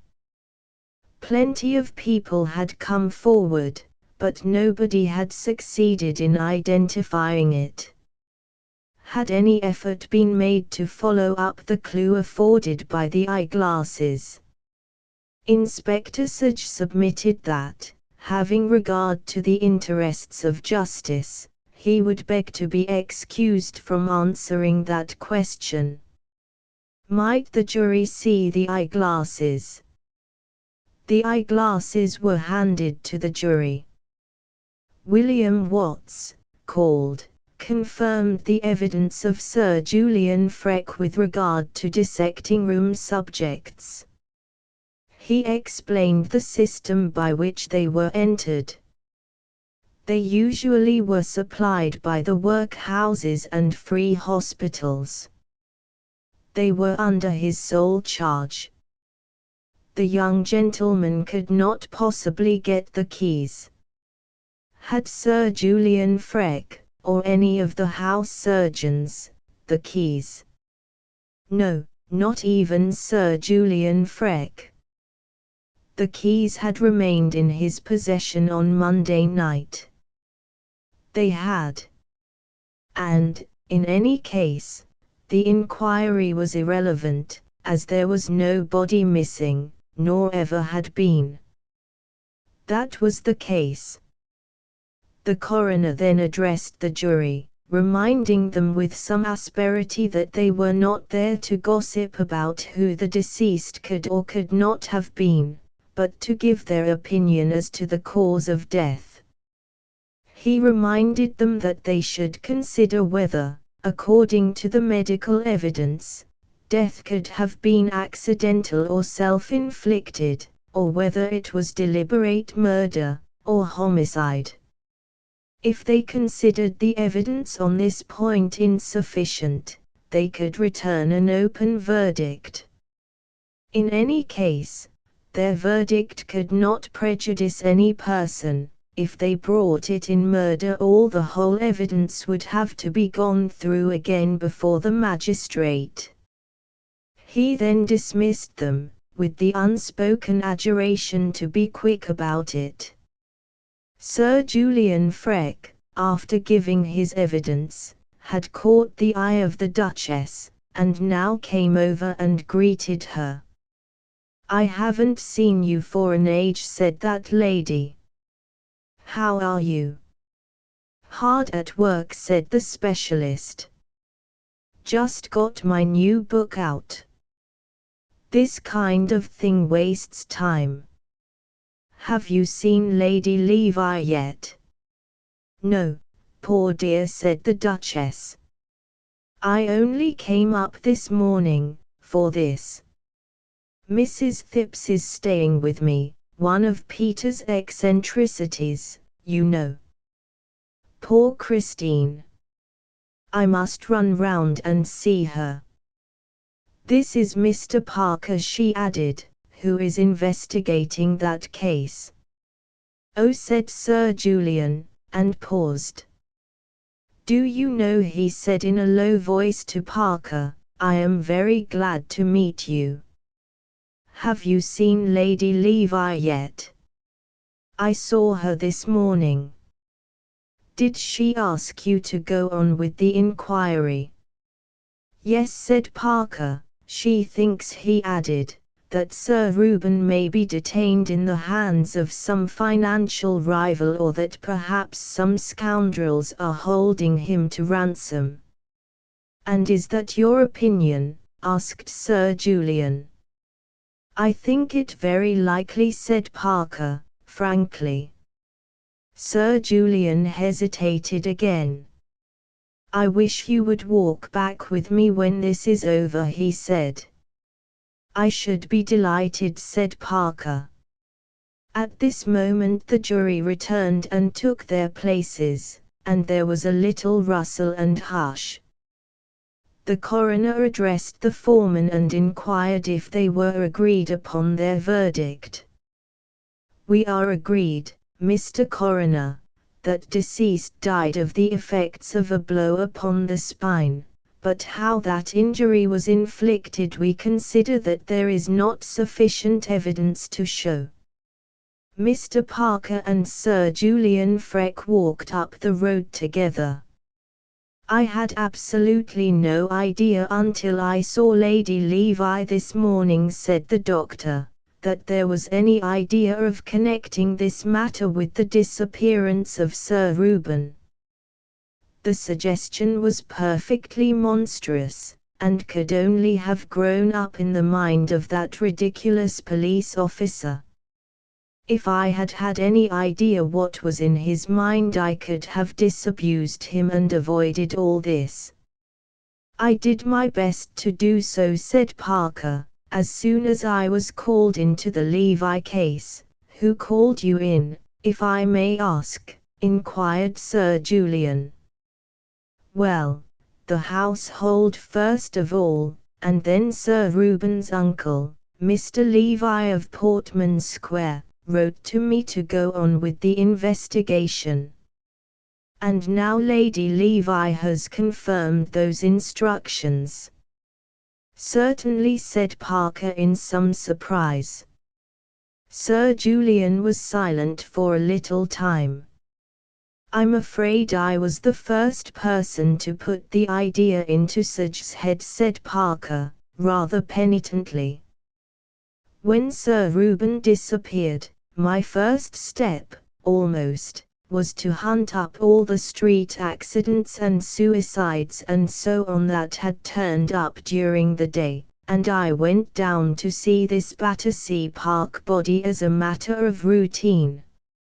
Of course, I saw that the thing was ridiculous as soon as I got there, but Sej froze onto the idea. And it's true there was a good deal of resemblance between the dead man and the portraits I've seen of Sir Reuben." "A strong superficial likeness," said Sir Julian. "The upper part of the face is a not uncommon type, and as Sir Reuben wore a heavy beard and there was no opportunity of comparing the mouths and chins, I can understand the idea occurring to anybody. But only to be dismissed at once. I am sorry," he added, "as the whole matter has been painful to Lady Levi.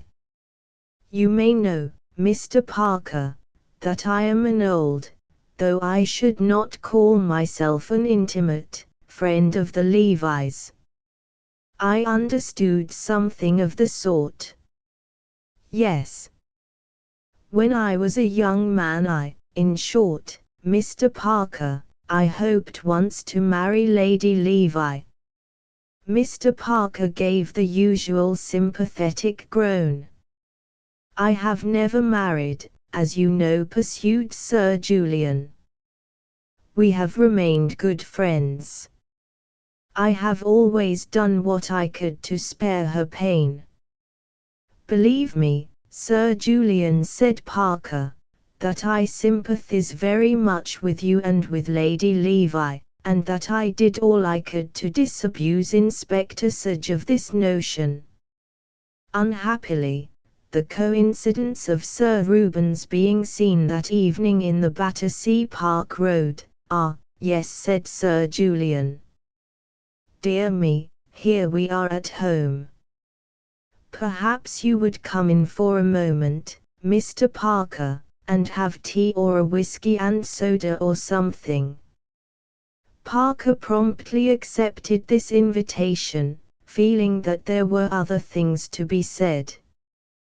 The two men stepped into a square, finely furnished hall with a fireplace on the same side as the door, and a staircase opposite. The dining room door stood open on their right, and as Sir Julian rang the bell a manservant appeared at the far end of the hall. "What will you take?" asked the doctor. "After that dreadfully cold place," said Parker, "what I really want is gallons of hot tea, if you, as a nerve specialist, can bear the thought of it." "Provided you allow of a judicious blend of China in it," replied Sir Julian in the same tone, "I have no objection to make." "Tea in the library at once," he added to the servant, and led the way upstairs. "I don't use the downstairs rooms much, except the dining room," he explained as he ushered his guest into a small but cheerful library on the first floor. "This room leads out of my bedroom and is more convenient. I only live part of my time here, but it's very handy for my research work at the hospital. That's what I do there, mostly. It's a fatal thing for a theorist, Mr. Parker, to let the practical work get behindhand. Dissection is the basis of all good theory and all correct diagnosis. One must keep one's hand and eye in training. This place is far more important to me than Harley Street, and some day I shall abandon my consulting practice altogether and settle down here to cut up my subjects and write my books in peace. So many things in this life are a waste of time, Mr. Parker." Mr. Parker assented to this. "Very often," said Sir Julian. "The only time I get for any research work, necessitating as it does the keenest observation and the faculties at their acutest, has to be at night, after a long day's work and by artificial light, which, magnificent as the lighting of the dissecting room here is always more trying to the eyes than daylight. Doubtless your own work has to be carried on under even more trying conditions." "Yes, sometimes," said Parker, "but then you see," he added, "the conditions are, so to speak, part of the work." Quite so," said Sir Julian. "You mean that the burglar, for example, does not demonstrate his methods in the light of day, or plant the perfect footmark in the middle of a damp patch of sand for you to analyze." "Not as a rule," said the detective, "but I have no doubt many of your diseases work quite as insidiously as any burglar." They do," said Sir Julian, laughing, "and it is my pride, as it is yours, to track them down for the good of society. The neuroses, you know, are particularly clever criminals. They break out into as many disguises as Leon Kestrel, the master mummer," suggested Parker, "who read railway stall detective stories on the principle of the busman's holiday." "No doubt," said Sir Julian, "who did not, and they cover up their tracks wonderfully. But when you can really investigate, Mr. Parker, and break up the dead, or for preference the living body with the scalpel, you always find the footmarks, the little trail of ruin or disorder left by madness or disease or drink or any other similar pest. But the difficulty is to trace them back, merely by observing the surface symptoms, the hysteria, crime, religion, fear, shyness, conscience, or whatever it may be, just as you observe a theft or a murder and look for the footsteps of the criminal, so I observe a fit of hysterics or an outburst of piety and hunt for the little mechanical irritation which has produced it." "You regard all these things as physical?" "Undoubtedly. I am not ignorant of the rise of another school of thought, Mr. Parker, but its exponents are mostly charlatans or self-deceivers.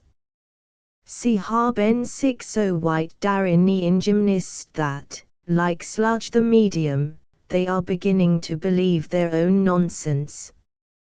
I should like to have the exploring of some of their brains, Mr. Parker. I would show you the little faults and landslips in the cells, the misfiring and short-circuiting of the nerves, which produce these notions and these books. At least, he added, gazing somberly at his guest, at least, if I could not quite show you today, I shall be able to do so tomorrow, or in a year's time, or before I die. He sat for some minutes gazing into the fire, while the red light played upon his tawny beard and struck out answering gleams from his compelling eyes. Parker drank tea in silence, watching him. On the whole, however, he remained but little interested in the causes of nervous phenomena, and his mind strayed to Lord Peter, coping with the redoubtable Crimplesham down in Salisbury. Lord Peter had wanted him to come. That meant, either that Crimplesham was proving recalcitrant or that a clue wanted following. But Bunter had said that tomorrow would do, and it was just as well. After all, the Battersea affair was not Parker's case. He had already wasted valuable time attending an inconclusive inquest, and he really ought to get on with his legitimate work. There was still Levy's secretary to see and the little matter of the Peruvian oil to be looked into. He looked at his watch. "I am very much afraid, if you will excuse me," he murmured. Sir Julian came back with a start to the consideration of actuality. "Your work calls you," he said, smiling. "Well, I can understand that. I won't keep you. But I wanted to say something to you in connection with your present inquiry, only I hardly know, I hardly like." Parker sat down again, and banished every indication of hurry from his face and attitude. "I shall be very grateful for any help you can give me," he said. "I'm afraid it's more in the nature of hindrance," said Sir Julian, with a short laugh. "It's a case of destroying a clue for you, and a breach of professional confidence on my side. But since, accidentally, a certain amount has come out, perhaps the whole had better do so." Mr. Parker made the encouraging noise which, among laymen, supplies the place of the priest's insinuating, "Yes, my son." "Sir Reuben Levy's visit on Monday night was to me," said Sir Julian. "Yes," said Mr. Parker, without expression. "He found cause for certain grave suspicions concerning his health," said Sir Julian, slowly, as though weighing how much he could in honor disclose to a stranger. "He came to me, in preference to his own medical man, as he was particularly anxious that the matter should be kept from his wife. As I told you, he knew me fairly well, and Lady Levi had consulted me about a nervous disorder in the summer." "Did he make an appointment with you?" asked Parker. "I beg your pardon," said the other, absently. "Did he make an appointment?" "An appointment? Oh, no. He turned up suddenly in the evening after dinner when I wasn't expecting him. I took him up here and examined him, and he left me somewhere about 10 o'clock, I should think." May I ask what was the result of your examination? Why do you want to know? It might illuminate, well, conjecture as to his subsequent conduct, said Parker, cautiously. This story seemed to have little coherence with the rest of the business, and he wondered whether coincidence was alone responsible for Sir Reuben's disappearance on the same night that he visited the doctor. I see, said Sir Julian. Yes. Well, I will tell you in confidence that I saw grave grounds of suspicion, but as yet, no absolute certainty of mischief. Thank you. Sir Reuben left you at 10 o'clock. Then or thereabouts. I did not at first mention the matter as it was so very much Sir Reuben's wish to keep his visit to me secret, and there was no question of accident in the street or anything of that kind, since he reached home safely at midnight. Quite so, said Parker. It would have been, and is, a breach of confidence, said Sir Julian, and I only tell you now because Sir Reuben was accidentally seen, and because I would rather tell you in private than have you ferreting round here and questioning my servants, Mr. Parker. You will excuse my frankness. Certainly, said Parker. I hold no brief for the pleasantness of my profession, Sir Julian.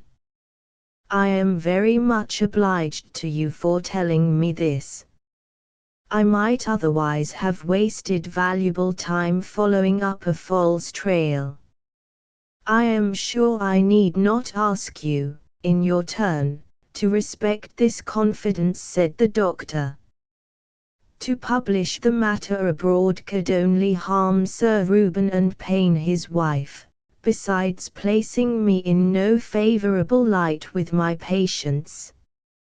I promise to keep the thing to myself, said Parker, except of course, he added hastily, that I must inform my colleague. You have a colleague in the case? I have. What sort of person is he? He will be perfectly discreet, Sir Julian.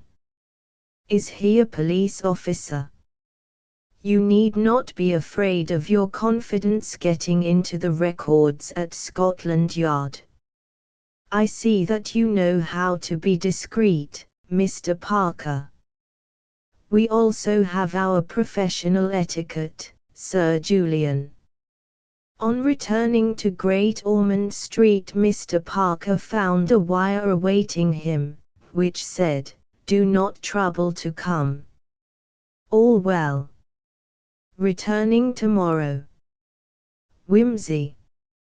Chapter 7. On returning to the flat just before lunchtime on the following morning, after a few confirmatory researches in Balham and the neighbourhood of Victoria Station, Lord Peter was greeted at the door by Mr. Bunter, who had gone straight home from Waterloo, with a telephone message and a severe and nursemaid-like eye. Lady Swaffham rang up, my lord, and said she hoped your lordship had not forgotten you were lunching with her. I have forgotten, Bunter, and I mean to forget. I trust you told her I had succumbed to lethargic encephalitis suddenly, no flowers by request. Lady Swaffham said, my lord, she was counting on you. She met the Duchess of Denver yesterday. If my sister-in-law's there I won't go, that's flat, said Lord Peter. I beg your pardon, my lord, the Dowager Duchess. What's she doing in town? I imagine she came up for the inquest, my lord. Oh, yes, we missed that, Bunter. Yes, my lord. Her Grace is lunching with Lady Swaffham. Bunter, I can't, really. Say I'm in bed with whooping cough, and ask my mother to come round after lunch. Very well, my lord. Mrs. Tommy Frail will be at Lady Swaffham's, my lord, and Mr. Milligan, Mr. who? Mr. John P. Milligan, my lord, and, good God, Bunter, why didn't you say so before? Have I time to get there before he does? All right. I'm off. With a taxi I can just, not in those trousers, my lord, said Mr. Bunter, blocking the way to the door with deferential firmness. Oh, Bunter pleaded his lordship, do let me, just this once. You don't know how important it is. Not on any account, my lord. It would be as much as my place is worth. The trousers are all right, Bunter. Not for Lady Swaffham's, my lord. Besides, your lordship forgets the man that ran against you with a milk can at Salisbury. And Mr. Bunter laid an accusing finger on a slight stain of grease showing across the light cloth. I wish to God I'd never let you grow into a privileged family retainer, Bunter, said Lord Peter, bitterly, dashing his walking stick into the umbrella stand. You've no conception of the mistakes my mother may be making. Mr. Bunter smiled grimly and led his victim away. When an immaculate Lord Peter was ushered, rather late for lunch, into Lady Swaffham's drawing room, the Dowager Duchess of Denver was seated on a sofa, plunged in intimate conversation with Mr. John P. Milligan of Chicago. I'm very pleased to meet you, Duchess, had been that financier's opening remark, to thank you for your exceedingly kind invitation. I assure you it's a compliment I deeply appreciate. The Duchess beamed at him, while conducting a rapid rally of all her intellectual forces.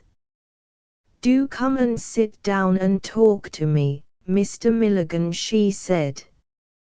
I do so love talking to you great businessmen. Let me see, is it a railway king you are, or something about Puss in the Corner? At least, I don't mean that exactly, but that game one used to play with cards, all about wheat and oats, and there was a bull and a bear, too, or was it a horse? No, a bear, because I remember one always had to try and get rid of it, and it used to get so dreadfully crumpled and torn, poor thing, always being handed about, one got to recognize it, and then one had to buy a new pack. So foolish it must seem to you, knowing the real thing, and dreadfully noisy, but really excellent for breaking the ice with rather stiff people who didn't know each other. I'm quite sorry it's gone out.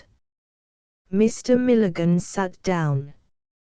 Well, now, he said, I guess it's as interesting for us businessmen to meet British aristocrats as it is for Britishers to meet American railway kings, Duchess.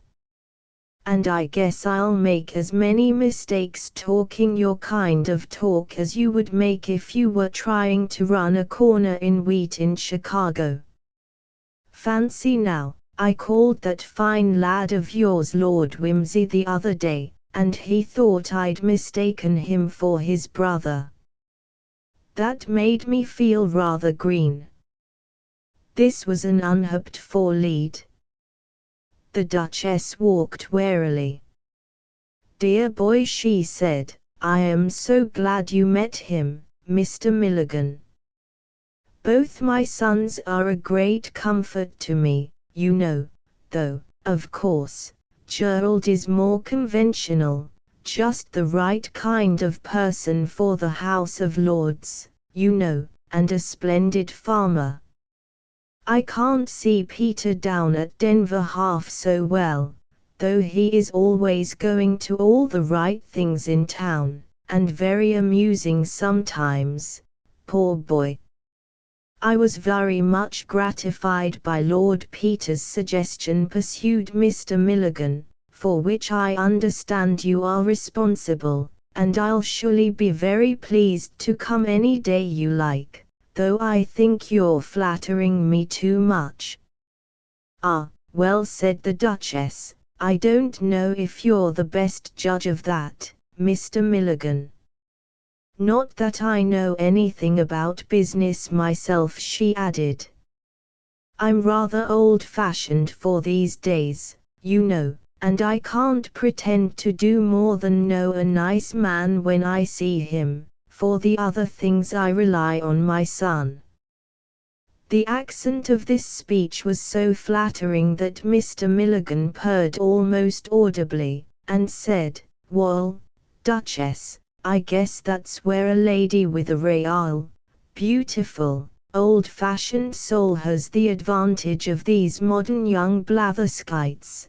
There aren't many men who wouldn't be nice to her, and even then, if they aren't rock bottom, she can see through them." But that leaves me where I was, thought the Duchess. I believe, she said aloud, that I ought to be thanking you in the name of the Vicar of Duke's Denver for a very munificent check which reached him yesterday for the Church Restoration Fund. He was so delighted and astonished, poor dear man. Oh, that's nothing, said Mr. Milligan. We haven't any fine old crusted buildings like yours over on our side, so it's a privilege to be allowed to drop a little kerosene into the wormholes when we hear of one in the old country suffering from senile decay. So when your lad told me about Duke's Denver, I took the liberty to subscribe without waiting for the bazaar. I'm sure it was very kind of you, said the Duchess. You are coming to the bazaar, then, she continued, gazing into his face appealingly. Sure thing, said Mr. Milligan, with great promptness. Lord Peter said you'd let me know for sure about the date, but we can always make time for a little bit of good work anyway. Of course I'm hoping to be able to avail myself of your kind invitation to stop, but if I'm rushed, I'll manage anyhow to pop over and speak my piece and pop back again. I hope so very much, said the Duchess. I must see what can be done about the date. Of course, I can't promise. No, said Mr. Milligan heartily. I know what these things are to fix up. And then there's not only me, there's all the real big men of European eminence your son mentioned, to be consulted. The Duchess turned pale at the thought that any one of these illustrious persons might sometime turn up in somebody's drawing room, but by this time she had dug herself in comfortably, and was even beginning to find her range. I can't say how grateful we are to you, she said, it will be such a treat. Do tell me what you think of saying. Well, began Mr. Milligan. Suddenly everybody was standing up and a penitent voice was heard to say, really, most awfully sorry, you know, hope you'll forgive me, Lady Swaffham. What? Dear lady, could I possibly forget an invitation from you?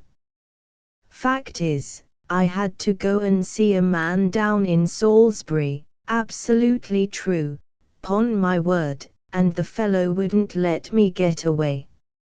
I'm simply grovelling before you, Lady Swaffham. Shall I go and eat my lunch in the corner? Lady Swaffham gracefully forgave the culprit. Your dear mother is here, she said. How do, mother, said Lord Peter, uneasily. How are you, dear, replied the Duchess. You really oughtn't to have turned up just yet. Mr. Milligan was just going to tell me what a thrilling speech he's preparing for the bazaar, when you came and interrupted us. Conversation at lunch turned, not unnaturally, on the Battersea inquest, the Duchess giving a vivid impersonation of Mrs. Thipps being interrogated by the coroner. Did you hear anything unusual in the night, says the little man, leaning forward and screaming at her, and so crimson in the face and his ears sticking out so, just like a cherubim in that poem of Tennyson's, or is a cherub blue? Perhaps it's a seraphim I mean, anyway, you know what I mean, all eyes, with little wings on its head. And dear old Mrs. Thipps saying, of course I have, any time these 80 years, and such a sensation in court till they found out she thought he'd said, do you sleep without a light, and everybody laughing, and then the coroner said quite loudly, damn the woman, and she heard that, I can't think why, and said, don't you get swearing, young man, sitting there in the presence of Providence, as you may say.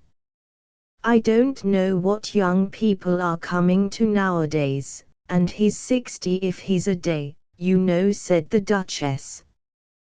By a natural transition, Mrs. Tommy Frail referred to the man who was hanged for murdering 3 brides in a bath. I always thought that was so ingenious, she said, gazing soulfully at Lord Peter, and do you know, as it happened, Tommy had just made me insure my life, and I got so frightened, I gave up my morning bath and took to having it in the afternoon when he was in the house, I mean, when he was not in the house, not at home, I mean. Dear lady, said Lord Peter, reproachfully, I have a distinct recollection that all those brides were thoroughly unattractive. But it was an uncommonly ingenious plan, the first time of asking, only he shouldn't have repeated himself. One demands a little originality in these days, even from murderers, said Lady Swaffham. Like dramatists, you know, so much easier in Shakespeare's time, wasn't it? Always the same girl dressed up as a man, and even that borrowed from Boccaccio or Dante or somebody. I'm sure if I'd been a Shakespeare hero, the very minute I saw a slim-legged young page boy I'd have said, Oddsbodikins. There's that girl again. That's just what happened, as a matter of fact, said Lord Peter. You see, Lady Swaffham, if ever you want to commit a murder, the thing you've got to do is to prevent people from associating their ideas. Most people don't associate anything, their ideas just roll about like so many dry peas on a tray, making a lot of noise and going nowhere. But once you begin letting them string their peas into a necklace, it's going to be strong enough to hang you, what? Dear me, said Mrs. Tommy Frail, with a little scream, what a blessing it is none of my friends have any ideas at all. Why, see, said Lord Peter, balancing a piece of duck on his fork and frowning, it's only in Sherlock Holmes and stories like that, that people think things out logically. Or nolly, if somebody tells you something out of the way, you just say, by Jove, or how sad, and leave it at that, and half the time you forget about it, unless something turns up afterwards to drive it home. For instance, Lady Swaffham, I told you when I came in that I'd been down to Salisbury, and that's true, only I don't suppose it impressed you much, and I don't suppose it'd impress you much if you read in the paper tomorrow of a tragic discovery of a dead lawyer down in Salisbury. But if I went to Salisbury again next week and there was a Salisbury doctor found dead the day after, you might begin to think I was a bird of ill omen for Salisbury residents, and if I went there again the week after, and you heard next day that the See of Salisbury had fallen vacant suddenly, you might begin to wonder what took me to Salisbury, and why I'd never mentioned before that I had friends down there, don't you see, and you might think of going down to Salisbury yourself, and asking all kinds of people if they'd happened to see a young man in plum-coloured socks hanging round the Bishop's palace. I dare say I should, said Lady Swaffham. Quite. And if you found that the lawyer and the doctor had once upon a time been in business at Poggleton-on-the-Marsh when the bishop had been vicar there, you'd begin to remember you'd once heard of me paying a visit to Poggleton-on-the-Marsh a long time ago, and you'd begin to look up the parish registers there and discover I'd been married under an assumed name by the vicar to the widow of a wealthy farmer, who died suddenly of peritonitis, as certified by the doctor, after the lawyer made a will leaving me all her money, and then you'd begin to think I might have very good reasons for getting rid of such promising blackmailers as the lawyer, the doctor and the bishop. Only, if I hadn't started an association in your mind by getting rid of them all in the same place, you'd never have thought of going to Poggleton-on-the-Marsh, and you wouldn't even have remembered I'd ever been there. Were you ever there, Lord Peter? Inquired Mrs. Tommy, anxiously. I don't think so, said Lord Peter, the name threads no beads in my mind. But it might, any day, you know. But if you were investigating a crime, said Lady Swaffham, you'd have to begin by the usual things, I suppose, finding out what the person had been doing, and who'd been to call, and looking for a motive, wouldn't you? Oh, yes, said Lord Peter. But most of us have such dozens of motives for murdering all sorts of inoffensive people. There's lots of people I'd like to murder, wouldn't you? Heaps, said Lady Swaffham. There's that dreadful, perhaps I'd better not say it, though, for fear you should remember it later on.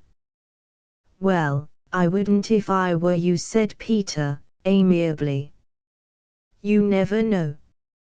It'd be beastly awkward if the person died suddenly tomorrow. The difficulty with this Battersea case, I guess, said Mr. Milligan, is that nobody seems to have any associations with the gentleman in the bath. So hard on poor Inspector Sage, said the Duchess. I quite felt for the man, having to stand up there and answer a lot of questions when he had nothing at all to say. Lord Peter applied himself to the duck, having got a little behindhand. Presently he heard somebody ask the Duchess if she had seen Lady Levi. She is in great distress, said the woman who had spoken, a Mrs. Fremantle, though she clings to the hope that he will turn up. I suppose you knew him, Mr. Milligan. Know him, I should say, for I hope he's still alive somewhere. Mrs. Fremantle was the wife of an eminent railway director, and celebrated for her ignorance of the world of finance. Her faux pas in this connection enlivened the tea parties of city men's wives. "Well, I've dined with him," said Mr. Milligan, good-naturedly. "I think he and I've done our best to ruin each other, Mrs. Fremantle. If this were the States," he added, "I'd be much inclined to suspect myself of having put Sir Reuben in a safe place. But we can't do business that way in your old country, no. It must be exciting work doing business in America," said Lord Peter. "It is," said Mr. Milligan. "I guess my brothers are having a good time there now. I'll be joining them again before long, as soon as I've fixed up a little bit of work for them on this side." "Well, you mustn't go till after my bazaar," said the Duchess. Lord Peter spent the afternoon in a vain hunt for Mr. Parker. He ran him down eventually after dinner in Great Ormond Street. Parker was sitting in an elderly but affectionate armchair, with his feet on the mantelpiece, relaxing his mind with a modern commentary on the Epistle to the Galatians. He received Lord Peter with quiet pleasure, though without rapturous enthusiasm, and mixed him a whisky and soda. Peter took up the book his friend had laid down and glanced over the pages. "All these men work with a bias in their minds, one way or other," he said. "They find what they are looking for." "Oh, they do," agreed the detective, "but one learns to discount that almost automatically, you know. When I was at college, I was all on the other side. Conybeare and Robertson and Drews and those people, you know, till I found they were all so busy looking for a burglar whom nobody had ever seen, that they couldn't recognize the footprints of the household, so to speak. Then I spent 2 years learning to be cautious." Said Lord Peter, "theology must be good exercise for the brain then, for you're easily the most cautious devil I know. But I say, do go on reading. It's a shame for me to come and root you up in your off time like this." "It's all right, old man," said Parker. The two men sat silent for a little, and then Lord Peter said, "Do you like your job?" The detective considered the question, and replied, "Yes, I do. I know it to be useful, and I am fitted to it. I do it quite well, not with inspiration, perhaps, but sufficiently well to take a pride in it. It is full of variety and it forces one to keep up to the mark and not get slack. And there's a future to it. Yes, I like it." "Why?" "Oh, nothing," said Peter. "It's a hobby to me, you see. I took it up when the bottom of things was rather knocked out for me, because it was so damned exciting, and the worst of it is, I enjoy it, up to a point. If it was all on paper I'd enjoy every bit of it. I love the beginning of a job, when one doesn't know any of the people and it's just exciting and amusing. But if it comes to really running down a live person and getting him hanged, or even quartered, poor devil, there don't seem as if there was any excuse for me butting in, since I don't have to make my living by it. And I feel as if I oughtn't ever to find it amusin'. But I do." Parker gave this speech his careful attention. I see what you mean, he said. There's old Milligan, for instance, said Lord Peter. On paper, nothing would be funnier than to catch old Milligan out. But he's rather a decent old bird to talk to. Mother likes him. He's taken a fancy to me. It's awfully entertainin' going and pumpin' him with stuff about a bazaar for church expenses, but when he's so jolly pleased about it and that, I feel a worm. Suppose old Milligan has cut Levy's throat and plugged him into the Thames. It ain't my business. It's as much yours as anybody's, said Parker. It's no better to do it for money than to do it for nothing. Yes, it is, said Peter stubbornly. Having to live is the only excuse there is for doing that kind of thing. Well, but look here, said Parker. If Milligan has cut poor old Levy's throat for no reason except to make himself richer, I don't see why he should buy himself off by giving £1,000 to Duke's Denver church roof, or why he should be forgiven just because he's childishly vain, or childishly snobbish. That's a nasty one, said Lord Peter. Well, if you like, even because he has taken a fancy to you. No, but, look here, Wimsey, do you think he has murdered Levi? Well, he may have. But do you think he has? I don't want to think so. Because he has taken a fancy to you. Well, that biases me, of course. I dare say it's quite a legitimate bias. You don't think a callous murderer would be likely to take a fancy to you? Well, besides, I've taken rather a fancy to him. I dare say that's quite legitimate, too. You've observed him and made a subconscious deduction from your observations, and the result is, you don't think he did it. Well, why not?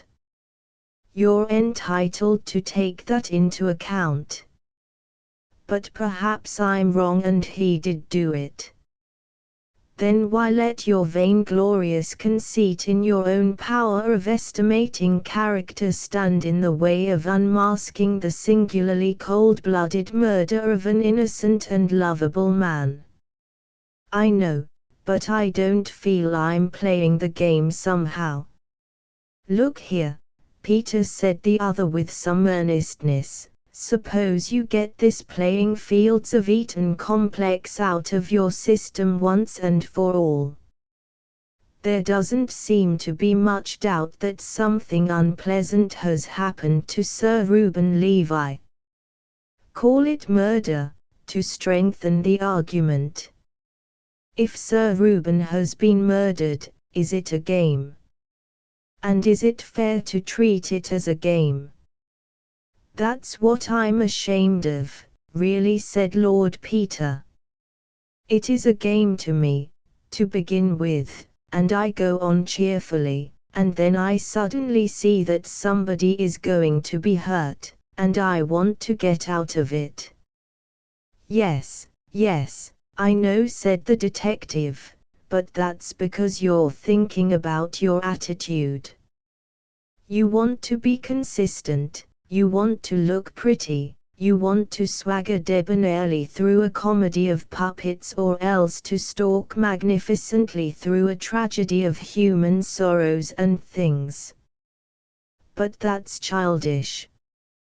If you've any duty to society in the way of finding out the truth about murders, you must do it in any attitude that comes handy.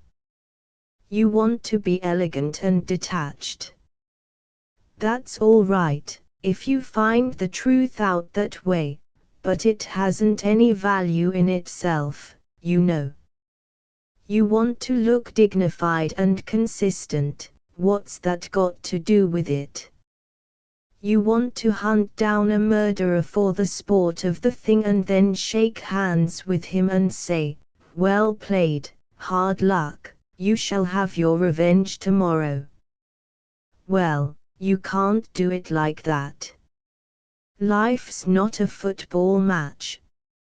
You want to be a sportsman. You can't be a sportsman. You're a responsible person. "I don't think you ought to read so much theology," said Lord Peter. "It has a brutalizing influence." He got up and paced about the room, looking idly over the bookshelves. Then he sat down again, filled and lit his pipe, and said, "Well, I'd better tell you about the ferocious and hardened Crimplisham." He detailed his visit to Salisbury. Once assured of his bona fides, Mr. Crimplisham had given him the fullest details of his visit to town. "And I've substantiated it all," groaned Lord Peter, "and unless he's corrupted half Balham, there's no doubt he spent the night there. And the afternoon was really spent with the bank people. And half the residents of Salisbury seem to have seen him off on Monday before lunch. And nobody but his own family or young Wicks seems to have anything to gain by his death. And even if young Wicks wanted to make away with him, it's rather far-fetched to go and murder an unknown man in Thipps's place in order to stick Crimplisham's eyeglasses on his nose." "Where was young Wicks on Monday?" asked Parker. "At a dance given by the precentor," said Lord Peter, wildly. "David, his name is David, dancing before the Ark of the Lord in the face of the whole cathedral close." There was a pause. "Tell me about the inquest," said Wimsey. Parker obliged with a summary of the evidence. "Do you believe the body could have been concealed in the flat after all?" he asked. "I know we looked, but I suppose we might have missed something." "We might. But Sage looked as well." "Sage? You do Sage an injustice," said Lord Peter. "If there had been any signs of Thipps's complicity in the crime, Sage would have found them." "Why?" "Why? Because he was looking for them. He's like your commentators on Galatians. He thinks that either Thipps, or Gladys Horrocks, or Gladys Horrocks's young man did it. Therefore he found marks on the windowsill where Gladys Horrocks's young man might have come in or handed something in to Gladys Horrocks. He didn't find any signs on the roof, because he wasn't looking for them. But he went over the roof before me." "Yes, but only in order to prove that there were no marks there. He reasons like this: Gladys Horrocks's young man is a glazier. Glaziers come on ladders.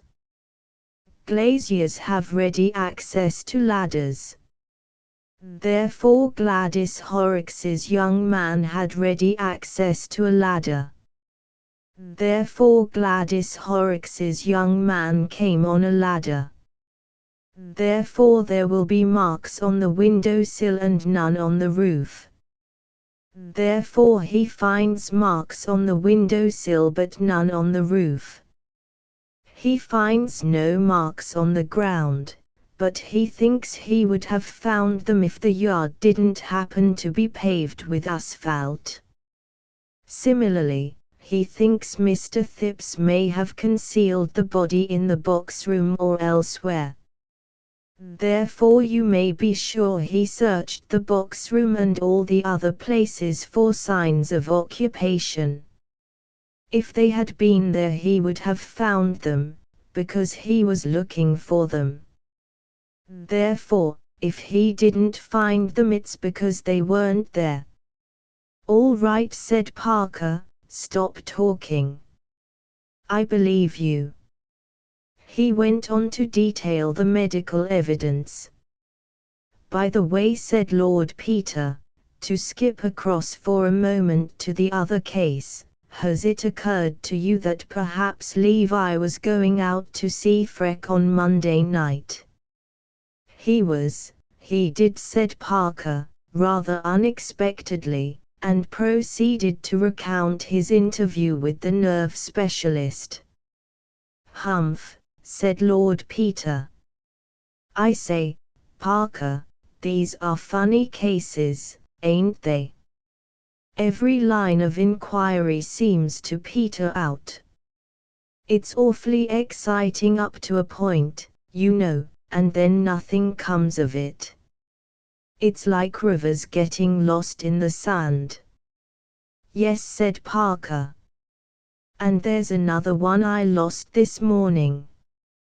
What's that? Oh, I was pumping Levy's secretary about his business. I couldn't get much that seemed important except further details about the Argentine and so on.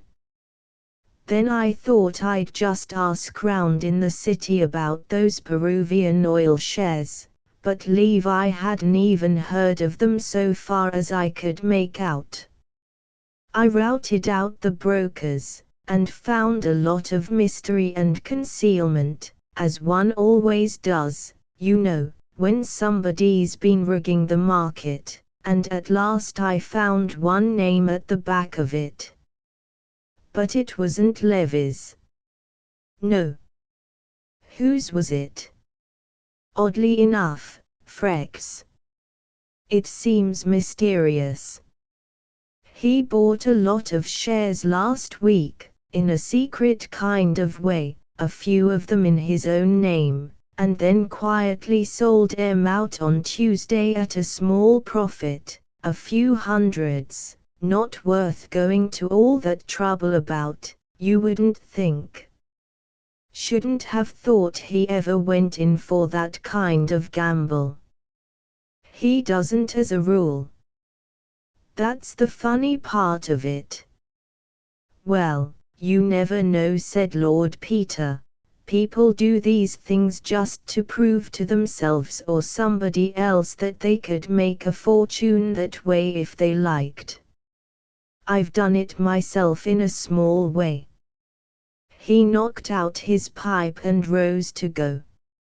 I say, old man, he said suddenly, as Parker was letting him out, does it occur to you that Freck's story doesn't fit in awfully well with what Anderson said about the old boy having been so jolly at dinner on Monday night?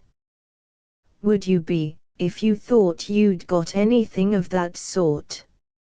No, I shouldn't, said Parker, but he added with his habitual caution, some men will jest in the dentist's waiting room. You, for one. Well, that's true, said Lord Peter, and went downstairs. Chapter 8. Lord Peter reached home about midnight, feeling extraordinarily wakeful and alert. Something was jigging and worrying in his brain. It felt like a hive of bees, stirred up by a stick. He felt as though he were looking at a complicated riddle, of which he had once been told the answer but had forgotten it and was always on the point of remembering. Somewhere, said Lord Peter to himself, somewhere I've got the key to these two things. I know I've got it, only I can't remember what it is. Somebody said it. Perhaps I said it. I can't remember where, but I know I've got it. Go to bed, Bunter, I shall sit up a little. I'll just slip on a dressing gown. Before the fire he sat down with his pipe in his mouth and his jazz-colored peacocks gathered about him. He traced out this line and that line of investigation, rivers running into the sand. They ran out from the thought of Levi, last seen at 10 o'clock in Prince of Wales Road. They ran back from the picture of the grotesque dead man in Mr. Thipps's bathroom. They ran over the roof, and were lost in the sand. Rivers running into the sand, rivers running underground, very far down, where Alf, the sacred river, ran through caverns measureless to man down to a sunless sea. By leaning his head down, it seemed to Lord Peter that he could hear them, very faintly, lipping and gurgling somewhere in the darkness. But where? He felt quite sure that somebody had told him once, only he had forgotten. He roused himself, threw a log on the fire, and picked up a book which the indefatigable Bunter, carrying on his daily fatigues amid the excitements of special duty, had brought from the Times Book Club. It happened to be Sir Julian Freke's Physiological Bases of the Conscience, which he had seen reviewed 2 days before. "This ought to send one to sleep," said Lord Peter. "If I can't leave these problems to my subconscious, I'll be as limp as a rag tomorrow." He opened the book slowly, and glanced carelessly through the preface. "I wonder if that's true about Levi being ill," he thought, putting the book down. "It doesn't seem likely. And yet, dash it all, I'll take my mind off it." He read on resolutely for a little. "I don't suppose Mother's kept up with the Levis much," was the next importunate train of thought. "Dad always hated self-made people and wouldn't have them at Denver. And old Gerald keeps up the tradition. I wonder if she knew Freke well in those days. She seems to get on with Milligan. I trust Mother's judgment a good deal. She was a brick about that bizarre business. I ought to have warned her. She said something once." He pursued an elusive memory for some minutes, till it vanished altogether with a mocking flicker of the tail. He returned to his reading. Presently another thought crossed his mind, aroused by a photograph of some experiment in surgery. If the evidence of Freke and that man Watts hadn't been so positive, he said to himself, I should be inclined to look into the matter of those shreds of lint on the chimney. He considered this, shook his head and read with determination. Mind and matter were one thing, that was the theme of the physiologist. Matter could erupt, as it were, into ideas. You could carve passions in the brain with a knife. You could get rid of imagination with drugs and cure an outworn convention like a disease. The knowledge of good and evil is an observed phenomenon, attendant upon a certain condition of the brain cells, which is removable. That was one phrase, and again, conscience in man may, in fact, be compared to the sting of a hive bee, which, so far from conducing to the welfare of its possessor, cannot function, even in a single instance, without occasioning its death. The survival value in each case is thus purely social, and if humanity ever passes from its present phase of social development into that of a higher individualism, as some of our philosophers have ventured to speculate, we may suppose that this interesting mental phenomenon may gradually cease to appear, just as the nerves and muscles which once controlled the movements of our ears and scalps have, in all save a few backward individuals, become atrophied and of interest only to the physiologist. By Jove, thought Lord Peter, idly, that's an ideal doctrine for the criminal. A man who believed that would never, and then it happened, the thing he had been half unconsciously expecting. It happened suddenly, surely, as unmistakably, as sunrise. He remembered, not one thing, nor another thing, nor a logical succession of things, but everything, the whole thing, perfect, complete, in all its dimensions as it were, and instantaneously, as if he stood outside the world and saw it suspended in infinitely dimensional space. He no longer needed to reason about it, or even to think about it. He knew it. There is a game in which one is presented with a jumble of letters and is required to make a word out of them, as thus. COSSSSRI. The slow way of solving the problem is to try out all the permutations and combinations in turn, throwing away impossible conjunctions of letters, as SSSIRC or SCSRSO. Another way is to stare at the incoordinate elements until, by no logical process that the conscious mind can detect, or under some adventitious external stimulus, the combination SCISSORS presents itself with calm certainty. After that, one does not even need to arrange the letters in order. The thing is done. Even so, the scattered elements of two grotesque conundrums, flung higgledy-piggledy into Lord Peter's mind, resolved themselves, unquestioned henceforward.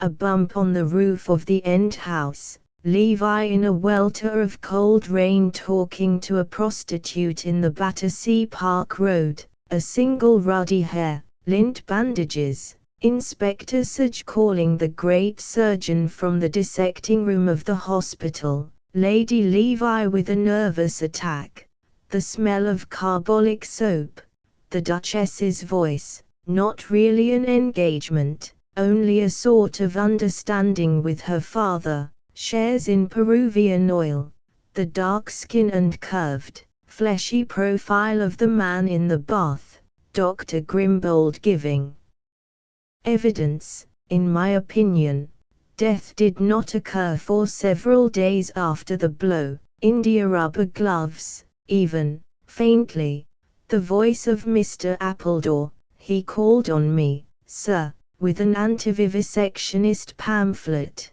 All these things and many others rang together and made one sound. They swung together like bells in a steeple, with the deep tenor booming through the clamor.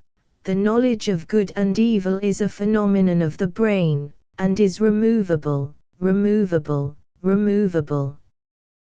The knowledge of good and evil is removable. Lord Peter Wimsey was not a young man who habitually took himself very seriously, but this time he was frankly appalled. It's impossible, said his reason, feebly. Credo quia impossibile, said his interior certainty with impervious self-satisfaction. All right, said conscience, instantly allying itself with blind faith. What are you going to do about it? Lord Peter got up and paced the room. Good Lord, he said. Good Lord. He took down Who's Who from the little shelf over the telephone and sought comfort in its pages. Freck, Sir Julian, KTCR. 1916, GCVOCR. 1919, KCVO 1917, KCB 1918, MD, FRCP, FRCS, DREN Med.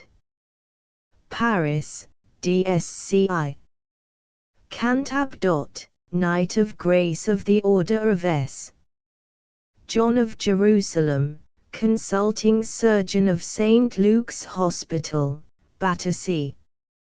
B. Grillingham, the 16th of March, 1872, only son of Edward Curzon Freck, Esquire, of Grylll Court, Grillingham.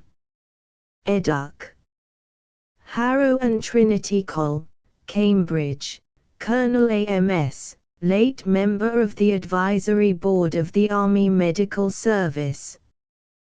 Publications: Some Notes on the Pathological Aspects of Genius, 1892, Statistical Contributions to the Study of Infantile Paralysis in England and Wales, 1894, Functional Disturbances of the Nervous System, 1899, Cerebrospinal Diseases, 1904, The Borderland of Insanity, 1906, An Examination into the Treatment of Portal Lunacy in the United Kingdom, 1906, Modern Developments in Psychotherapy, A Criticism, 1910, Criminal Lunacy, 1914, The Application of Psychotherapy to the Treatment of Shell Shock, 1917, An Answer to Professor Freud,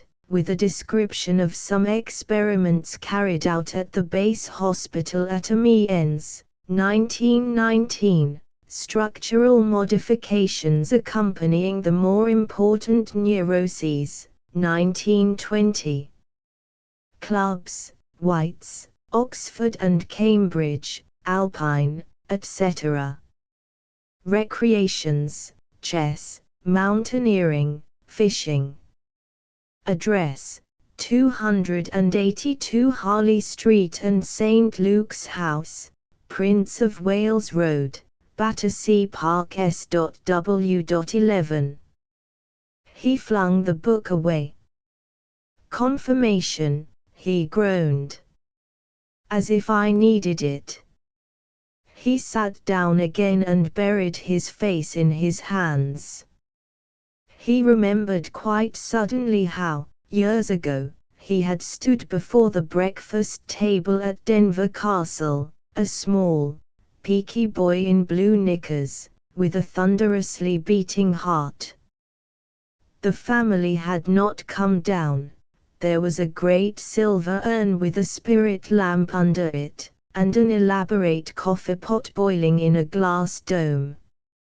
He had twitched the corner of the tablecloth, twitched it harder, and the urn moved ponderously forward and all the teaspoons rattled. He seized the tablecloth in a firm grip and pulled his hardest. He could feel now the delicate and awful thrill as the urn and the coffee machine and the whole of a Severs breakfast service had crashed down in one stupendous ruin. He remembered the horrified face of the butler, and the screams of a lady guest. A log broke across and sank into a fluff of white ash. A belated motor lorry rumbled past the window. Mr. Bunter, sleeping the sleep of the true and faithful servant, was aroused in the small hours by a hoarse whisper, "Bunter." "Yes, my lord," said Bunter, sitting up and switching on the light. "Put that light out, damn you," said the voice. "Listen, over there, listen, can't you hear it?" "It's nothing, my lord," said Mr. Bunter, hastily getting out of bed and catching hold of his master. "It's all right, you get to bed quick and I'll fetch you a drop of bromide." "Why, you're all shivering, you've been sitting up too late." "Hush, no, no, it's the water," said Lord Peter with chattering teeth. It's up to their waists down there, poor devils. But listen. Can't you hear it? Tap, tap, tap, they're mining us, but I don't know where, I can't hear, I can't. Listen, you. There it is again, we must find it, we must stop it. Listen. Oh, my God. I can't hear anything for the noise of the guns. Can't they stop the guns? Oh, dear, said Mr. Bunter to himself. No, no, it's all right, Major, don't you worry. But I hear it, protested Peter. So do I, said Mr. Bunter stoutly, very good hearing, too, my lord. That's our own sappers at work in the communication trench. Don't you fret about that, sir. Lord Peter grasped his wrist with a feverish hand. Our own sappers, he said, sure of that. Certain of it, said Mr. Bunter, cheerfully. They'll bring down the tower, said Lord Peter. To be sure they will, said Mr. Bunter, and very nice, too.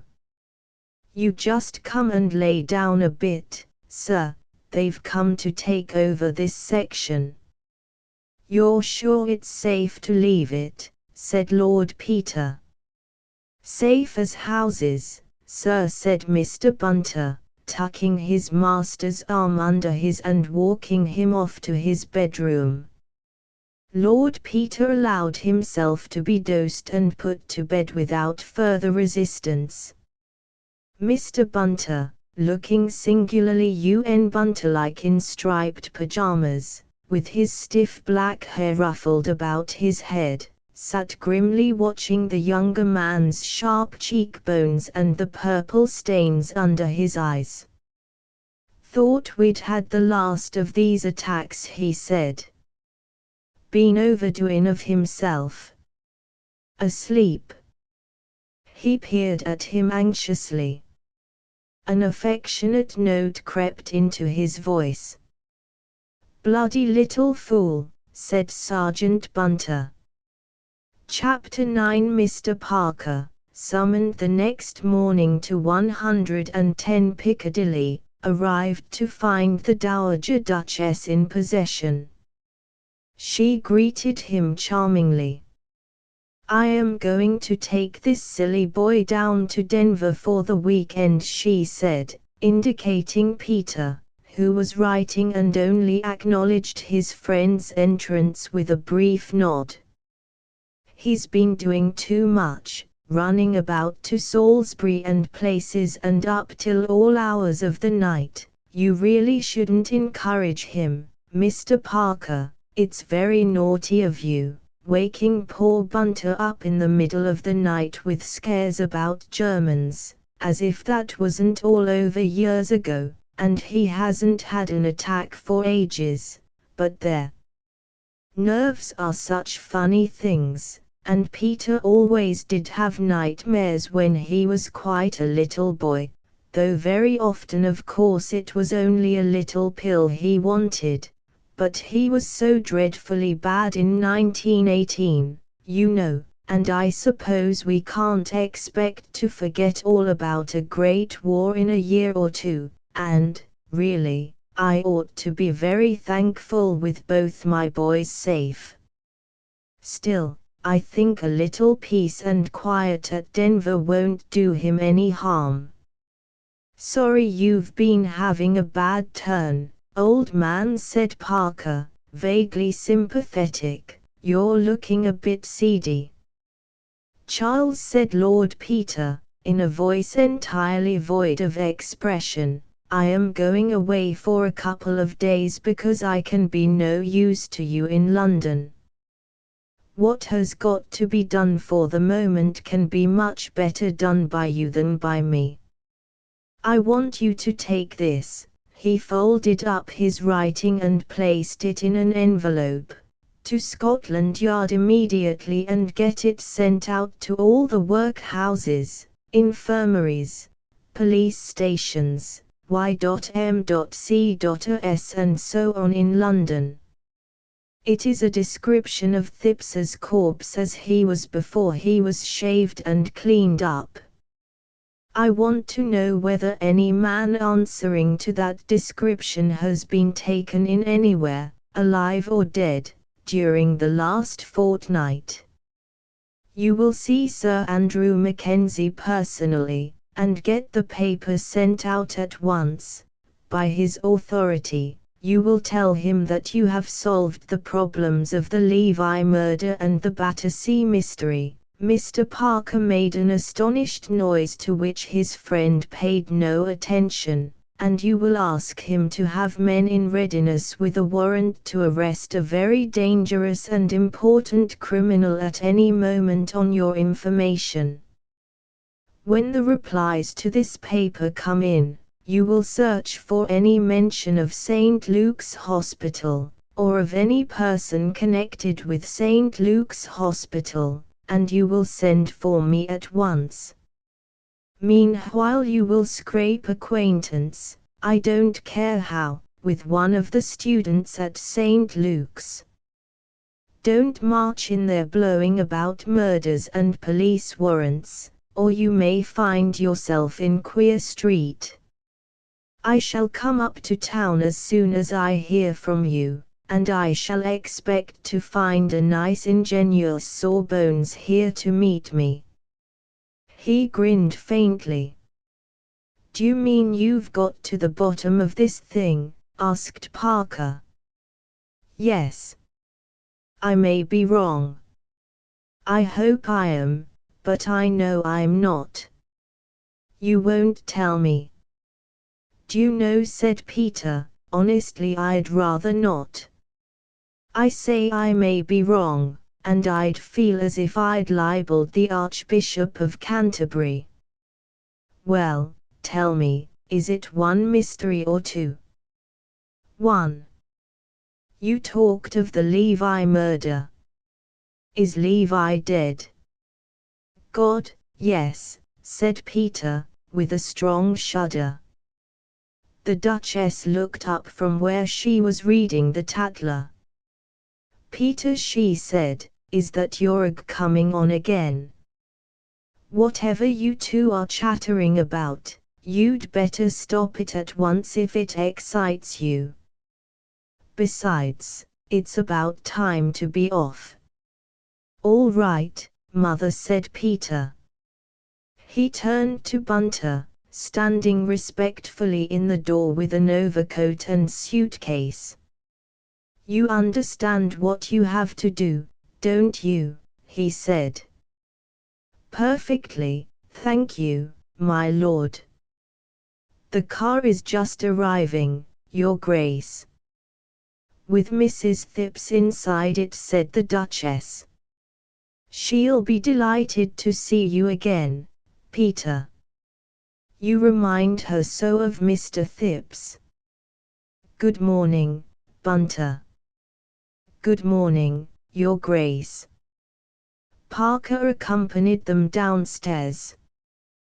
When they had gone, he looked blankly at the paper in his hand, then, remembering that it was Saturday and there was need for haste, he hailed a taxi. Scotland Yard, he cried. Tuesday morning saw Lord Peter and a man in a velveteen jacket swishing merrily through 7 acres of turnip tops, streaked yellow with early frosts.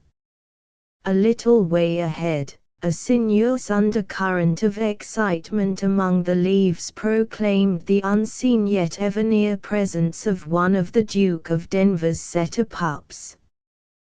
Presently a partridge flew up with a noise like a police rattle, and Lord Peter accounted for it very creditably for a man who, a few nights before, had been listening to imaginary German sappers.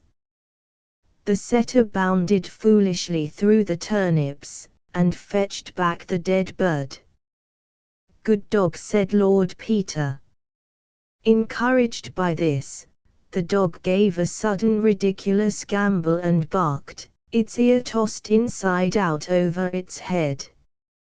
Heel, said the man in velveteen, violently.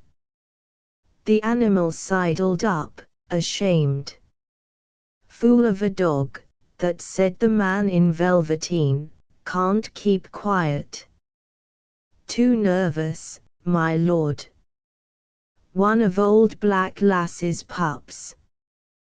Dear me, said Peter, is the old dog still going? No, my lord, we had to put her away in the spring. Peter nodded. He always proclaimed that he hated the country and was thankful to have nothing to do with the family estates, but this morning he enjoyed the crisp air and the wet leaves washing darkly over his polished boots. At Denver things moved in an orderly way. No one died sudden and violent deaths except aged setters and partridges, to be sure. He sniffed up the autumn smell with appreciation. There was a letter in his pocket which had come by the morning post, but he did not intend to read it just yet. Parker had not wired, there was no hurry. He read it in the smoking room after lunch. His brother was there, dozing over the Times, a good, clean Englishman, sturdy and conventional, rather like Henry VIII in his youth, Gerald, 16th Duke of Denver. The Duke considered his cadet rather degenerate, and not quite good form. He disliked his taste for police court news. The letter was from Mr. Bunter. 110, Piccadilly, W.1. My lord, I write, Mr. Bunter had been carefully educated and knew that nothing is more vulgar than a careful avoidance of beginning a letter with the first person singular, as your lordship directed, to inform you of the result of my investigations. I experienced no difficulty in becoming acquainted with Sir Julian Freke's manservant. He belongs to the same club as the Honourable Frederick Arbuthnot's man, who is a friend of mine, and was very willing to introduce me. He took me to the club yesterday, Sunday, evening, and we dined with the man, whose name is John Cummings, and afterwards I invited Cummings to drinks and a cigar in the flat. Your lordship will excuse me doing this, knowing that it is not my habit, but it has always been my experience that the best way to gain a man's confidence is to let him suppose that one takes advantage of one's employer. I always suspected Bunter of being a student of human nature, commented Lord Peter. I gave him the best old port. The deuce you did, said Lord Peter, having heard you and Mr. Arbuthnot talk over it. Said Lord Peter. Its effects were quite equal to my expectations as regards the principal matter in hand, but I very much regret to state that the man had so little understanding of what was offered to him that he smoked a cigar with it. One of your lordship's villas. You will understand that I made no comment on this at the time, but your lordship will sympathize with my feelings.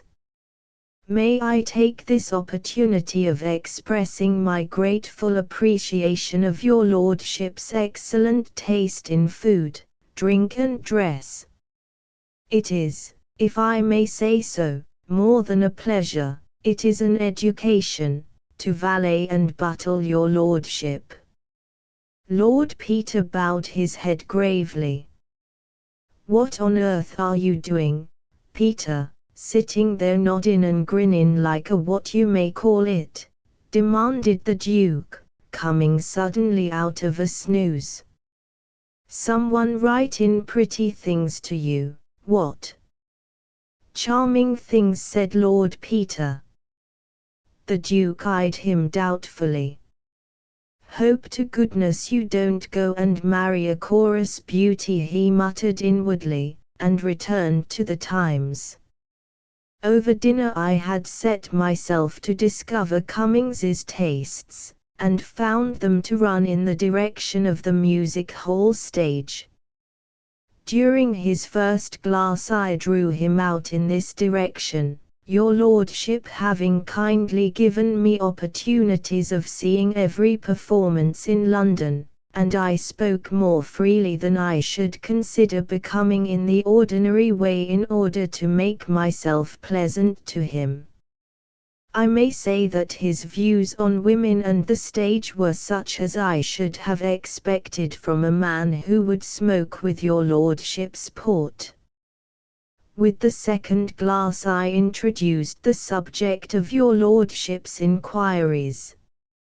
In order to save time I will write our conversation in the form of a dialogue, as nearly as possible as it actually took place. Cummings, you seem to get many opportunities of seeing a bit of life, Mr. Bunter. Bunter, one can always make opportunities if one knows how. Cummings, it's very easy for you to talk, Mr. Bunter. You're not married, for one thing. Bunter, I know better than that, Mr. Cummings. Cummings, so do I, now, when it's too late. He sighed heavily, and I filled up his glass. Bunter, does Mrs. Cummings live with you at Battersea? Cummings, yes, her and me we do form my governor. Such a life. Not but what there's a char comes in by the day. But what's a char? I can tell you it's dull all by ourselves in that D. Battersea suburb. Bunter, not very convenient for the halls, of course. Cummings, I believe you. It's all right for you, here in Piccadilly, right on the spot as you might say. And I dare say your governor's often out all night, eh? Bunter, oh, frequently, Mr. Cummings. Cummings, and I dare say you take the opportunity to slip off yourself every so often, eh?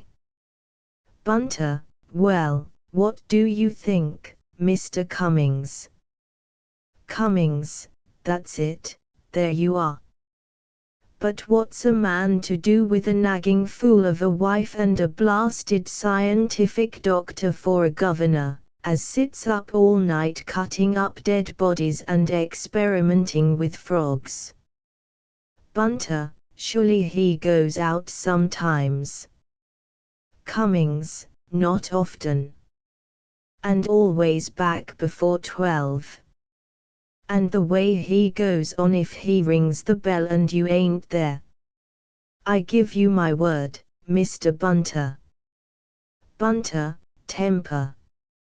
Cummings, no, but looking through you, nasty-like, as if you was on that operating table of his and he was going to cut you up.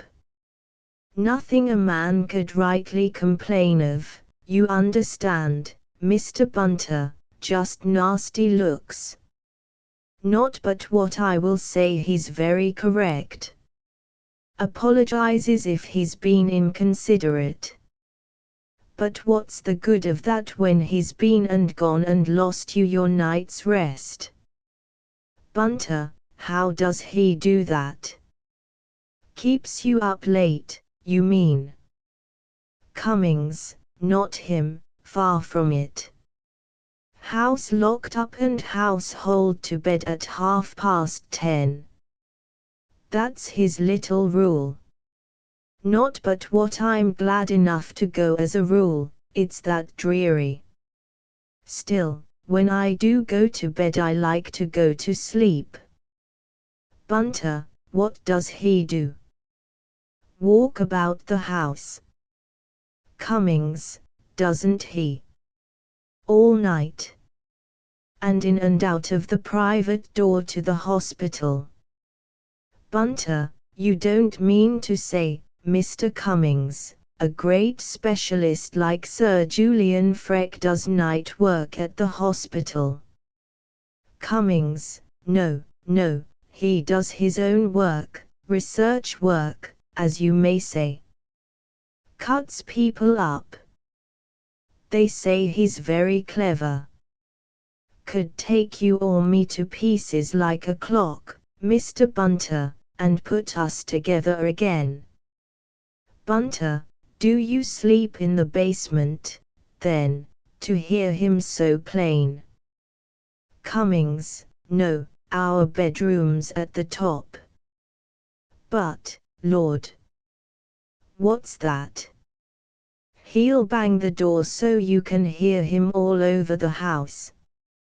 Bunter, many's the time I've had to speak to Lord Peter about that. And talking all night. And baths. Cummings, baths. You may well say that, Mr. Bunter. Baths. Me and my wife sleep next to the cistern room. Noise fit to wake the dead. All hours. When d'you think he chose to have a bath? No later than last Monday night, Mr. Bunter. Bunter, I've known them to do it at 2 in the morning, Mr. Cummings. Cummings, have you, now? Well, this was at 3. 3 o'clock in the morning we was waked up. I give you my word. Bunter, you don't say so, Mr. Cummings. Cummings, he cuts up diseases, you see, Mr. Bunter, and then he don't like to go to bed till he's washed the bacillus off, if you understand me. Very natural, too, I dare say.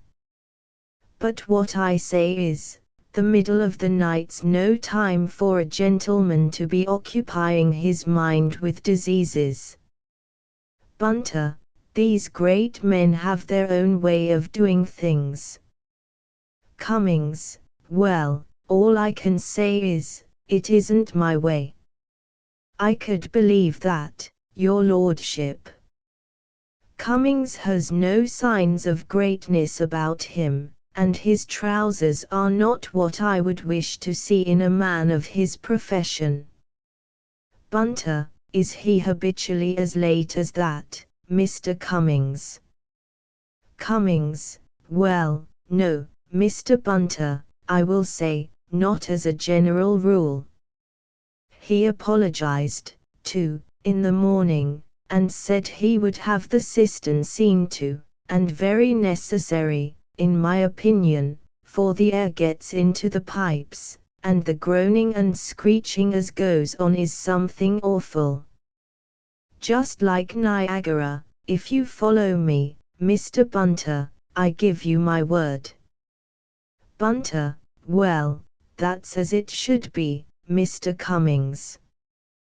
One can put up with a great deal from a gentleman that has the manners to apologize. And, of course, sometimes they can't help themselves. A visitor will come in unexpectedly and keep them late, perhaps. Cummings, that's true enough, Mr. Bunter. Now I come to think of it, there was a gentleman coming on Monday evening.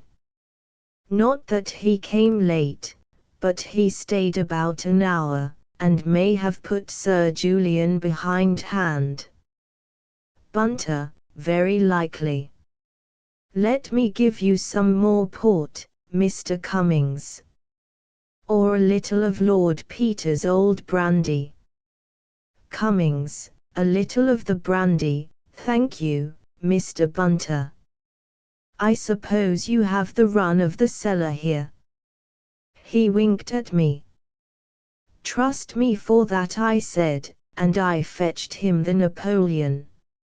I assure your lordship it went to my heart to pour it out for a man like that.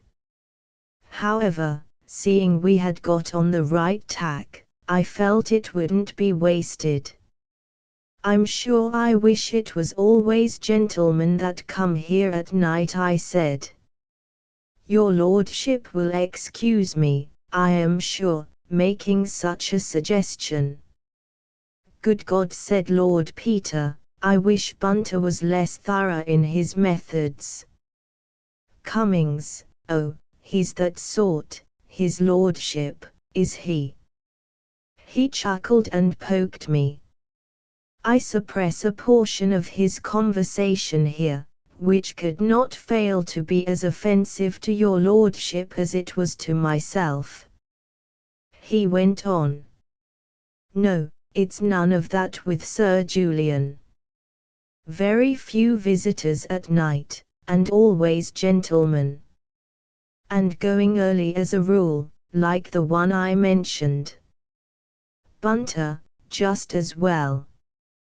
There's nothing I find more wearisome, Mr. Cummings, than sitting up to see visitors out. Cummings, oh, I didn't see this one out. Sir Julian let him out himself at 10 o'clock or thereabouts. I heard the gentleman shout good night and off he goes. Bunter, does Sir Julian always do that? Cummings, well, that depends. If he sees visitors downstairs, he lets them out himself. If he sees them upstairs in the library, he rings for me. Bunter, this was a downstairs visitor, then. Cummings, oh, yes. Sir Julian opened the door to him, I remember. He happened to be working in the hall. Though now I come to think of it, they went up to the library afterwards. That's funny. I know they did, because I happened to go up to the hall with Coles, and I heard them upstairs. Besides, Sir Julian rang for me in the library a few minutes later. Still, anyway, we heard him go at 10, or it may have been a bit before. He hadn't only stayed about 3/4 of an hour. However, as I was saying, there was Sir Julian banging in and out of the private door all night, and a bath at 3 in the morning, and up again for breakfast at 8, it beats me. If I had all his money, curse me if I'd go poking about with dead men in the middle of the night. I'd find something better to do with my time, Mr. Bunter. I need not repeat any more of his conversation, as it became unpleasant and incoherent, and I could not bring him back to the events of Monday night. I was unable to get rid of him till 3. He cried on my neck, and said I was the bird, and you were the governor for him. He said that Sir Julian would be greatly annoyed with him for coming home so late, but Sunday night was his night out, and if anything was said about it he would give notice. I think he will be ill-advised to do so, as I feel he is not a man I could conscientiously recommend if I were in Sir Julian Freke's place. I noticed that his boot heels were slightly worn down. I should wish to add, as a tribute to the great merits of your lordship's cellar, that, although I was obliged to drink a somewhat large quantity both of the Cockburn 68 and the 1800 Napoleon I, feel no headache or other ill effects this morning. Trusting that your lordship is deriving real benefit from the country air, and that the little information I have been able to obtain will prove satisfactory, I remain, with respectful duty to all the family, obediently yours, Mervyn Bunter. You know, said Lord Peter thoughtfully to himself, I sometimes think Mervyn Bunter's pulling my leg. What is it, Soames? A telegram, my lord. Parker, said Lord Peter, opening it. It said, description recognized, Chelsea workhouse. Unknown vagrant injured, street accident Wednesday week. Died workhouse Monday. Delivered St. Luke's same evening by order Freck. Much puzzled. Parker. Hooray, said Lord Peter, suddenly sparkling. I'm glad I've puzzled Parker. Gives me confidence in myself. Makes me feel like Sherlock Holmes. Perfectly simple, Watson. Dash it all, though. This is a beastly business. Still, it's puzzled Parker. What's the matter? Asked the Duke, getting up and yawning. Marching orders, said Peter, back to town. Many thanks for your hospitality, old bird, I'm feeling no end better. Ready to tackle Professor Moriarty or Leon Kestrel or any of 'em. I do wish you'd keep out of the police courts, grumbled the Duke. It makes it so dashed awkward for me, having a brother making himself conspicuous. Sorry, Gerald, said the other, I know I'm a beastly blot on the scutcheon. Why can't you marry and settle down and live quietly, doing something useful, said the Duke, unappeased. Because that was a washout, as you perfectly well know, said Peter. Besides, he added cheerfully, I'm being no end useful.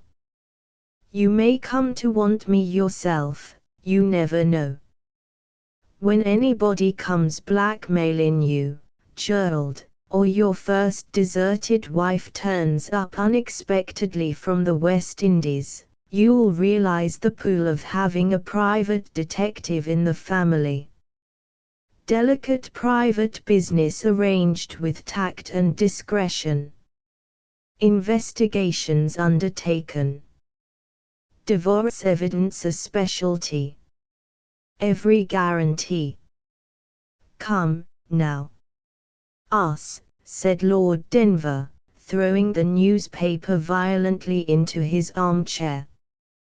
When do you want the car? Almost at once. I say, Jerry, I'm taking Mother up with me. Why should she be mixed up in it? Well, I want her help. I call it most unsuitable, said the Duke. The Dowager Duchess, however, made no objection. I used to know her quite well, she said, when she was Christine Ford. Why, dear? Because, said Lord Peter, there's a terrible piece of news to be broken to her about her husband. Is he dead, dear? Yes, and she will have to come and identify him. Poor Christine. Under very revolting circumstances, Mother. I'll come with you, dear. Thank you, Mother, you're a brick. Do you mind getting your things on straight away and coming up with me? I'll tell you about it in the car.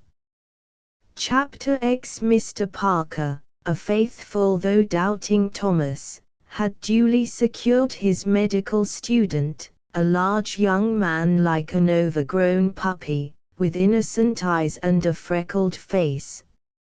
He sat on the Chesterfield before Lord Peter's library fire, bewildered in equal measure by his errand, his surroundings and the drink which he was absorbing.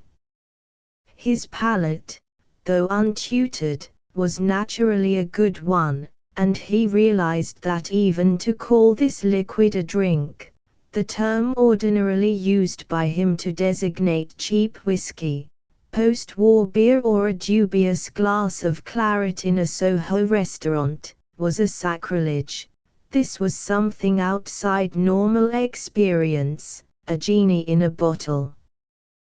The man called Parker, whom he had happened to run across the evening before in the public house at the corner of Prince of Wales Road, seemed to be a good sort. He had insisted on bringing him round to see this friend of his, who lived splendidly in Piccadilly. Parker was quite understandable. He put him down as a government servant, or perhaps something in the city. The friend was embarrassing. He was a lord, to begin with, and his clothes were a kind of rebuke to the world at large. He talked the most fatuous nonsense, certainly, but in a disconcerting way. He didn't dig into a joke and get all the fun out of it. He made it in passing, so to speak, and skipped away to something else before your retort was ready. He had a truly terrible manservant, the sort you read about in books, who froze the marrow in your bones with silent criticism. Parker appeared to bear up under the strain, and this made you think more highly of Parker. He must be more habituated to the surroundings of the great than you would think to look at him.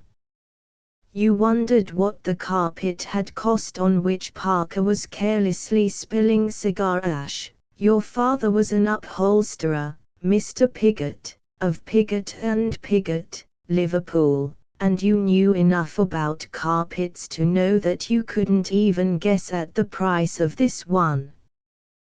When you moved your head on the bulging silk cushion in the corner of the sofa, it made you wish you shaved more often and more carefully. The sofa was a monster, but even so, it hardly seemed big enough to contain you. This Lord Peter was not very tall. In fact, he was rather a small man, but he didn't look undersized. He looked right. He made you feel that to be 6'3" was rather vulgarly assertive. You felt like mother's new drawing room curtains, all over great big blobs. But everybody was very decent to you, and nobody said anything you couldn't understand, or sneered at you. There were some frightfully deep-looking books on the shelves all round, and you had looked into a great folio Dante which was lying on the table, but your hosts were talking quite ordinarily and rationally about the sort of books you read yourself, clinking good love stories and detective stories. You had read a lot of those, and could give an opinion, and they listened to what you had to say. The Lord Peter had a funny way of talking about books, too, as if the author had confided in him beforehand, and told him how the story was put together, and which bit was written first. It reminded you of the way old Freck took a body to pieces. "Thing I object to in detective stories," said Mr. Piggott, "is the way fellows remember every bloomin' thing that's happened to 'em within the last 6 months. They are always ready with their time of day and was it raining or not, and what were they doing on such and such a day. Reel it all off like a page of poetry. But one ain't like that in real life, do you think so, Lord Peter?" Lord Peter smiled, and young Piggott, instantly embarrassed, appealed to his earlier acquaintance. "You know what I mean, Parker. Come now. One day's so like another, I'm sure I couldn't remember. Well, I might remember yesterday, perhaps, but I couldn't be certain about what I was doing last week if I was to be shot for it. No, said Parker, and evidence given in police statements sounds just as impossible.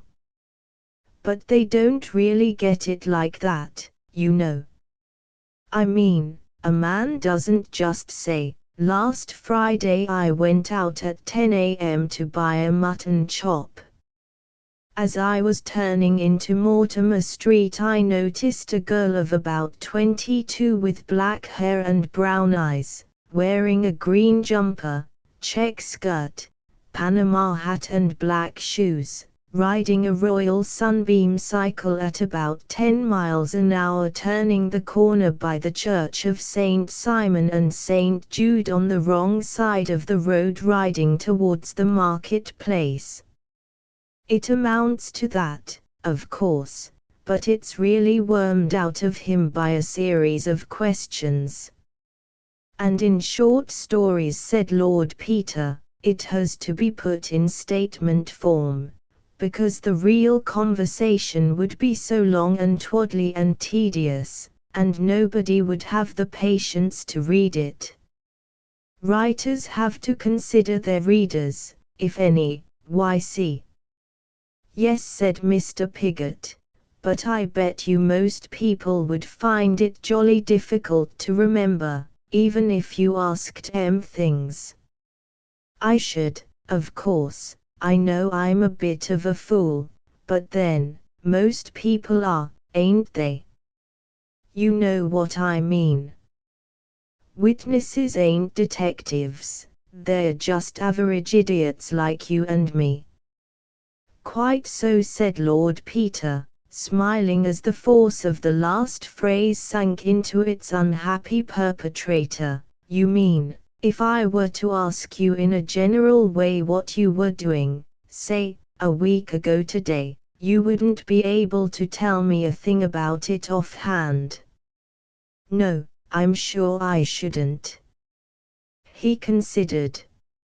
No, I was in at the hospital as usual, I suppose, and, being Tuesday, there'd be a lecture on something or the other, dashed if I know what, and in the evening I went out with Tommy Pringle. No, that must have been Monday, or was it Wednesday?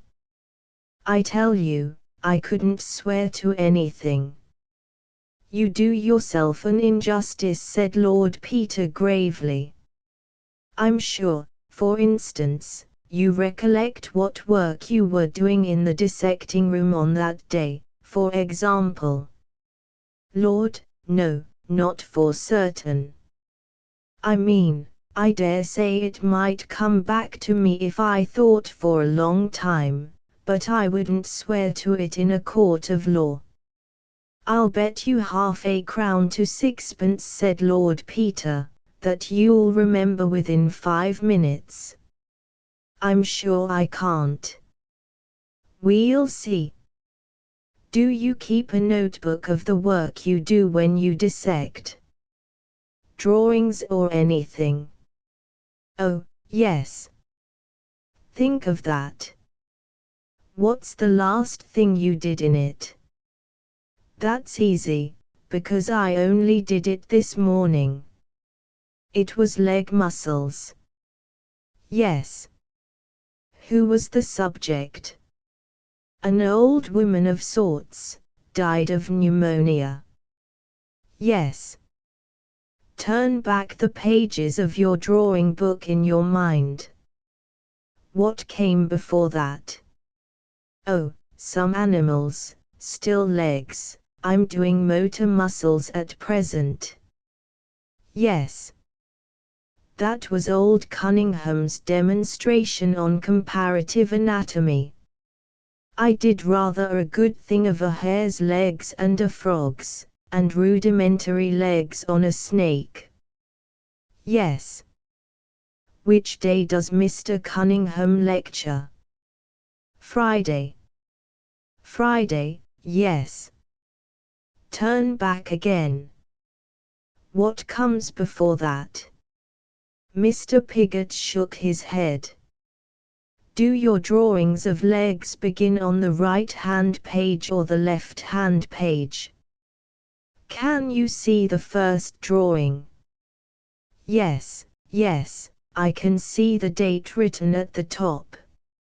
It's a section of a frog's hind leg, on the right-hand page. Yes. Think of the open book in your mind's eye. What is opposite to it? This demanded some mental concentration. Something round, colored, oh, yes, it's a hand. Yes. You went on from the muscles of the hand and arm to leg and foot muscles. Yes, that's right. I've got a set of drawings of arms. Yes. Did you make those on the Thursday? No, I'm never in the dissecting room on Thursday. On Wednesday, perhaps. Yes, I must have made them on Wednesday. Yes, I did. I went in there after we'd seen those tetanus patients in the morning. I did them on Wednesday afternoon. I know I went back because I wanted to finish M. I worked rather hard, for me. That's why I remember. Yes, you went back to finish them. When had you begun them, then? Why, the day before. The day before. That was Tuesday, wasn't it? I've lost count. Yes, the day before Wednesday, yes, Tuesday. Yes. Were they a man's arms or a woman's arms? Oh, a man's arms. Yes, last Tuesday, a week ago today, you were dissecting a man's arms in the dissecting room.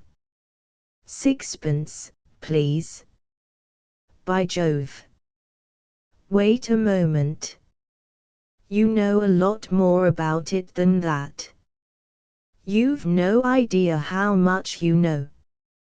You know what kind of man he was. Oh, I never saw him complete, you know. I got there a bit late that day, I remember. I'd asked for an arm specially, because I was rather weak in arms, and that's the attendant, had promised to save me one. Yes. You have arrived late and found your arm waiting for you. You are dissecting it, taking your scissors and slitting up the skin and pinning it back.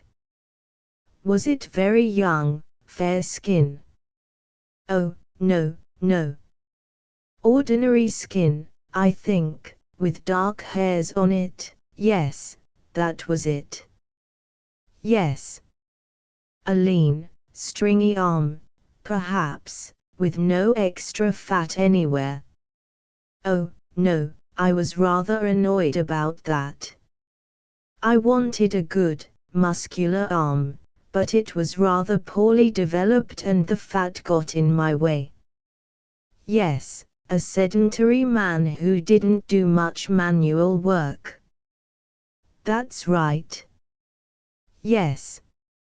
You dissected the hand, for instance, and made a drawing of it. You would have noticed any hard calluses. Oh, there was nothing of that sort. No. But should you say it was a young man's arm? Firm young flesh and limber joints? No, no. No. Old and stringy, perhaps? No. Middle-aged, with rheumatism. I mean, there was a chalky deposit in the joints, and the fingers were a bit swollen. Yes. A man about 50. About that. Yes. There were other students at work on the same body. Oh, yes. Yes. And they made all the usual sort of jokes about it. I expect so. Oh, yes. You can remember some of them. Who is your local funny man, so to speak? Tommy Pringle. What was Tommy Pringle's doing? Can't remember. Whereabouts was Tommy Pringle working? Over by the instrument cupboard, by Sink C. Yes. Get a picture of Tommy Pringle in your mind's eye. Pigott began to laugh. I remember now. Tommy Pringle, said the old sheeny. Why did he call him a sheeny? I don't know. But I know he did. Perhaps he looked like it. Did you see his head? No, who had the head? I don't know. Oh, yes, I do, though.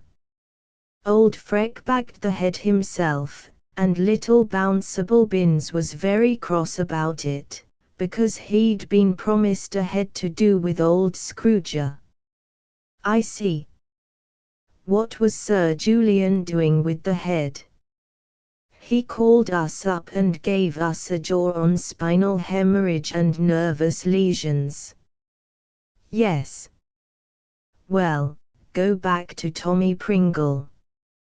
Tommy Pringle's joke was repeated, not without some embarrassment.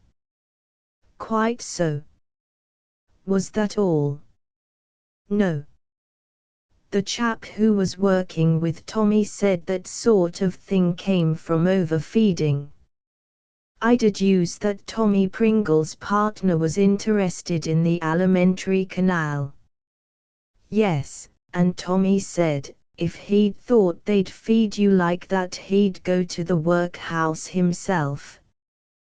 Then the man was a pauper from the workhouse. Well, he must have been, I suppose. Are workhouse paupers usually fat and well fed? Well, no, come to think of it, not as a rule. In fact, it struck Tommy Pringle and his friend that this was something a little out of the way in a workhouse subject. Yes. And if the alimentary canal was so entertaining to these gentlemen, I imagine the subject had come by his death shortly after a full meal. Yes, oh, yes, he'd have had to, wouldn't he? Well, I don't know, said Lord Peter. That's in your department, you know. That would be your inference, from what they said. Oh, yes. Undoubtedly. Yes, you wouldn't, for example, expect them to make that observation if the patient had been ill for a long time and fed on slops. Of course not. Well, you see, you really know a lot about it. On Tuesday week you were dissecting the arm muscles of a rheumatic middle-aged Jew, of sedentary habits, who had died shortly after eating a heavy meal, of some injury producing spinal hemorrhage and nervous lesions, and so forth, and who was presumed to come from the workhouse. Yes. And you could swear to those facts, if need were. Well, if you put it in that way, I suppose I could. Of course you could. Mr. Pigott sat for some moments in contemplation. I say, he said at last, I did know all that, didn't I? Oh, yes, you knew it all right, like Socrates' slave. Who's he? A person in a book I used to read as a boy. Oh, does he come in the last days of Pompeii? No, another book, I dare say you escaped it. It's rather dull. I never read much except Henty and Fenimore Cooper at school. But, have I got rather an extra good memory, then? You have a better memory than you credit yourself with. Then why can't I remember all the medical stuff? It all goes out of my head like a sieve. Well, why can't you? Said Lord Peter, standing on the hearthrug and smiling down at his guest. Well, said the young man, the chaps who examine one don't ask the same sort of questions you do. No. No, they leave you to remember all by yourself. And it's beastly hard. Nothing to catch hold of, don't you know? But, I say, how did you know about Tommy Pringle being the funny man? And I didn't, till you told me. No, I know. But how did you know he'd be there if you did ask? I mean to say, I say, said Mr. Piggott, who was becoming mellowed by influences themselves not unconnected with the alimentary canal, I say, are you rather clever, or am I rather stupid? No, no, said Lord Peter, it's me. I'm always asking such stupid questions, everybody thinks I must mean something by 'em. This was too involved for Mr. Piggott. Never mind, said Parker, soothingly, he's always like that. You mustn't take any notice. He can't help it. It's premature senile decay, often observed in the families of hereditary legislators. Go away, Wimsey, and play us the Beggar's Opera or something. That's good enough, isn't it? Said Lord Peter, when the happy Mr. Piggott had been dispatched home after a really delightful evening. I'm afraid so, said Parker. But it seems almost incredible. There's nothing incredible in human nature, said Lord Peter, at least, in educated human nature. Have you got that exhumation order? I shall have it tomorrow. I thought of fixing up with the workhouse people for tomorrow afternoon.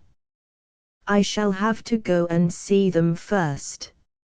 Right you are, I'll let my mother know. I begin to feel like you, Wimsey, I don't like this job. I like it a deal better than I did. You are really certain we're not making a mistake? Lord Peter had strolled across to the window. The curtain was not perfectly drawn, and he stood gazing out through the gap into lighted Piccadilly. At this he turned round. If we are, he said, we shall know tomorrow, and no harm will have been done. But I rather think you will receive a certain amount of confirmation on your way home. Look here, Parker, do you know, if I were you I'd spend the night here. There's a spare bedroom, I can easily put you up. Parker stared at him. Do you mean, I'm likely to be attacked? I think it very likely indeed.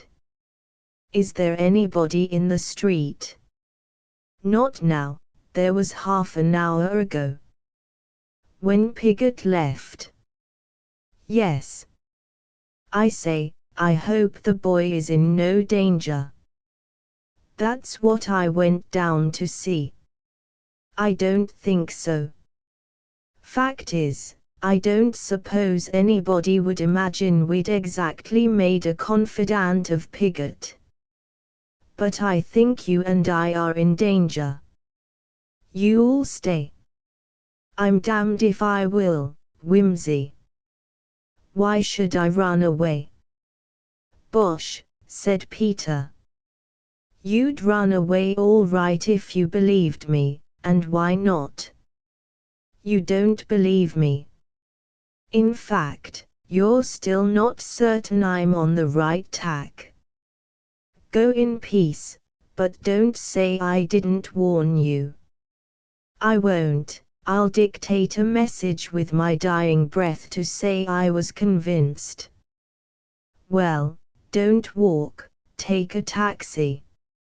"Very well, I'll do that. And don't let anybody else get into it." No, it was a raw, unpleasant night. A taxi deposited a load of people returning from the theater at the block of flats next door, and Parker secured it for himself. He was just giving the address to the driver, when a man came hastily running up from a side street. He was in evening dress and an overcoat. He rushed up, signaling frantically. "Sir, sir, dear me, why, it's Mr. Parker. How fortunate. If you would be so kind, summoned from the club, a sick friend, can't find a taxi, everybody going home from the theater, if I might share your cab, you are returning to Bloomsbury. I want Russell Square, if I might presume, a matter of life and death." He spoke in hurried gasps, as though he had been running violently and far. Parker promptly stepped out of the taxi. "Delighted to be of service to you, Sir Julian," he said. "Take my taxi. I am going down to Craven Street myself, but I'm in no hurry." "Pray make use of the cab." "It's extremely kind of you," said the surgeon. "I am ashamed."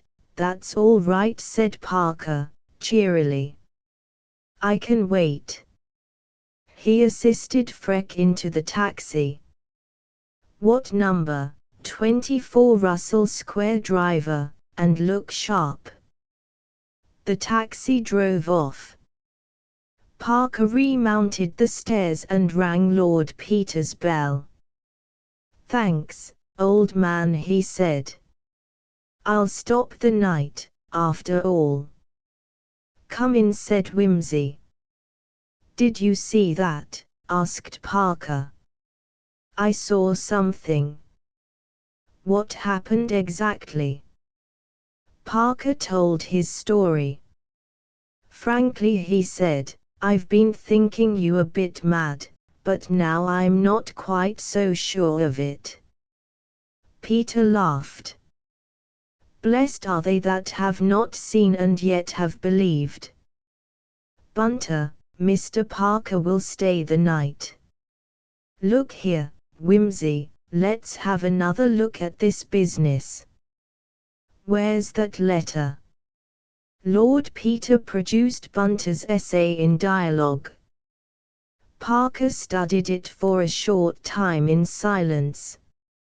"You know, Wimsey, I'm as full of objections to this idea as an egg is of meat."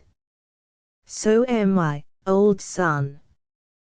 That's why I want to dig up our Chelsea pauper." "But trot out your objections." Well, look here, I don't pretend to be able to fill in all the blanks myself. But here we have two mysterious occurrences in one night, and a complete chain connecting the one with another through one particular person. It's beastly, but it's not unthinkable." "Yes, I know all that. But there are one or two quite definite stumbling blocks." "Yes, I know. But, see here. On the one hand, Levi disappeared after being last seen looking for Prince of Wales Road at 9 o'clock. At 8 next morning a dead man, not unlike him in general outline, is discovered in a bath in Queen Caroline Mansions. Levi, by Freck's own admission, was going to see Freck. By information received from Chelsea Workhouse, a dead man, answering to the description of the Battersea corpse in its natural state, was delivered that same day to Freck. We have Levi with a past, and no future, as it were, an unknown vagrant with a future, in the cemetery, and no past, and Freck stands between their future and their past. That looks all right, yes. Now, further, Freck has a motive for getting rid of Levi, an old jealousy. Very old, and not much of a motive. People have been known to do that sort of thing. You're thinking that people don't keep up old jealousies for 20 years or so? Perhaps not. Not just primitive, brute jealousy. That means a word and a blow. But the thing that rankles is hurt vanity. That sticks. Humiliation. And we've all got a sore spot we don't like to have touched. I've got it. You've got it. Some blighter said hell knew no fury like a woman scorned. Sticking it onto women, poor devils. Sex is every man's loco spot, you needn't fidget, you know it's true, he'll take a disappointment, but not a humiliation. I knew a man once who'd been turned down, not too charitably, by a girl he was engaged to.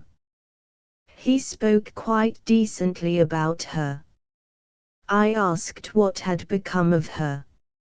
Oh, he said, she married the other fellow. And then burst out, couldn't help himself. Lord, yes, he cried. To think of it, jilted for a Scotchman.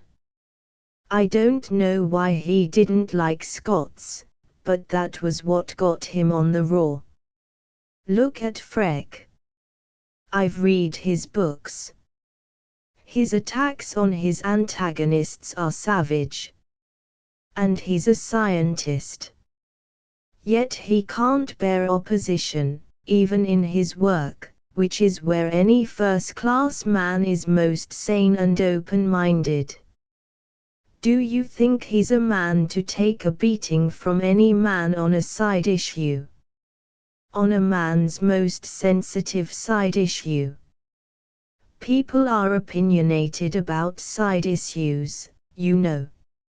I see red if anybody questions my judgment about a book. And Levi, who was nobody 20 years ago, romps in and carries off Freck's girl from under his nose. It isn't the girl Freck would bother about, it's having his aristocratic nose put out of joint by a little Jewish nobody. There's another thing. Freck's got another side issue. He likes crime. In that criminology book of his he gloats over a hardened murderer. I've read it, and I've seen the admiration simply glaring out between the lines whenever he writes about a callous and successful criminal. He reserves his contempt for the victims or the penitents or the men who lose their heads and get found out. His heroes are Edmond de la Pommeraye, who persuaded his mistress into becoming an accessory to her own murder, and George Joseph Smith of Brides in a Bath fame, who could make passionate love to his wife in the night and carry out his plot to murder her in the morning. After all, he thinks conscience is a sort of vermiform appendix. Chop it out and you'll feel all the better. Freck isn't troubled by the usual conscientious deterrent. witness his own hand in his books. Now again, the man who went to Levy's house in his place knew the house. Freck knew the house. He was a red-haired man, smaller than Levi, but not much smaller, since he could wear his clothes without appearing ludicrous. You have seen Freck, you know his height, about 5'11", I suppose, and his auburn mane. He probably wore surgical gloves. Freck is a surgeon. He was a methodical and daring man. Surgeons are obliged to be both daring and methodical. Now take the other side. The man who got hold of the Battersea corpse had to have access to dead bodies. Freck obviously had access to dead bodies. He had to be cool and quick and callous about handling a dead body. Surgeons are all that. He had to be a strong man to carry the body across the roofs and dump it in at Thips's window. Freck is a powerful man and a member of the Alpine Club. He probably wore surgical gloves and he let the body down from the roof with a surgical bandage. This points to a surgeon again. He undoubtedly lived in the neighborhood. Freck lives next door. The girl you interviewed heard a bump on the roof of the end house. That is the house next to Freck's. Every time we look at Freck, he leads somewhere, whereas Milligan and Thips and Crimplisham and all the other people we've honored with our suspicion simply led nowhere. Yes, but it's not quite so simple as you make out. What was Levi doing in that surreptitious way at Freck's on Monday night? Well, you have Freck's explanation. Rot, Wimsey. You said yourself it wouldn't do. Excellent. It won't do. Therefore Freck was lying. Why should he lie about it, unless he had some object in hiding the truth? Well, but why mention it at all? Because Levi, contrary to all expectation, had been seen at the corner of the road. That was a nasty accident for Freck. He thought it best to be beforehand with an explanation, of sorts. He reckoned, of course, on nobody's ever connecting Levi with Battersea Park. Well, then, we come back to the first question, why did Levi go there? I don't know, but he was got there somehow. Why did Freck buy all those Peruvian oil shares? I don't know, said Parker in his turn. Anyway, went on Wimsey, Freck expected him, and made arrangements to let him in himself, so that Cummings shouldn't see who the caller was. But the caller left again at 10. Oh, Charles. I did not expect this of you. This is the purest surgery. Who saw him go? Somebody said good night and walked away down the street. And you believe it was Levi because Freck didn't go out of his way to explain that it wasn't? Do you mean that Freck walked cheerfully out of the house to Park Lane, and left Levi behind, dead or alive, for Cummings to find? We have Cummings's word that he did nothing of the sort. A few minutes after the steps walked away from the house, Freck rang the library bell and told Cummings to shut up for the night. Then, well, there's a side door to the house, I suppose. In fact, you know there is. Cummings said so, through the hospital. Yes, well, where was Levi? Levi went up into the library and never came down. You've been in Freck's library. Where would you have put him? In my bedroom next door. Then that's where he did put him. But suppose the man went in to turn down the bed. Beds are turned down by the housekeeper, earlier than 10 o'clock. Yes. But Cummings heard Freck about the house all night. He heard him go in and out 2 or 3 times. He'd expect him to do that, anyway. Do you mean to say Freck got all that job finished before 3 in the morning? Why not? Quick work. Well, call it quick work. Besides, why 3? Cummings never saw him again till he called him for 8 o'clock breakfast. But he was having a bath at 3. I don't say he didn't get back from Park Lane before 3. But I don't suppose Cummings went and looked through the bathroom keyhole to see if he was in the bath. Parker considered again.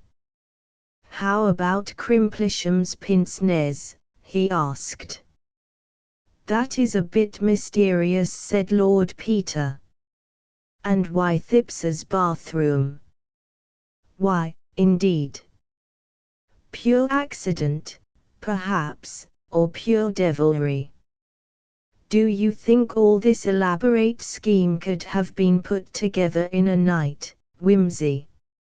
Far from it.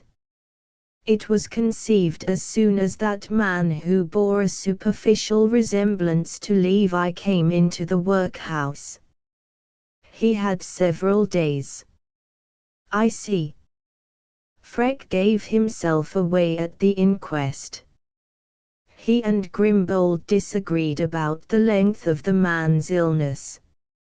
If a small man, comparatively speaking, like Grimbold presumes to disagree with a man like Freck, it's because he is sure of his ground. Then, if your theory is sound, Freck made a mistake. Yes. A very slight one. He was guarding, with unnecessary caution, against starting a train of thought in the mind of anybody, say, the workhouse doctor. Up till then he'd been reckoning on the fact that people don't think a second time about anything, a body, say, that's once been accounted for. What made him lose his head? A chain of unforeseen accidents. Levy's having been recognized, my mother's son having foolishly advertised in the Times his connection with the Battersea end of the mystery, Detective Parker, whose photograph has been a little prominent in the illustrated press lately, seen sitting next door to the Duchess of Denver at the inquest. His aim in life was to prevent the two ends of the problem from linking up. And there were 2 of the links, literally side by side. Many criminals are wrecked by overcaution. Parker was silent. Chapter 11 A regular pea souper, by Jove, said Lord Peter. Parker grunted, and struggled irritably into an overcoat. It affords me, if I may say so, the greatest satisfaction, continued the noble lord, that in a collaboration like ours all the uninteresting and disagreeable routine work is done by you. Parker grunted again. Do you anticipate any difficulty about the warrant? Inquired Lord Peter. Parker grunted a third time. I suppose you've seen to it that all this business is kept quiet. Of course. You've muzzled the workhouse people. Of course. And the police. Yes. Because, if you haven't, there'll probably be nobody to arrest. My dear Wimsey, do you think I'm a fool? I had no such hope. Parker grunted finally and departed. Lord Peter settled down to a perusal of his Dante. It afforded him no solace. Lord Peter was hampered in his career as a private detective by a public school education. Despite Parker's admonitions, he was not always able to discount it. His mind had been warped in its young growth by Raffles and Sherlock Holmes, or the sentiments for which they stand. He belonged to a family which had never shot a fox. "I am an amateur," said Lord Peter. Nevertheless, while communing with Dante, he made up his mind. In the afternoon he found himself in Harley Street. Sir Julian Freke might be consulted about one's nerves from 2 till 4 on Tuesdays and Fridays. Lord Peter rang the bell. "Have you an appointment, sir?" inquired the man who opened the door. "No," said Lord Peter, "but will you give Sir Julian my card? I think it possible he may see me without one." He sat down in the beautiful room in which Sir Julian's patients awaited his healing counsel. It was full of people. 2 or 3 fashionably dressed women were discussing shops and servants together, and teasing a toy griffin. A big, worried-looking man by himself in a corner looked at his watch 20 times a minute. Lord Peter knew him by sight. It was Wintrington, a millionaire, who had tried to kill himself a few months ago. He controlled the finances of 5 countries, but he could not control his nerves. The finances of 5 countries were in Sir Julian Freke's capable hands. By the fireplace sat a soldierly-looking young man, of about Lord Peter's own age.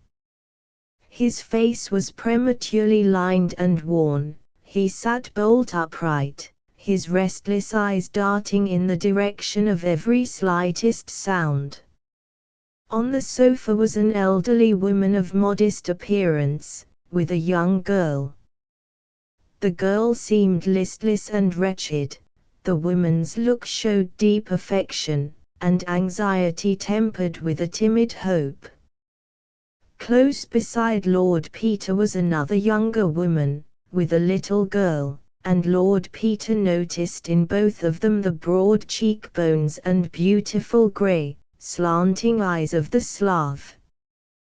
The child, moving restlessly about, trod on Lord Peter's patent leather toe, and the mother admonished her in French before turning to apologize to Lord Peter. "Mais je vous en prie, madame," said the young man, "it is nothing." "She is nervous, pauvre petite," said the young woman. "You are seeking advice for her?" "Yes." "He is wonderful, the doctor." "Figure to yourself, monsieur, she cannot forget, poor child, the things she has seen." She leaned nearer, so that the child might not hear. "We have escaped from starving Russia 6 months ago. I dare not tell you, she has such quick ears, and then, the cries, the tremblings, the convulsions, they all begin again. We were skeletons when we arrived, mon Dieu, but that is better now. See, she is thin, but she is not starved. She would be fatter but for the nerves that keep her from eating. We who are older, we forget, enfin, on apprende ne pas y penser, but these children. When one is young, monsieur, tout ca impression trop. Lord Peter, escaping from the thraldom of British good form, expressed himself in that language in which sympathy is not condemned to mutism. But she is much better, said the mother, proudly. The great doctor, he does marvels. C'est un homme précieux, said Lord Peter. Ah, monsieur, c'est un saint qui opère des miracles. Nous prions pour lui, Natasha et moi, tous les jours. N'est-ce pas, chérie? And consider, monsieur, that he does it all, ce grand homme, cet homme illustre, for nothing at all. When we come here, we have not even the clothes upon our backs, we are ruined, famished.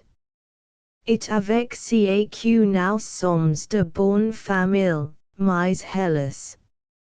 Monsieur, en Russie, comme vous savez, cane vous vort que des insultes, des atrocités. Enfin. The great Sir Julian sees us, he says, Madam, your little girl is very interesting to me. Say no more. I cure her for nothing, pour ces beaux yeux il ajoute en riant. Ah, monsieur, c'est un saint, un veritable saint. And Natasha is much better. Madam, je vous en félicite. And you, monsieur? You are young, well, strong, you also suffer. It is still the war, perhaps. A little remains of shell shock, said Lord Peter. Ah, yes. So many good, brave, young men. Sir Julian can spare you a few minutes, my lord, if you will come in now, said the servant. Lord Peter bowed to his neighbour, and walked across the waiting room. As the door of the consulting room closed behind him, he remembered having once gone, disguised, into the staff room of a German officer. He experienced the same feeling, the feeling of being caught in a trap, and a mingling of bravado and shame. He had seen Sir Julian Freck several times from a distance, but never close. Now, while carefully and quite truthfully detailing the circumstances of his recent nervous attack, he considered the man before him. A man taller than himself, with immense breadth of shoulder, and wonderful hands. A face beautiful, impassioned and inhuman, fanatical, compelling eyes, bright blue amid the ruddy bush of hair and beard. They were not the cool and kindly eyes of the family doctor, they were the brooding eyes of the inspired scientist, and they searched one through. Well, thought Lord Peter, I shan't have to be explicit, anyhow. Yes, said Sir Julian, yes. You had been working too hard. Puzzling your mind. Yes. More than that, perhaps, troubling your mind, shall we say. I found myself faced with a very alarming contingency. Yes. Unexpectedly, perhaps. Very unexpected indeed. Yes. Following on a period of mental and physical strain. Well, perhaps. Nothing out of the way. Yes. The unexpected contingency was personal to yourself. It demanded an immediate decision as to my own actions, Yes, in that sense it was certainly personal. Quite so. You would have to assume some responsibility, no doubt. A very grave responsibility. Affecting others besides yourself. Affecting one other person vitally, and a very great number indirectly. Yes. The time was night. You were sitting in the dark. Not at first. I think I put the light out afterwards. Quite so, that action would naturally suggest itself to you. Were you warm? I think the fire had died down. My man tells me that my teeth were chattering when I went into him. Yes. You live in Piccadilly? Yes. Heavy traffic sometimes goes past during the night, I expect. Oh, frequently.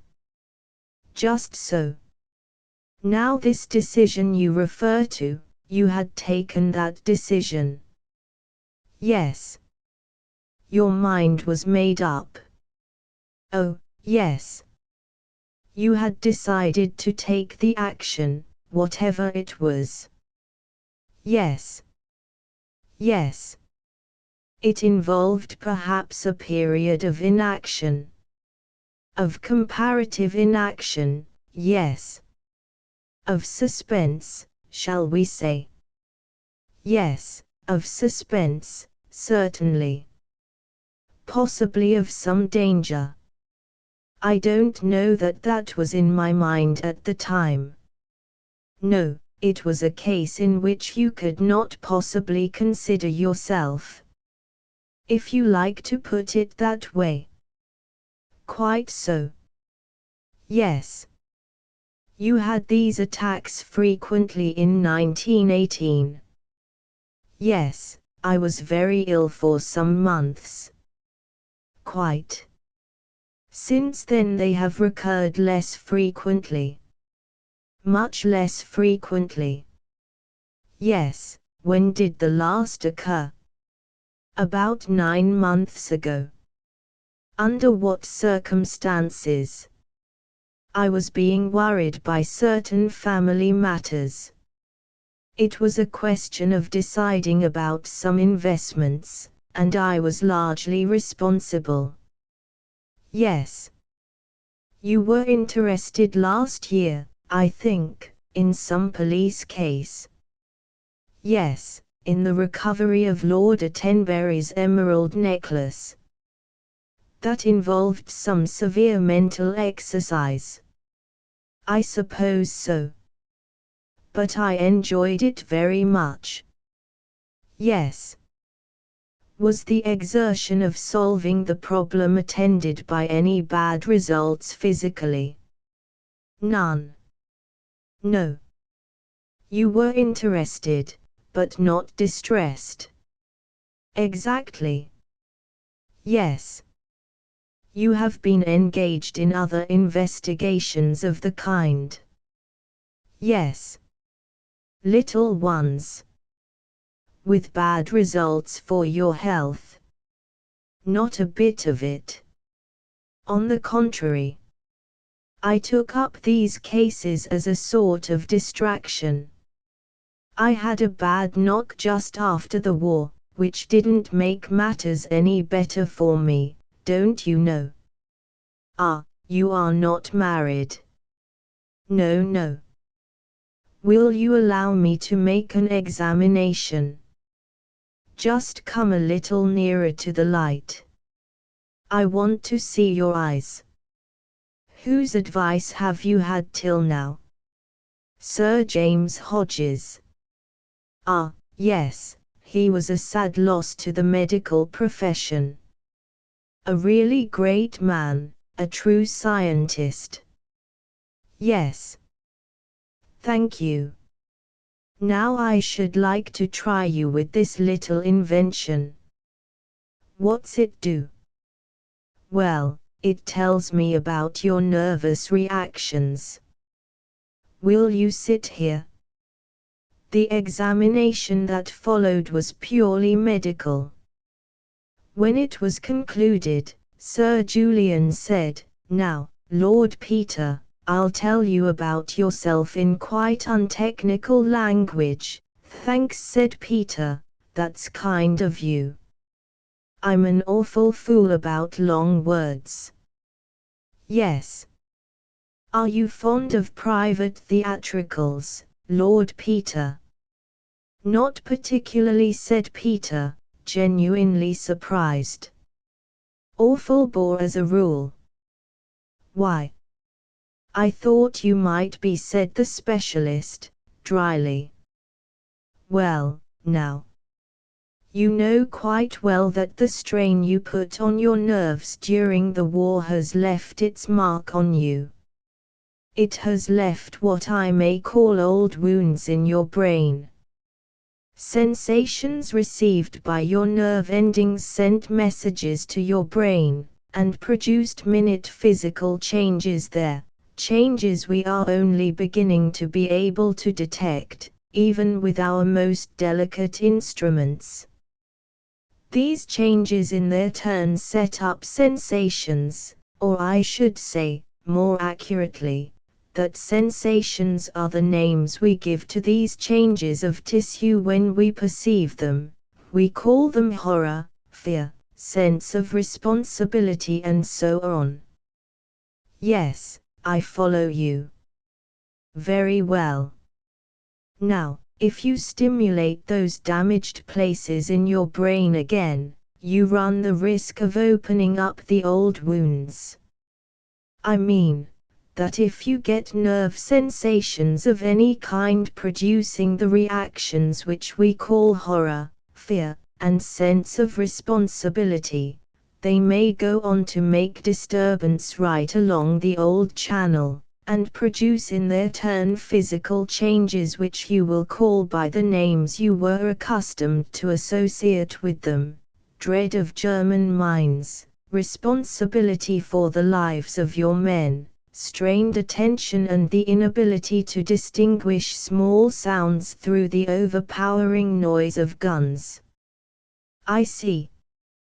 This effect would be increased by extraneous circumstances producing other familiar physical sensations, night, cold, or the rattling of heavy traffic, for instance." "Yes. Yes. The old wounds are nearly healed, but not quite. The ordinary exercise of your mental faculties has no bad effect. It is only when you excite the injured part of your brain." "Yes, I see. Yes. You must avoid these occasions. You must learn to be irresponsible, Lord Peter." "My friends say I'm only too irresponsible already." "Very likely. A sensitive nervous temperament often appears so, owing to its mental nimbleness." "Oh. Yes. This particular responsibility you were speaking of still rests upon you." "Yes, it does. You have not yet completed the course of action on which you have decided." "Not yet." "You feel bound to carry it through." "Oh, yes, I can't back out of it now." "No. You are expecting further strain." "A certain amount." "Do you expect it to last much longer?" "Very little longer now." "Ah. Your nerves are not all they should be." "No. No. Nothing to be alarmed about, but you must exercise care while undergoing this strain, and afterwards you should take a complete rest." "How about a voyage in the Mediterranean or the South Seas or somewhere?" "Thanks. I'll think about it. Meanwhile, to carry you over the immediate trouble. I will give you something to strengthen your nerves. It will do you no permanent good, you understand, but it will tide you over the bad time. And I will give you a prescription. Thank you. Sir Julian got up and went into a small surgery leading out of the consulting room. Lord Peter watched him moving about, boiling something and writing. Presently he returned with a paper and a hypodermic syringe. Here is the prescription.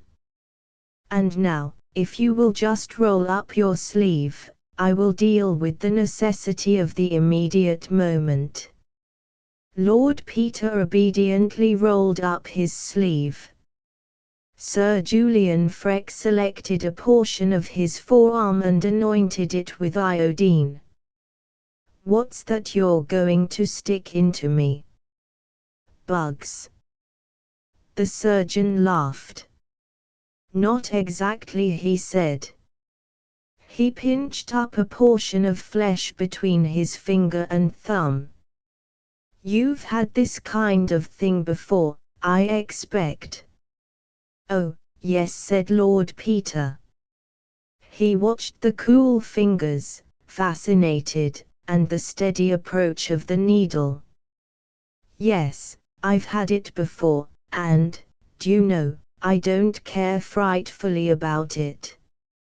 He had brought up his right hand, and it closed over the surgeon's wrist like a vice. The silence was like a shock. The blue eyes did not waver, they burned down steadily upon the heavy white lids below them. Then these slowly lifted, the grey eyes met the blue, coldly, steadily, and held them. When lovers embrace, there seems no sound in the world but their own breathing.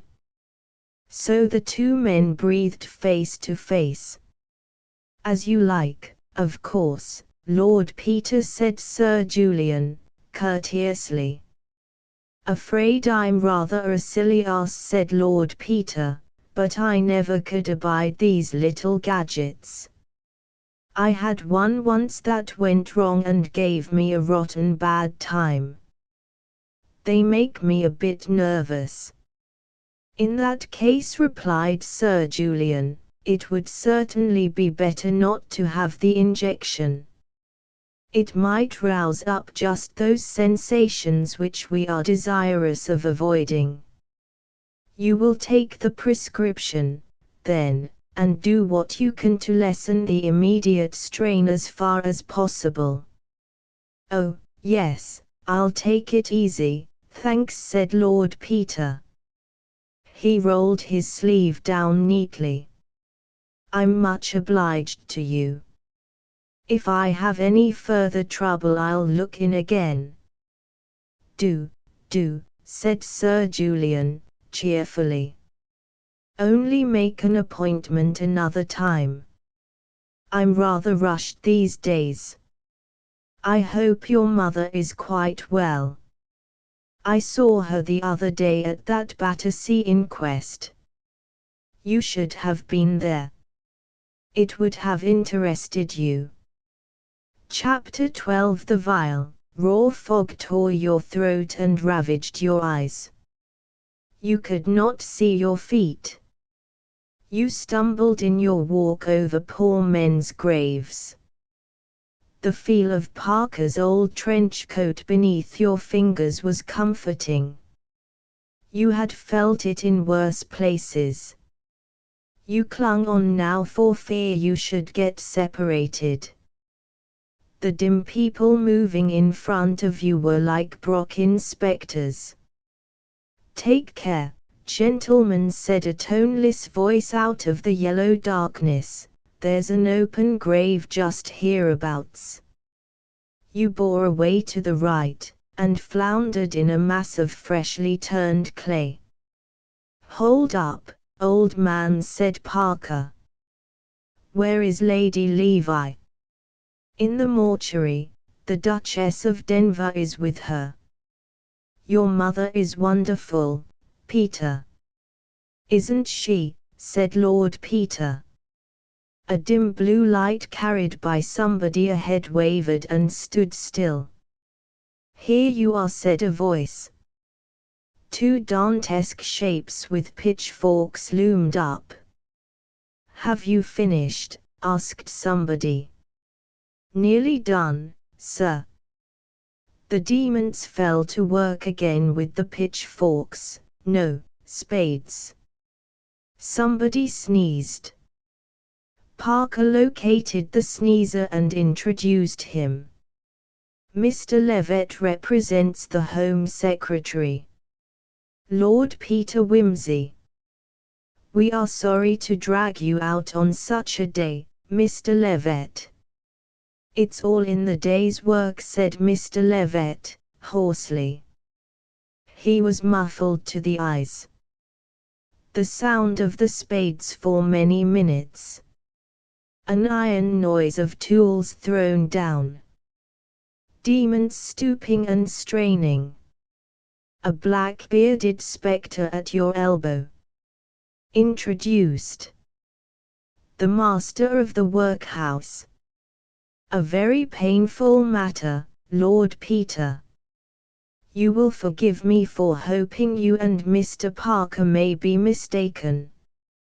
I should like to be able to hope so too. Something heaving, straining, coming up out of the ground.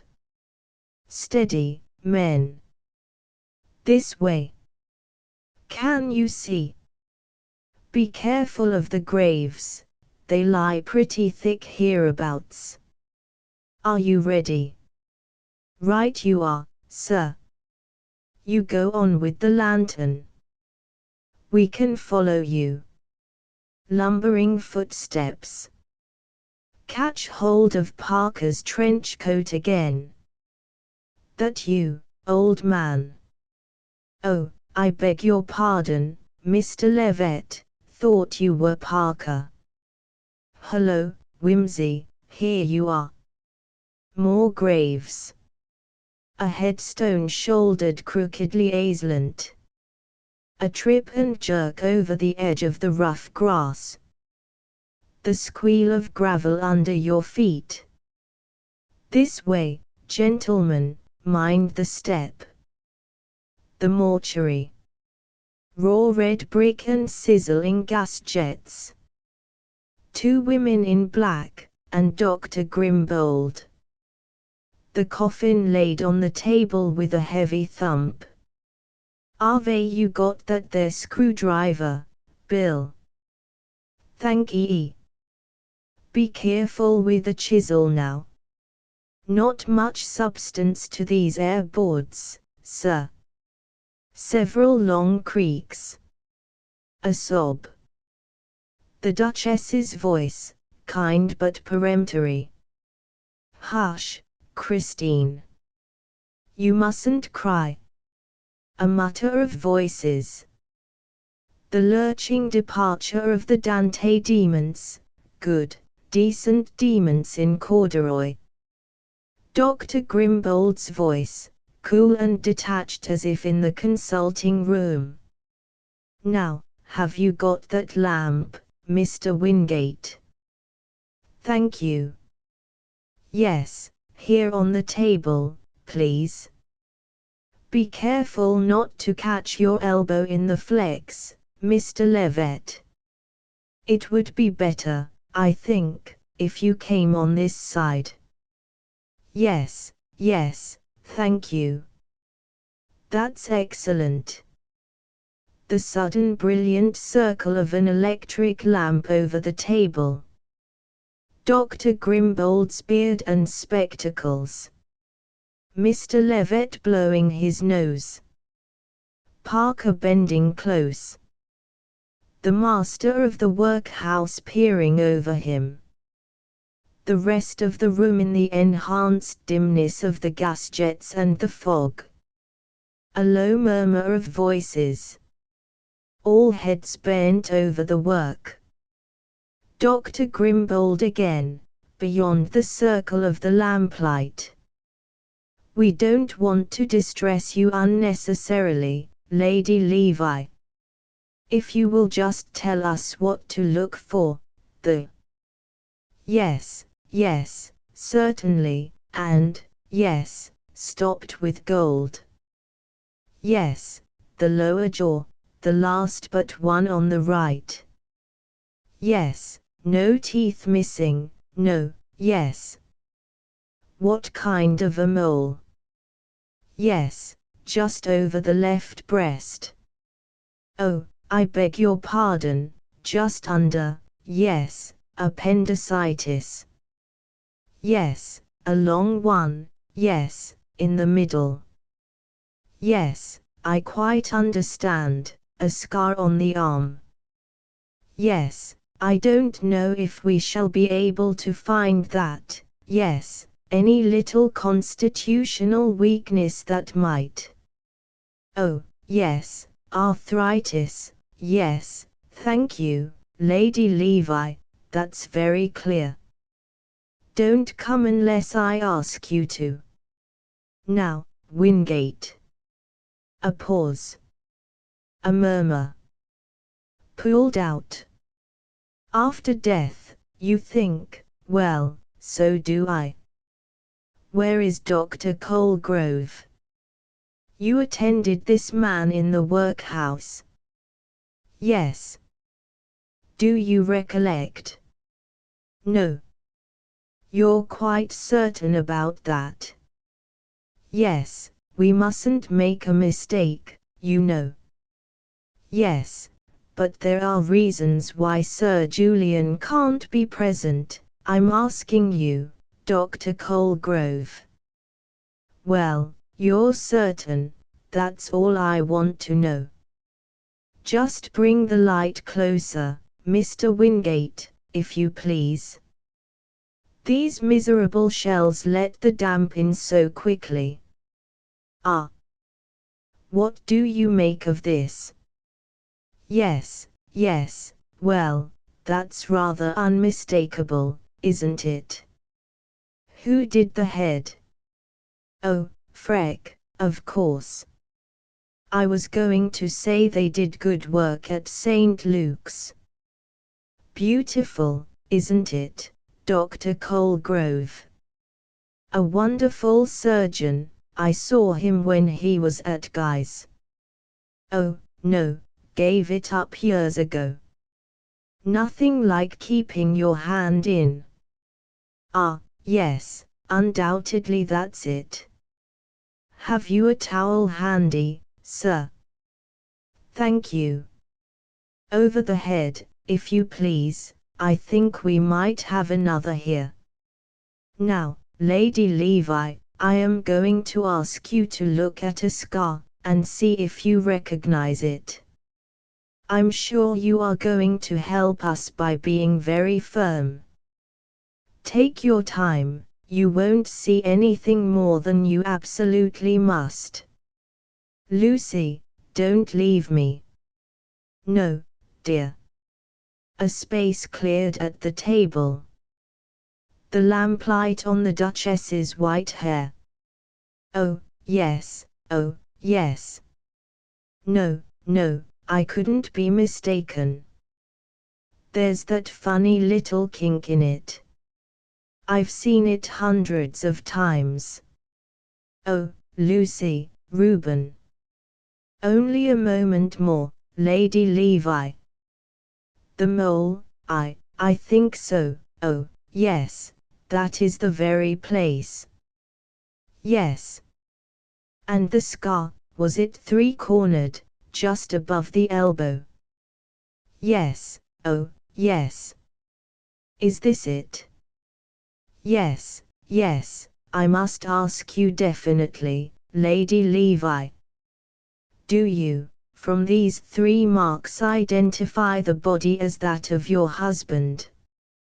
Oh. I mustn't I? Nobody else could have them just the same in just those places.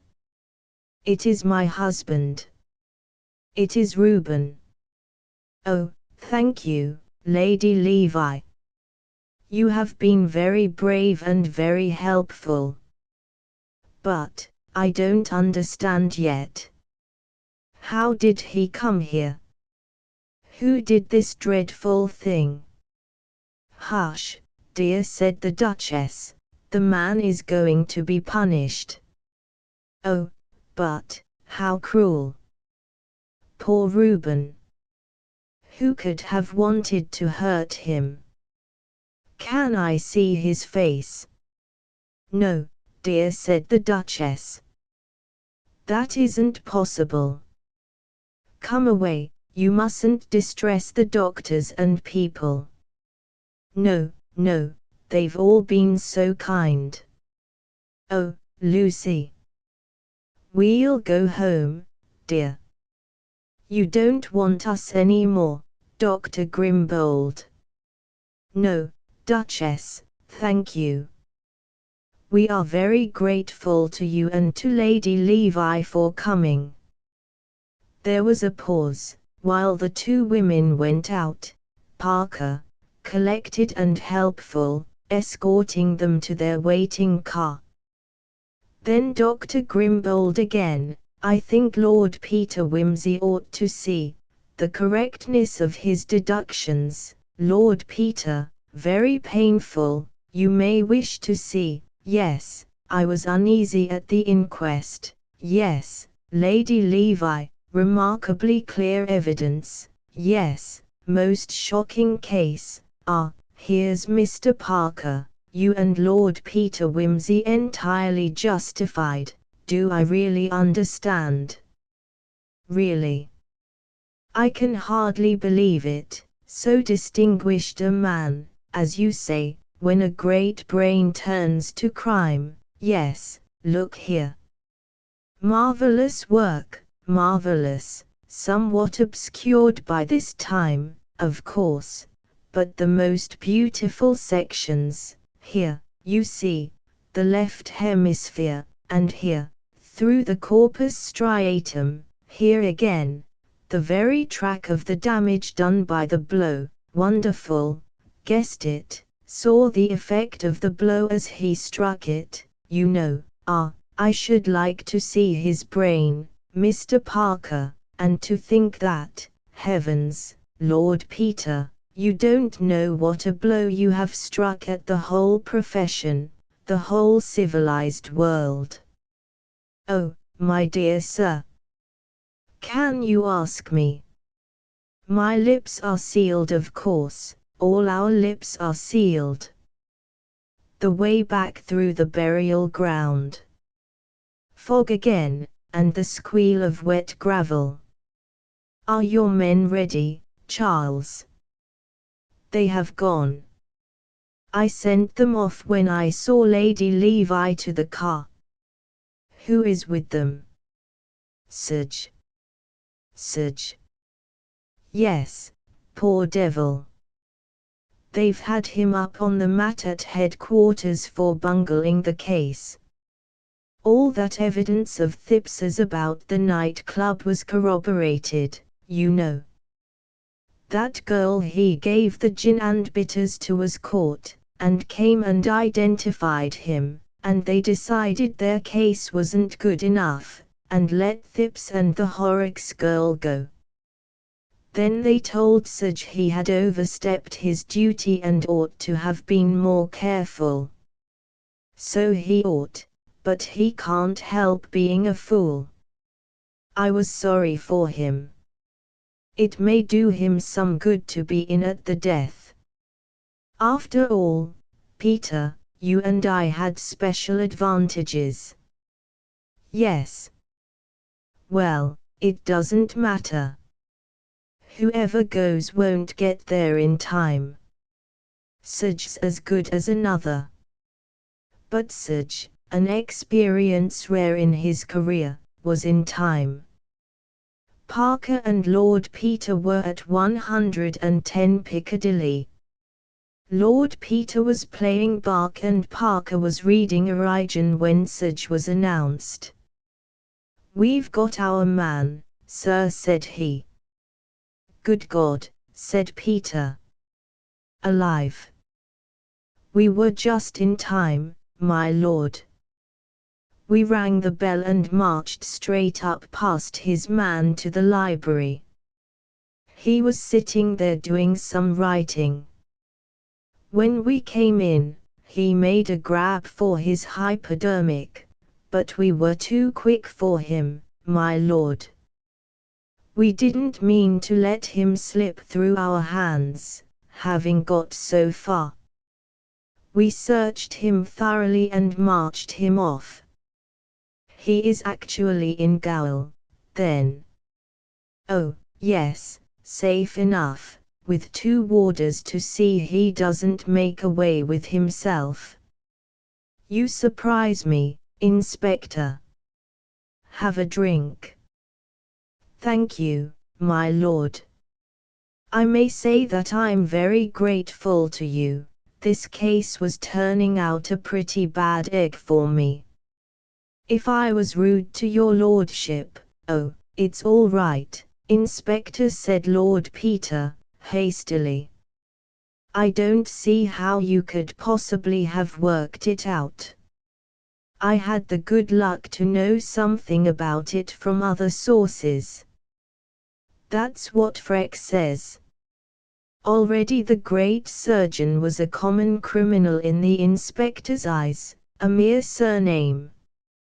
He was writing a full confession when we got hold of him, addressed to your lordship. The police will have to have it, of course, but seeing it's written for you, I brought it along for you to see first. Here it is. He handed Lord Peter a bulky document. Thanks, said Peter. Like to hear it, Charles? Rather. Accordingly Lord Peter read it aloud.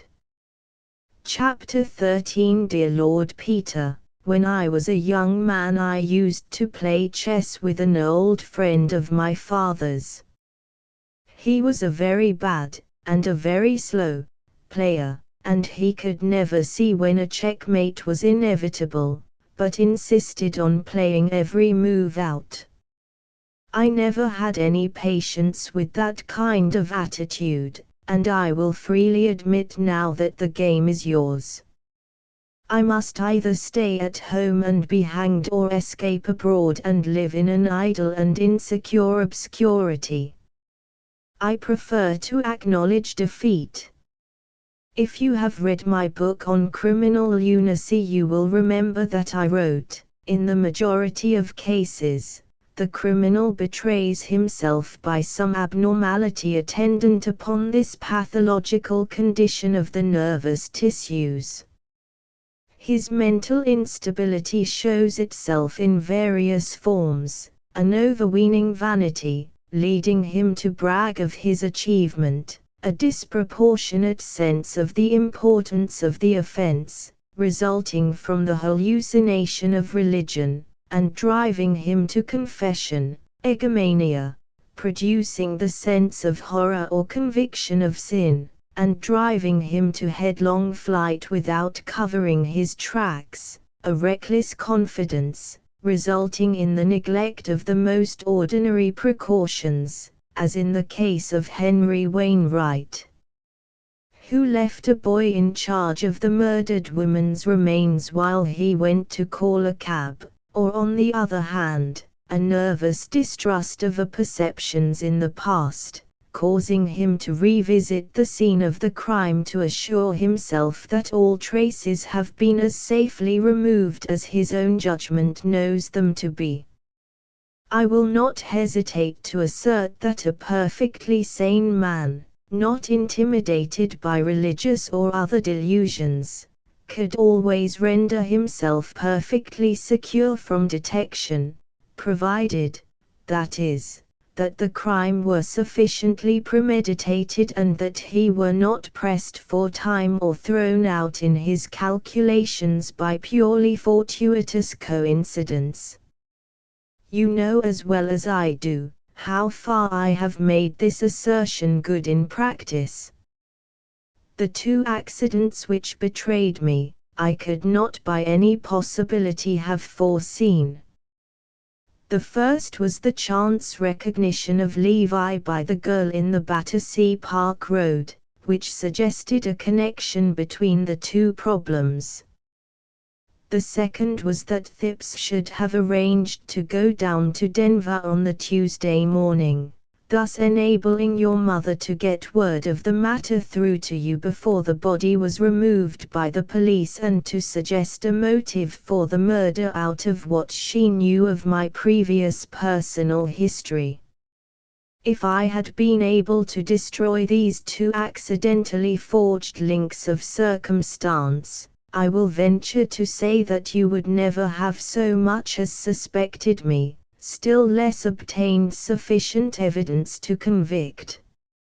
Of all human emotions, except perhaps those of hunger and fear, the sexual appetite produces the most violent, and, under some circumstances, the most persistent reactions. I think, however, I am right in saying that at the time when I wrote my book, my original sensual impulse to kill Sir Reuben Levi had already become profoundly modified by my habits of thought.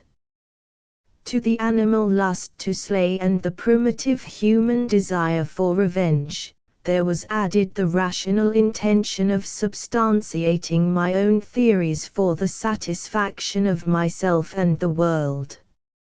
If all had turned out as I had planned, I should have deposited a sealed account of my experiment with the Bank of England, instructing my executors to publish it after my death.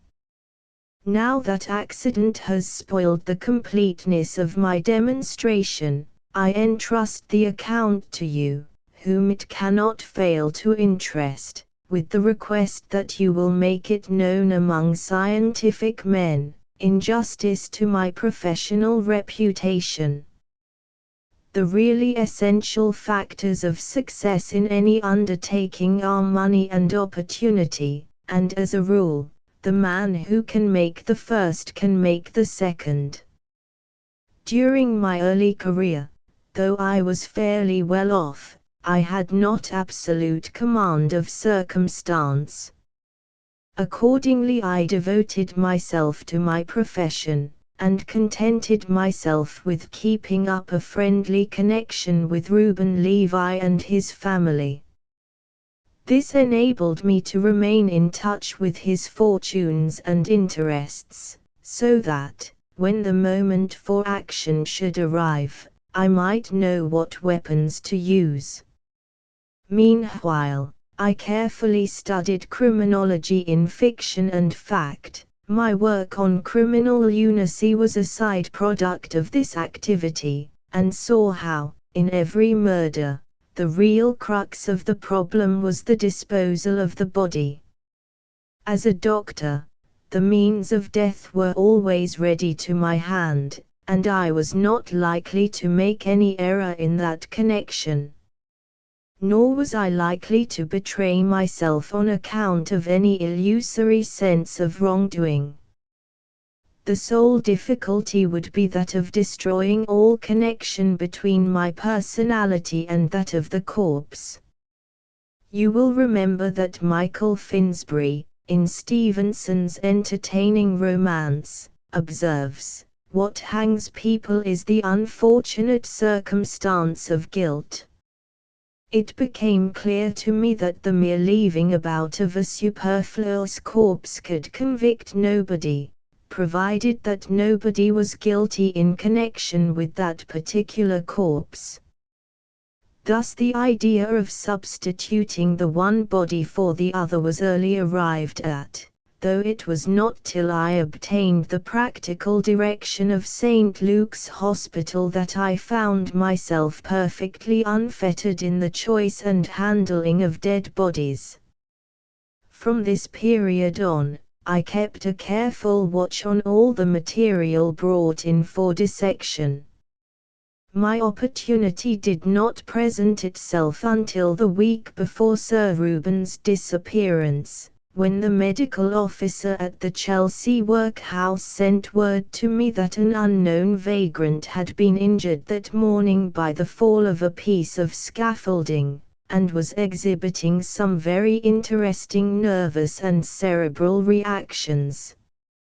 I went round and saw the case, and was immediately struck by the man's strong superficial resemblance to Sir Reuben. He had been heavily struck on the back of the neck, dislocating the fourth and fifth cervical vertebrae and heavily bruising the spinal cord. It seemed highly unlikely that he could ever recover, either mentally or physically, and in any case there appeared to me to be no object in indefinitely prolonging so unprofitable an existence. He had obviously been able to support life until recently, as he was fairly well nourished, but the state of his feet and clothing showed that he was unemployed, and under present conditions he was likely to remain so. I decided that he would suit my purpose very well, and immediately put in train certain transactions in the city which I had already sketched out in my own mind. In the meantime, the reactions mentioned by the workhouse doctor were interesting, and I made careful studies of them, and arranged for the delivery of the body to the hospital when I should have completed my preparations. On the Thursday and Friday of that week I made private arrangements with various brokers to buy the stock of certain Peruvian oil fields, which had gone down almost to waste paper. This part of my experiment did not cost me very much, but I contrived to arouse considerable curiosity, and even a mild excitement. At this point I was of course careful not to let my name appear. The incidents of Saturday and Sunday gave me some anxiety lest my man should after all die before I was ready for him, but by the use of saline injections I contrived to keep him alive and, late on Sunday night, he even manifested disquieting symptoms of at any rate a partial recovery. On Monday morning the market in Peruvians opened briskly. Rumors had evidently got about that somebody knew something, and this day I was not the only buyer in the market. I bought a couple of hundred more shares in my own name, and left the matter to take care of itself. At lunch-time I made my arrangements to run into Levi accidentally at the corner of the mansion house. He expressed, as I expected, his surprise at seeing me in that part of London. I simulated some embarrassment and suggested that we should lunch together. I dragged him to a place a bit off the usual beat, and there ordered a good wine and drank of it as much as he might suppose sufficient to induce a confidential mood. I asked him how things were going on 'Change. He said, "Oh, all right," but appeared a little doubtful, and asked me whether I did anything in that way. I said I had a little flutter occasionally, and that, as a matter of fact, I'd been put on to rather a good thing. I glanced round apprehensively at this point, and shifted my chair nearer to his. "I suppose you don't know anything about Peruvian oil, do you?" he said. I started and looked round again, and leaning across to him, said, dropping my voice, "Well, I do, as a matter of fact, but I don't want it to get about. I stand to make a good bit on it." "But I thought the thing was hollow," he said. "It hasn't paid a dividend for umpteen years." "No," I said, "it hasn't, but it's going to. I've got inside information." He looked a bit unconvinced, and I emptied off my glass, and edged right up to his ear. "Look here," I said, "I'm not giving this away to everyone, but I don't mind doing you and Christine a good turn. You know, I've always kept a soft place in my heart for her, ever since the old days. You got in ahead of me that time, and now it's up to me to heap coals of fire on you both." I was a little excited by this time, and he thought I was drunk. "It's very kind of you, old man," he said, "but I'm a cautious bird, you know, always was.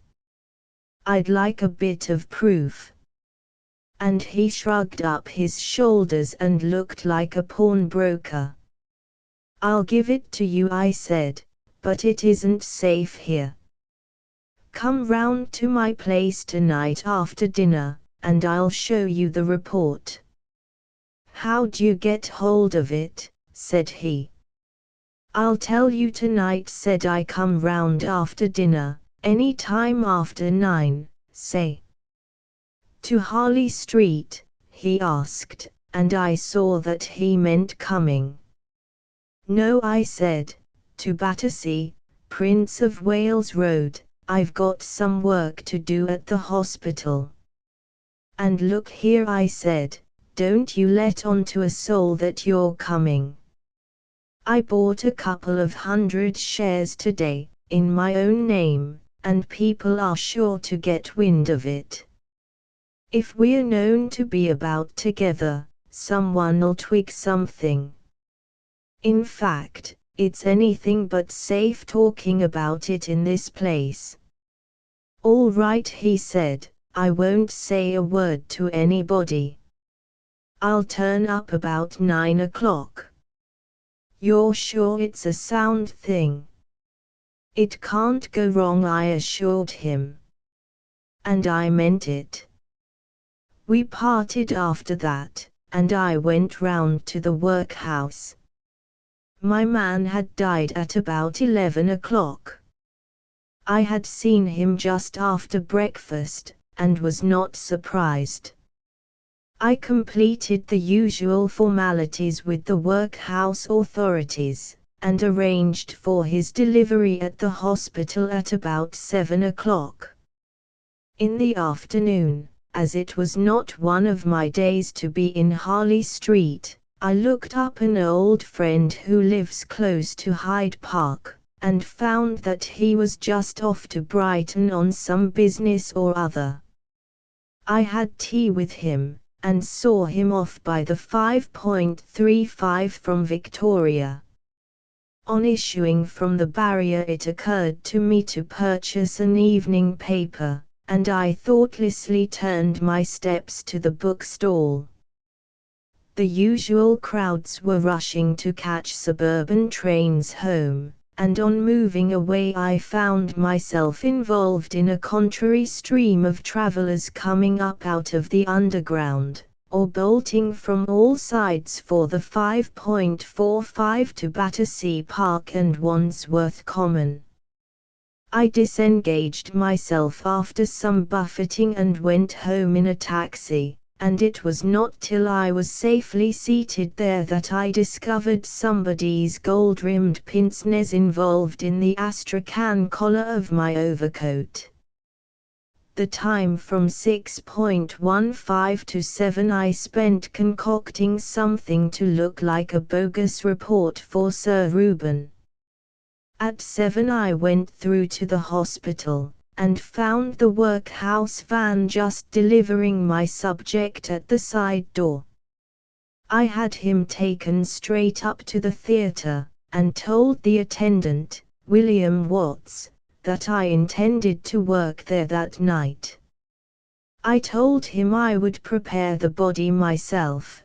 The injection of a preservative would have been a most regrettable complication. I sent him about his business, and then went home and had dinner. I told my man that I should be working in the hospital that evening, and that he could go to bed at 10:30 as usual, as I could not tell whether I should be late or not. He is used to my erratic ways.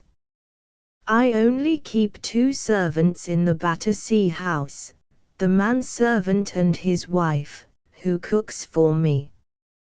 The rougher domestic work is done by a charwoman, who sleeps out. The servants' bedroom is at the top of the house, overlooking Prince of Wales Road. As soon as I had dined, I established myself in the hall with some papers. My man had cleared dinner by 8:15, and I told him to give me the siphon and tantalus, and sent him downstairs. Levi rang the bell at 20 minutes past 9, and I opened the door to him myself.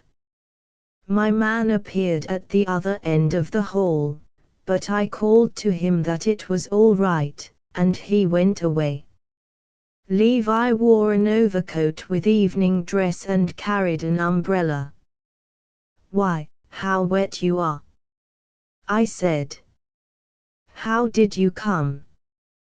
"By bus," he said, "and the fool of a conductor forgot to put me down at the end of the road.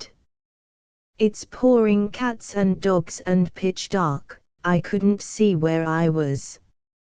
I was glad he hadn't taken a taxi, but I had rather reckoned on his not doing so. "Your little economies will be the death of you one of these days," I said. I was right there, but I hadn't reckoned on their being the death of me as well. I say again, I could not have foreseen it. I sat him down by the fire, and gave him a whiskey.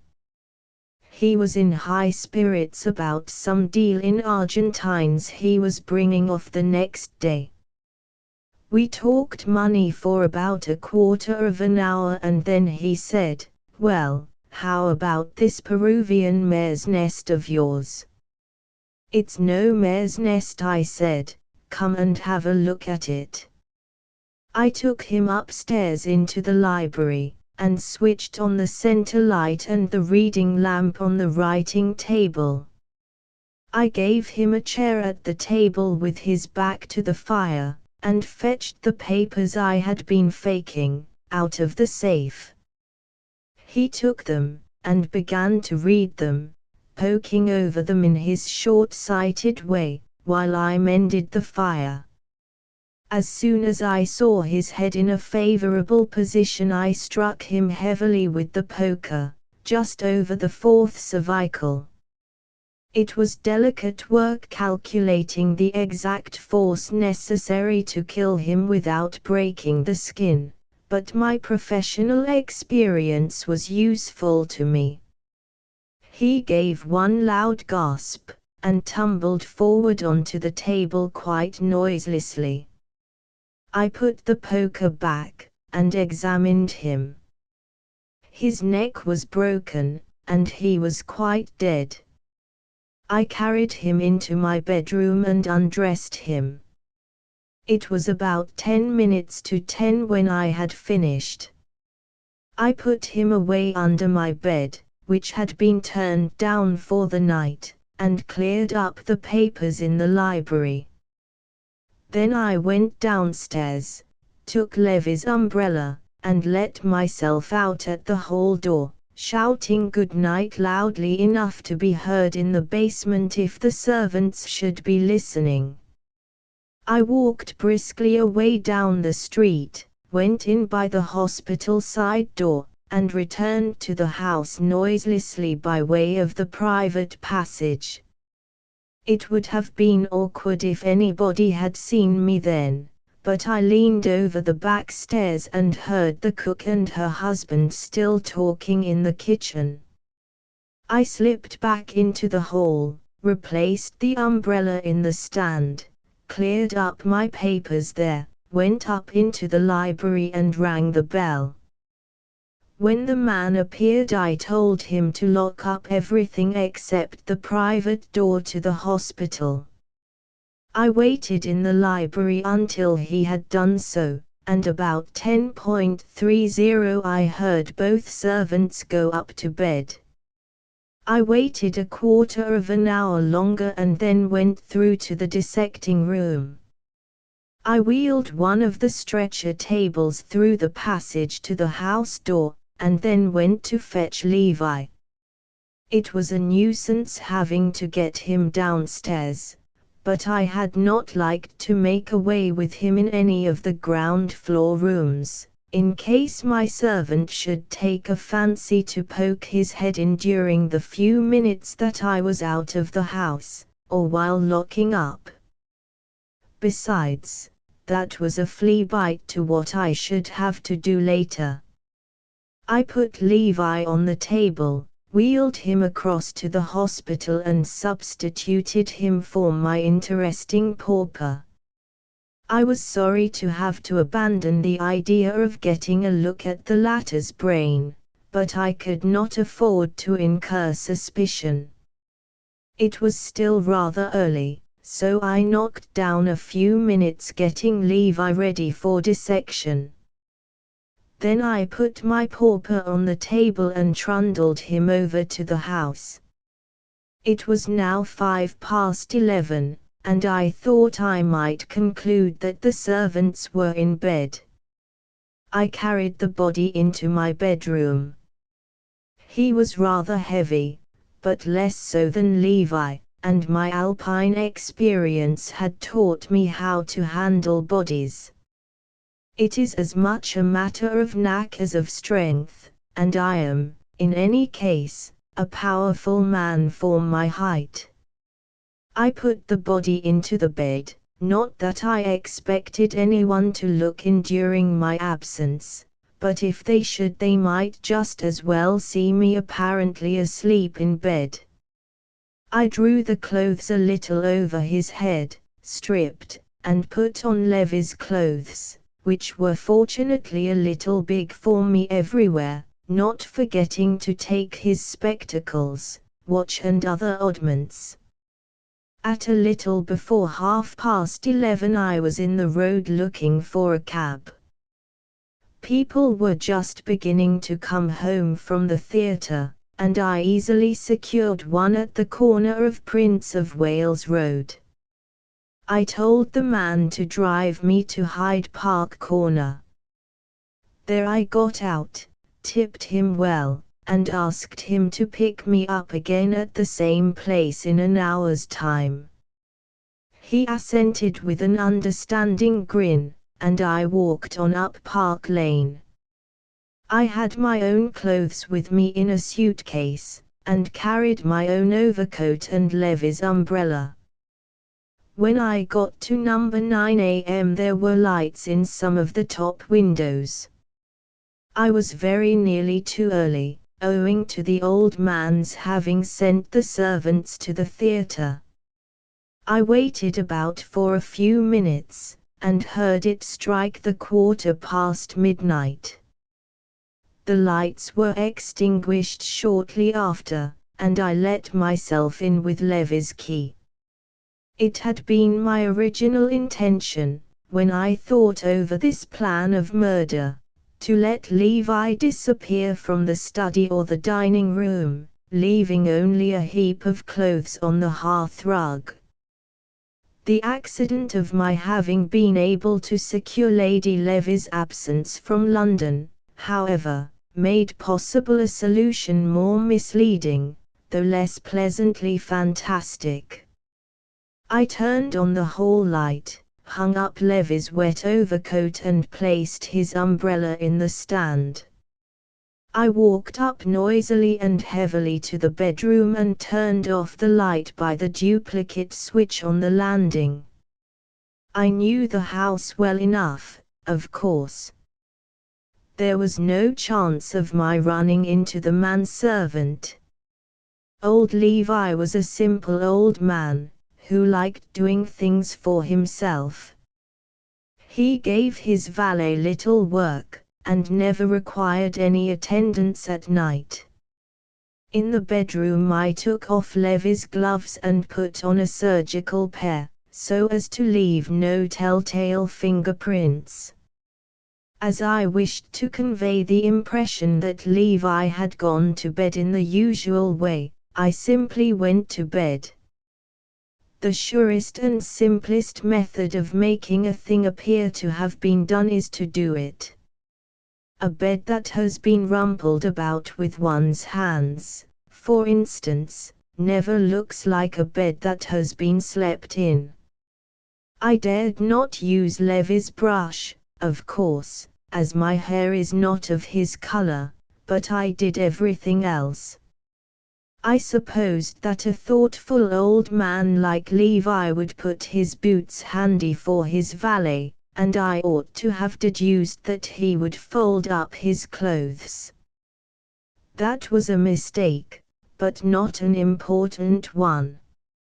Remembering that well-thought-out little work of Mr. Bentley's, I had examined Levy's mouth for false teeth, but he had none. I did not forget, however, to wet his toothbrush. At 1 o'clock I got up and dressed in my own clothes by the light of my own pocket torch. I dared not turn on the bedroom lights, as there were light blinds to the windows. I put on my own boots and an old pair of galoshes outside the door. There was a thick Turkey carpet on the stairs and hall floor, and I was not afraid of leaving marks. I hesitated whether to chance the banging of the front door, but decided it would be safer to take the latchkey. It is now in the Thames. I dropped it over Battersea Bridge the next day. I slipped quietly down, and listened for a few minutes with my ear to the letterbox. I heard a constable tramp past. As soon as his steps had died away in the distance I stepped out and pulled the door gingerly to. It closed almost soundlessly, and I walked away to pick up my cab. I had an overcoat of much the same pattern as Levy's, and had taken the precaution to pack an opera hat in my suitcase. I hoped the man would not notice that I had no umbrella this time. Fortunately the rain had diminished for the moment to a sort of drizzle, and if he noticed anything he made no observation. I told him to stop at 50 Overstrand Mansions, and I paid him off there, and stood under the porch till he had driven away. Then I hurried round to my own side door and let myself in. It was about 1:45, and the harder part of my task still lay before me. My first step was so to alter the appearance of my subject as to eliminate any immediate suggestion either of Levi or of the workhouse vagrant. A fairly superficial alteration was all I considered necessary, since there was not likely to be any hue and cry after the pauper. He was fairly accounted for, and his deputy was at hand to represent him. Nor, if Levi was after all traced to my house, would it be difficult to show that the body in evidence was, as a matter of fact, not his. A clean shave and a little hair oiling and manicuring seemed sufficient to suggest a distinct personality for my silent accomplice. His hands had been well washed in hospital, and though calloused, were not grimy. I was not able to do the work as thoroughly as I should have liked, because time was getting on. I was not sure how long it would take me to dispose of him, and moreover, I feared the onset of rigor mortis, which would make my task more difficult. When I had him barbered to my satisfaction, I fetched a strong sheet and a couple of wide roller bandages, and fastened him up carefully, padding him with cotton wool wherever the bandages might chafe or leave a bruise. Now came the really ticklish part of the business. I had already decided in my own mind that the only way of conveying him from the house was by the roof. To go through the garden at the back in this soft wet weather was to leave a ruinous trail behind us. To carry a dead man down a suburban street in the middle of the night seemed outside the range of practical politics. On the roof, on the other hand, the rain, which would have betrayed me on the ground, would stand my friend. To reach the roof, it was necessary to carry my burden to the top of the house, past my servant's room, and hoist him out through the trapdoor in the box-room roof. Had it merely been a question of going quietly up there myself, I should have had no fear of waking the servants, but to do so burdened by a heavy body was more difficult. It would be possible, provided that the man and his wife were soundly asleep, but if not, the lumbering tread on the narrow stair and the noise of opening the trapdoor would be only too plainly audible. I tiptoed delicately up the stair and listened at their door. To my disgust I heard the man give a grunt and mutter something as he moved in his bed.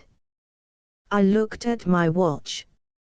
My preparations had taken nearly an hour, first and last, and I dared not be too late on the roof. I determined to take a bold step and, as it were, bluff out an alibi. I went without precaution against noise into the bathroom, turned on the hot and cold water taps to the full and pulled out the plug. My household has often had occasion to complain of my habit of using the bath at irregular night hours. Not only does the rush of water into the cistern disturb any sleepers on the Prince of Wales Road side of the house, but my cistern is afflicted with peculiarly loud gurglings and thumpings, while frequently the pipes emit a loud groaning sound. To my delight, on this particular occasion, the cistern was in excellent form, honking, whistling and booming like a railway terminus. I gave the noise 5 minutes start, and when I calculated that the sleepers would have finished cursing me and put their heads under the clothes to shut out the din, I reduced the flow of water to a small stream and left the bathroom, taking good care to leave the light burning and lock the door after me. Then I picked up my pauper and carried him upstairs as lightly as possible. The box room is a small attic on the side of the landing opposite to the servant's bedroom and the cistern room. It has a trapdoor, reached by a short, wooden ladder. I set this up, hoisted up my pauper and climbed up after him. The water was still racing into the cistern, which was making a noise as though it were trying to digest an iron chain, and with the reduced flow in the bathroom the groaning of the pipes had risen almost to a hoot. I was not afraid of anybody hearing other noises. I pulled the ladder through onto the roof after me. Between my house and the last house in Queen Caroline Mansions there is a space of only a few feet. Indeed, when the mansions were put up, I believe there was some trouble about ancient lights, but I suppose the parties compromised somehow. Anyhow, my 7-foot ladder reached well across. I tied the body firmly to the ladder, and pushed it over till the far end was resting on the parapet of the opposite house. Then I took a short run across the cistern room and the box room roof, and landed easily on the other side, the parapet being happily both low and narrow. The rest was simple. I carried my pauper along the flat roofs, intending to leave him, like the hunchback in the story, on someone's staircase or down a chimney. I had got about halfway along when I suddenly thought, why, this must be about little Thipps's place, and I remembered his silly face, and his silly chatter about vivisection. It occurred to me pleasantly how delightful it would be to deposit my parcel with him and see what he made of it. I lay down and peered over the parapet at the back. It was pitch dark and pouring with rain again by this time, and I risked using my torch. That was the only incautious thing I did, and the odds against being seen from the houses opposite were long enough. 1 second's flash showed me what I had hardly dared to hope, an open window just below me. I knew those flats well enough to be sure it was either the bathroom or the kitchen. I made a noose in a third bandage that I had brought with me, and made it fast under the arms of the corpse. I twisted it into a double rope, and secured the end to the iron stanchion of a chimney stack. Then I dangled our friend over. I went down after him myself with the aid of a drain pipe and was soon hauling him in by Thipps's bathroom window. By that time I had got a little conceited with myself, and spared a few minutes to lay him out prettily and make him shipshape. A sudden inspiration suggested that I should give him the pair of pince-nez which I had happened to pick up at Victoria. I came across them in my pocket while I was looking for a penknife to loosen a knot, and I saw what distinction they would lend his appearance, besides making it more misleading. I fixed them on him, effaced all traces of my presence as far as possible, and departed as I had come, going easily up between the drain pipe and the rope. I walked quietly back, recrossed my crevasse and carried in my ladder and sheet. My discreet accomplice greeted me with a reassuring gurgle and thump. I didn't make a sound on the stairs. Seeing that I had now been having a bath for about 3/4 of an hour, I turned the water off, and enabled my deserving domestics to get a little sleep. I also felt it was time I had a little myself. First, however, I had to go over to the hospital and make all safe there. I took off Levy's head, and started to open up the face. In 20 minutes his own wife could not have recognized him. I returned, leaving my wet galoshes and mackintosh by the garden door. My trousers I dried by the gas stove in my bedroom, and brushed away all traces of mud and brick dust.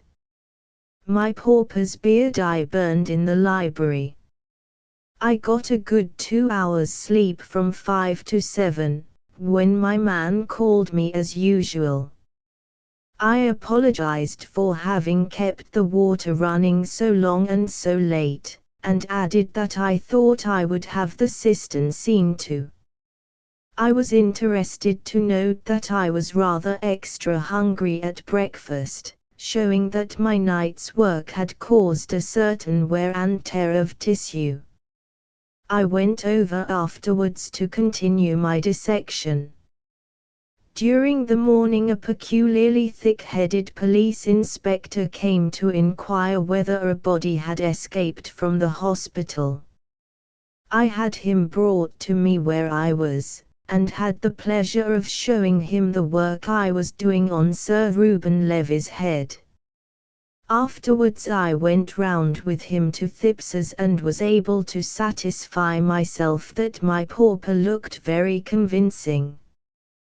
As soon as the stock exchange opened, I telephoned my various brokers, and by exercising a little care, was able to sell out the greater part of my Peruvian stock on a rising market.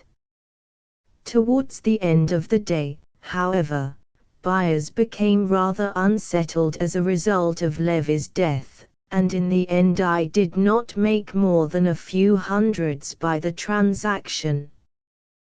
Trusting I have now made clear to you any point which you may have found obscure, and with congratulations on the good fortune and perspicacity which have enabled you to defeat me, I remain, with kind remembrances to your mother, yours very truly, Julian Freck. Postscriptum. My will is made, leaving my money to St. Luke's Hospital, and bequeathing my body to the same institution for dissection.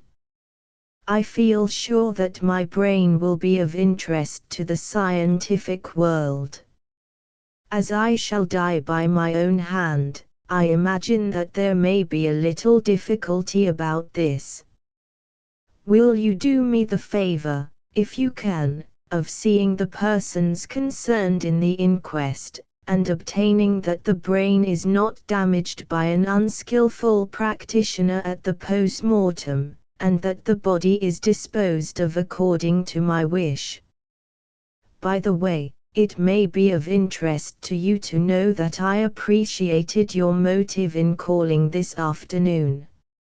It conveyed a warning, and I am acting upon it in spite of the disastrous consequences to myself. I was pleased to realize that you had not underestimated my nerve and intelligence, and refused the injection.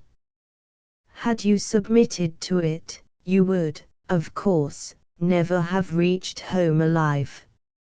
No trace would have been left in your body of the injection, which consisted of a harmless preparation of strychnine, mixed with an almost unknown poison, for which there is at present no recognized test, a concentrated solution of SN. At this point the manuscript broke off. Well, that's all clear enough, said Parker. Isn't it queer, said Lord Peter. All that coolness, all those brains, and then he couldn't resist writing a confession to show how clever he was, even to keep his head out of the noose. And a very good thing for us, said Inspector Sudge, but Lord bless you, sir, these criminals are all alike. Freck's epitaph, said Parker, when the inspector had departed. What next, Peter? I shall now give a dinner party, said Lord Peter, to Mr. John P. Milligan and his secretary and to Messrs. Crimplisham and Wicks. I feel they deserve it for not having murdered Levi. Well, don't forget the Thippses, said Mr. Parker. On no account, said Lord Peter, would I deprive myself of the pleasure of Mrs. Thipps's company. Bunter. My lord. The Napoleon brandy. Footnotes. This is the first Florence edition, 1481, by Niccolo di Lorenzo. Lord Peter's collection of printed Dantes is worth inspection. It includes, besides the famous Oldine Eighvo of 1502, the Naples Folio of 1477, edition rarissima according to Column. This copy has no history, and Mr. Parker's private belief is that its present owner conveyed it away by stealth from somewhere or other. Lord Peter's own account is that he picked it up in a little place in the hills when making a walking tour through Italy. B. Lord Peter's wits were wool gathering. The book is in the possession of Earl Spencer. The Brockleberry copy is incomplete, the last 5 signatures being altogether missing, but is unique in possessing the colophon. C. Apollonios Rhodios. Laurens Abodialapa. Firens. 1496, 4-2. The excitement attendant on the solution of the Battersea mystery did not prevent Lord Peter from securing this rare work before his departure for Corsica. D. Lord Peter was not without authority for his opinion. With respect to the alleged motive, it is of great importance to see whether there was a motive for committing such a crime, or whether there was not, or whether there is an improbability of its having been committed so strong as not to be overpowered by positive evidence. But if there be any motive which can be assigned, I am bound to tell you that the inadequacy of that motive is of little importance. We know, from the experience of criminal courts, that atrocious crimes of this sort have been committed from very slight motives, not merely from malice and revenge, but to gain a small pecuniary advantage, and to drive off for a time pressing difficulties. L. C. J. Campbell, summing up in Reg. V. Palmer, Shorthand Report, p. 308 CCC, May, 1856, Sis. Pa. 5, italics mine. DLS. ***** End of the Project Gutenberg ebook whose body. A Lord Peter Wimsey novel *****. Updated editions will replace the previous one, the old editions will be renamed. Creating the works from print editions not protected by U.S. copyright law means that no one owns a United States copyright in these works, so the Foundation, and you, can copy and distribute it in the United States without permission and without paying copyright royalties. Special rules, set forth in the general terms of use part of this license, apply to copying and distributing Project Gutenberg trademark symbol electronic works to protect the Project Gutenberg trademark symbol concept and trademark. Project Gutenberg is a registered trademark, and may not be used if you charge for an ebook, except by following the terms of the trademark license, including paying royalties for use of the Project Gutenberg trademark. If you do not charge anything for copies of this ebook, complying with the trademark license is very easy. You may use this ebook for nearly any purpose such as creation of derivative works, reports, performances and research. Project Gutenberg ebooks may be modified and printed and given away. You may do practically anything in the United States with ebooks not protected by U.S. copyright law. Redistribution is subject to the trademark license, especially commercial redistribution. Start. Full license. The full Project Gutenberg license. Please read this before you distribute or use this work to protect the Project Gutenberg trademark symbol mission of promoting the free distribution of electronic works.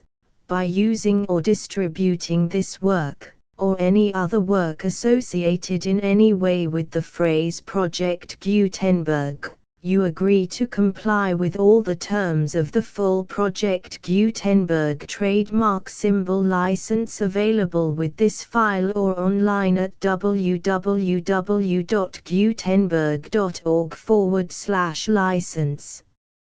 Section 1. General terms of use and redistributing Project Gutenberg trademark symbol electronic works 1.0.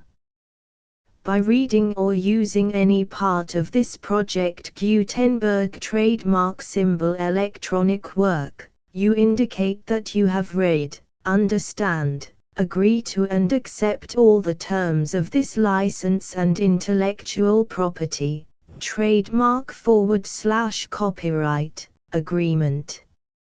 If you do not agree to abide by all the terms of this agreement, you must cease using and return or destroy all copies of Project Gutenberg trademark symbol electronic works in your possession.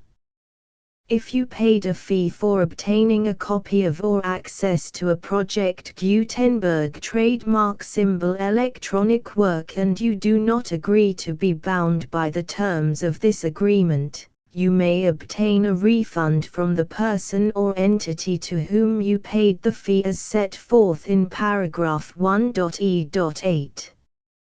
1.b Project Gutenberg is a registered trademark. It may only be used on or associated in any way with an electronic work by people who agree to be bound by the terms of this agreement. There are a few things that you can do with most Project Gutenberg trademark symbol electronic works even without complying with the full terms of this agreement. See paragraph 1.c below.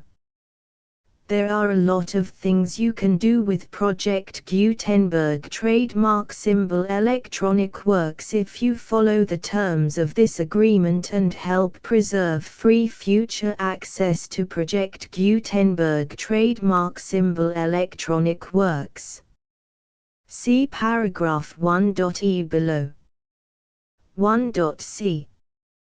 The Project Gutenberg Literary Archive Foundation, the Foundation or PGLAF, owns a compilation copyright in the collection of Project Gutenberg trademark symbol electronic works.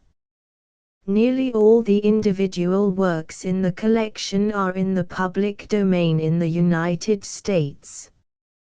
If an individual work is unprotected by copyright law in the United States and you are located in the United States, we do not claim a right to prevent you from copying, distributing, performing, displaying or creating derivative works based on the work as long as all references to Project Gutenberg are removed.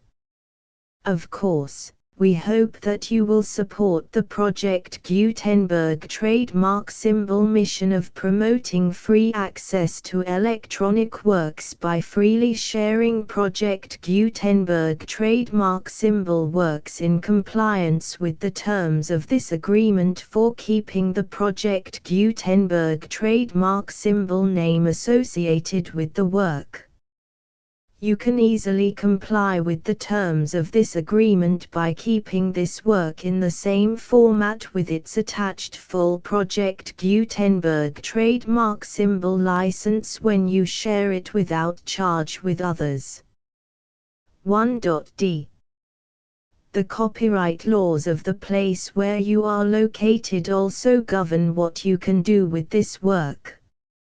Copyright laws in most countries are in a constant state of change. If you are outside the United States, check the laws of your country in addition to the terms of this agreement before downloading, copying, displaying, performing, distributing or creating derivative works based on this work or any other Project Gutenberg trademark symbol work.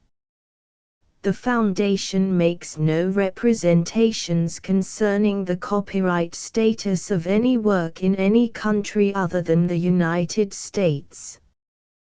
1.e Unless you have removed all references to Project Gutenberg, 1.e.1.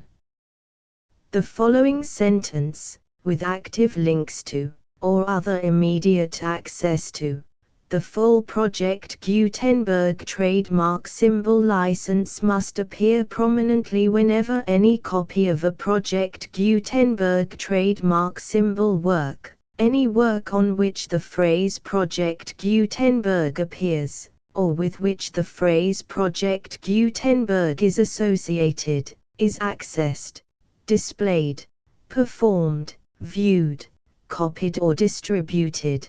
This ebook is for the use of anyone anywhere in the United States and most other parts of the world at no cost and with almost no restrictions whatsoever. You may copy it, give it away or reuse it under the terms of the Project Gutenberg license included with this ebook or online at www.gutenberg.org. If you are not located in the United States, you will have to check the laws of the country where you are located before using this ebook. 1.e.2 If an individual Project Gutenberg trademark symbol electronic work is derived from texts not protected by U.S. copyright law, does not contain a notice indicating that it is posted with permission of the copyright holder, the work can be copied and distributed to anyone in the United States without paying any fees or charges. If you are redistributing or providing access to a work with the phrase Project Gutenberg associated with or appearing on the work, you must comply either with the requirements of paragraphs 1.e.1 through 1.e.7 or obtain permission for the use of the work and the Project Gutenberg trademark symbol trademark as set forth in paragraphs 1.e.8 or 1.e.9. 1.e.3 If an individual Project Gutenberg trademark symbol electronic work is posted with the permission of the copyright holder, your use and distribution must comply with both paragraphs 1.e.1 through 1.e.7 and any additional terms imposed by the copyright holder. Additional terms will be linked to the Project Gutenberg trademark symbol license for all works posted with the permission of the copyright holder found at the beginning of this work. 1.e.4 Do not unlink or detach or remove the full Project Gutenberg trademark symbol license terms from this work, or any files containing a part of this work or any other work associated with Project Gutenberg trademark symbol. 1.e.5 Do not copy, display, perform, distribute or redistribute this electronic work, or any part of this electronic work, without prominently displaying the sentence set forth in paragraph 1.e.1 with active links or immediate access to the full terms of the Project Gutenberg trademark symbol license. 1.e.6 You may convert to and distribute this work in any binary, compressed, marked up, non-proprietary or proprietary form, including any word processing or hypertext form.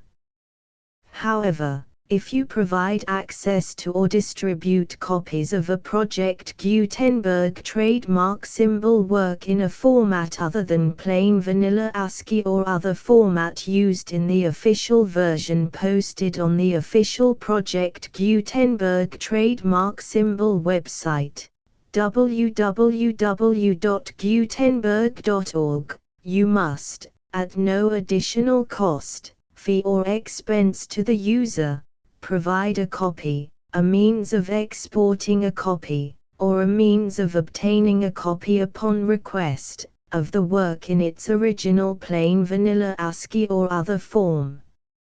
Any alternate format must include the full Project Gutenberg trademark symbol license as specified in paragraph 1.e.1. 1.e.7. Do not charge a fee for access to, viewing, displaying, performing, copying or distributing any Project Gutenberg trademark symbol works unless you comply with paragraph 1.e.8 or 1.e.9. 1.e.8.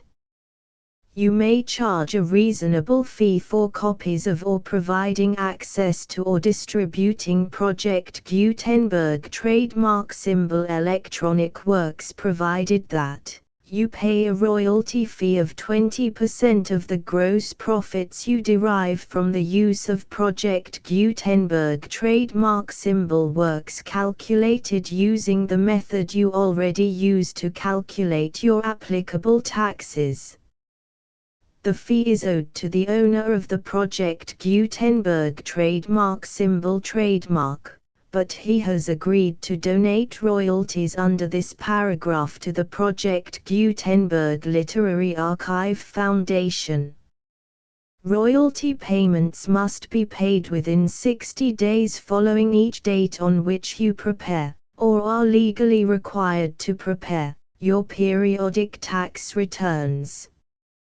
Royalty payments should be clearly marked as such and sent to the Project Gutenberg Literary Archive Foundation at the address specified in Section 4, Information about donations to the Project Gutenberg Literary Archive Foundation. You provide a full refund of any money paid by a user who notifies you in writing, or by email, within 30 days of receipt that he does not agree to the terms of the full Project Gutenberg trademark symbol license. You must require such a user to return or destroy all copies of the works possessed in a physical medium and discontinue all use of and all access to other copies of Project Gutenberg trademark symbol works. You provide, in accordance with paragraph 1.f.3, a full refund of any money paid for a work or a replacement copy, if a defect in the electronic work is discovered and reported to you within 90 days of receipt of the work. You comply with all other terms of this agreement for free distribution of Project Gutenberg trademark symbol works. 1.e.9.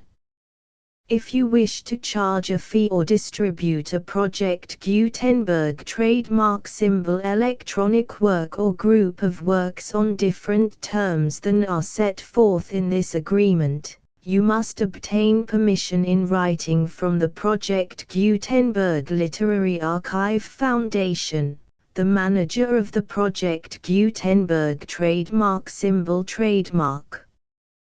Contact the Foundation as set forth in Section 3 below. 1.f1.f.1. Project Gutenberg volunteers and employees expend considerable effort to identify, do copyright research on, transcribe and proofread works not protected by U.S. copyright law in creating the Project Gutenberg trademark symbol collection. Despite these efforts, Project Gutenberg trademark symbol electronic works, and the medium on which they may be stored, may contain defects such as, but not limited to, incomplete, inaccurate or corrupt data, transcription errors, a copyright or other intellectual property infringement, a defective or damaged disk or other medium, a computer virus, or computer codes that damage or cannot be read by your equipment. 1.f.2. Limited warranty, disclaimer of damages. except for the right of replacement or refund described in paragraph 1.f.3, the Project Gutenberg Literary Archive Foundation, the owner of the Project Gutenberg trademark symbol trademark, and any other party distributing a Project Gutenberg trademark symbol electronic work under this agreement, disclaim all liability to you for damages, costs and expenses, including legal fees. You agree that you have no remedies for negligence, strict liability, breach of warranty or breach of contract except those provided in paragraph 1.f.3. You agree that the Foundation, the trademark owner, and any distributor under this agreement will not be liable to you for actual, direct, indirect, consequential, punitive or incidental damages even if you give notice of the possibility of such damage. 1.f.3. Limited right of replacement or refund. If you discover a defect in this electronic work within 90 days of receiving it, you can receive a refund of the money, if any, you paid for it by sending a written explanation to the person you received the work from. If you received the work on a physical medium, you must return the medium with your written explanation. The person or entity that provided you with the defective work may elect to provide a replacement copy in lieu of a refund. If you received the work electronically, the person or entity providing it to you may choose to give you a second opportunity to receive the work electronically in lieu of a refund. If the second copy is also defective, you may demand a refund in writing without further opportunities to fix the problem. 1.f.4.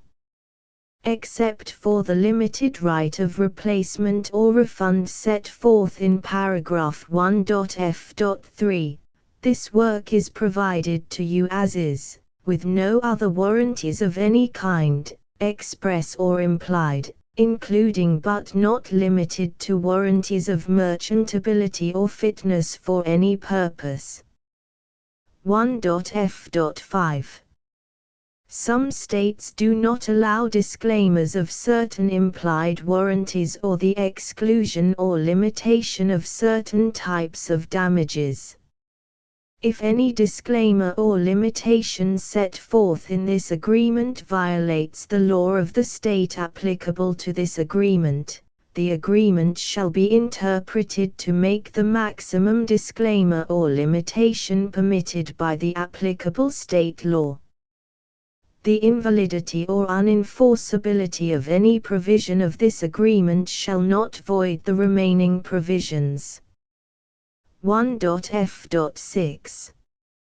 Indemnity. You agree to indemnify and hold the Foundation, the trademark owner, any agent or employee of the Foundation, anyone providing copies of Project Gutenberg trademark symbol electronic works in accordance with this agreement, and any volunteers associated with the production, promotion and distribution of Project Gutenberg trademark symbol electronic works, harmless from all liability, costs and expenses, including legal fees, that arise directly or indirectly from any of the following which you do or cause to occur. A. Distribution of this or any Project Gutenberg trademark symbol work. B. Alteration, modification, or additions or deletions to any Project Gutenberg trademark symbol work, and C. Any defect you cause. Section 2. Information about the mission of Project Gutenberg trademark symbol. Project Gutenberg trademark symbol is synonymous with the free distribution of electronic works in formats readable by the widest variety of computers, including obsolete, old, middle-aged and new computers. It exists because of the efforts of hundreds of volunteers and donations from people in all walks of life. Volunteers and financial support to provide volunteers with the assistance they need are critical to reaching Project Gutenberg trademark symbol's goals and ensuring that the Project Gutenberg trademark symbol collection will remain freely available for generations to come. In 2001, the Project Gutenberg Literary Archive Foundation was created to provide a secure and permanent future for Project Gutenberg trademark symbol and future generations. To learn more about the Project Gutenberg Literary Archive Foundation and how your efforts and donations can help, see sections 3 and 4 and the Foundation information page at www.gutenberg.org. Section 3.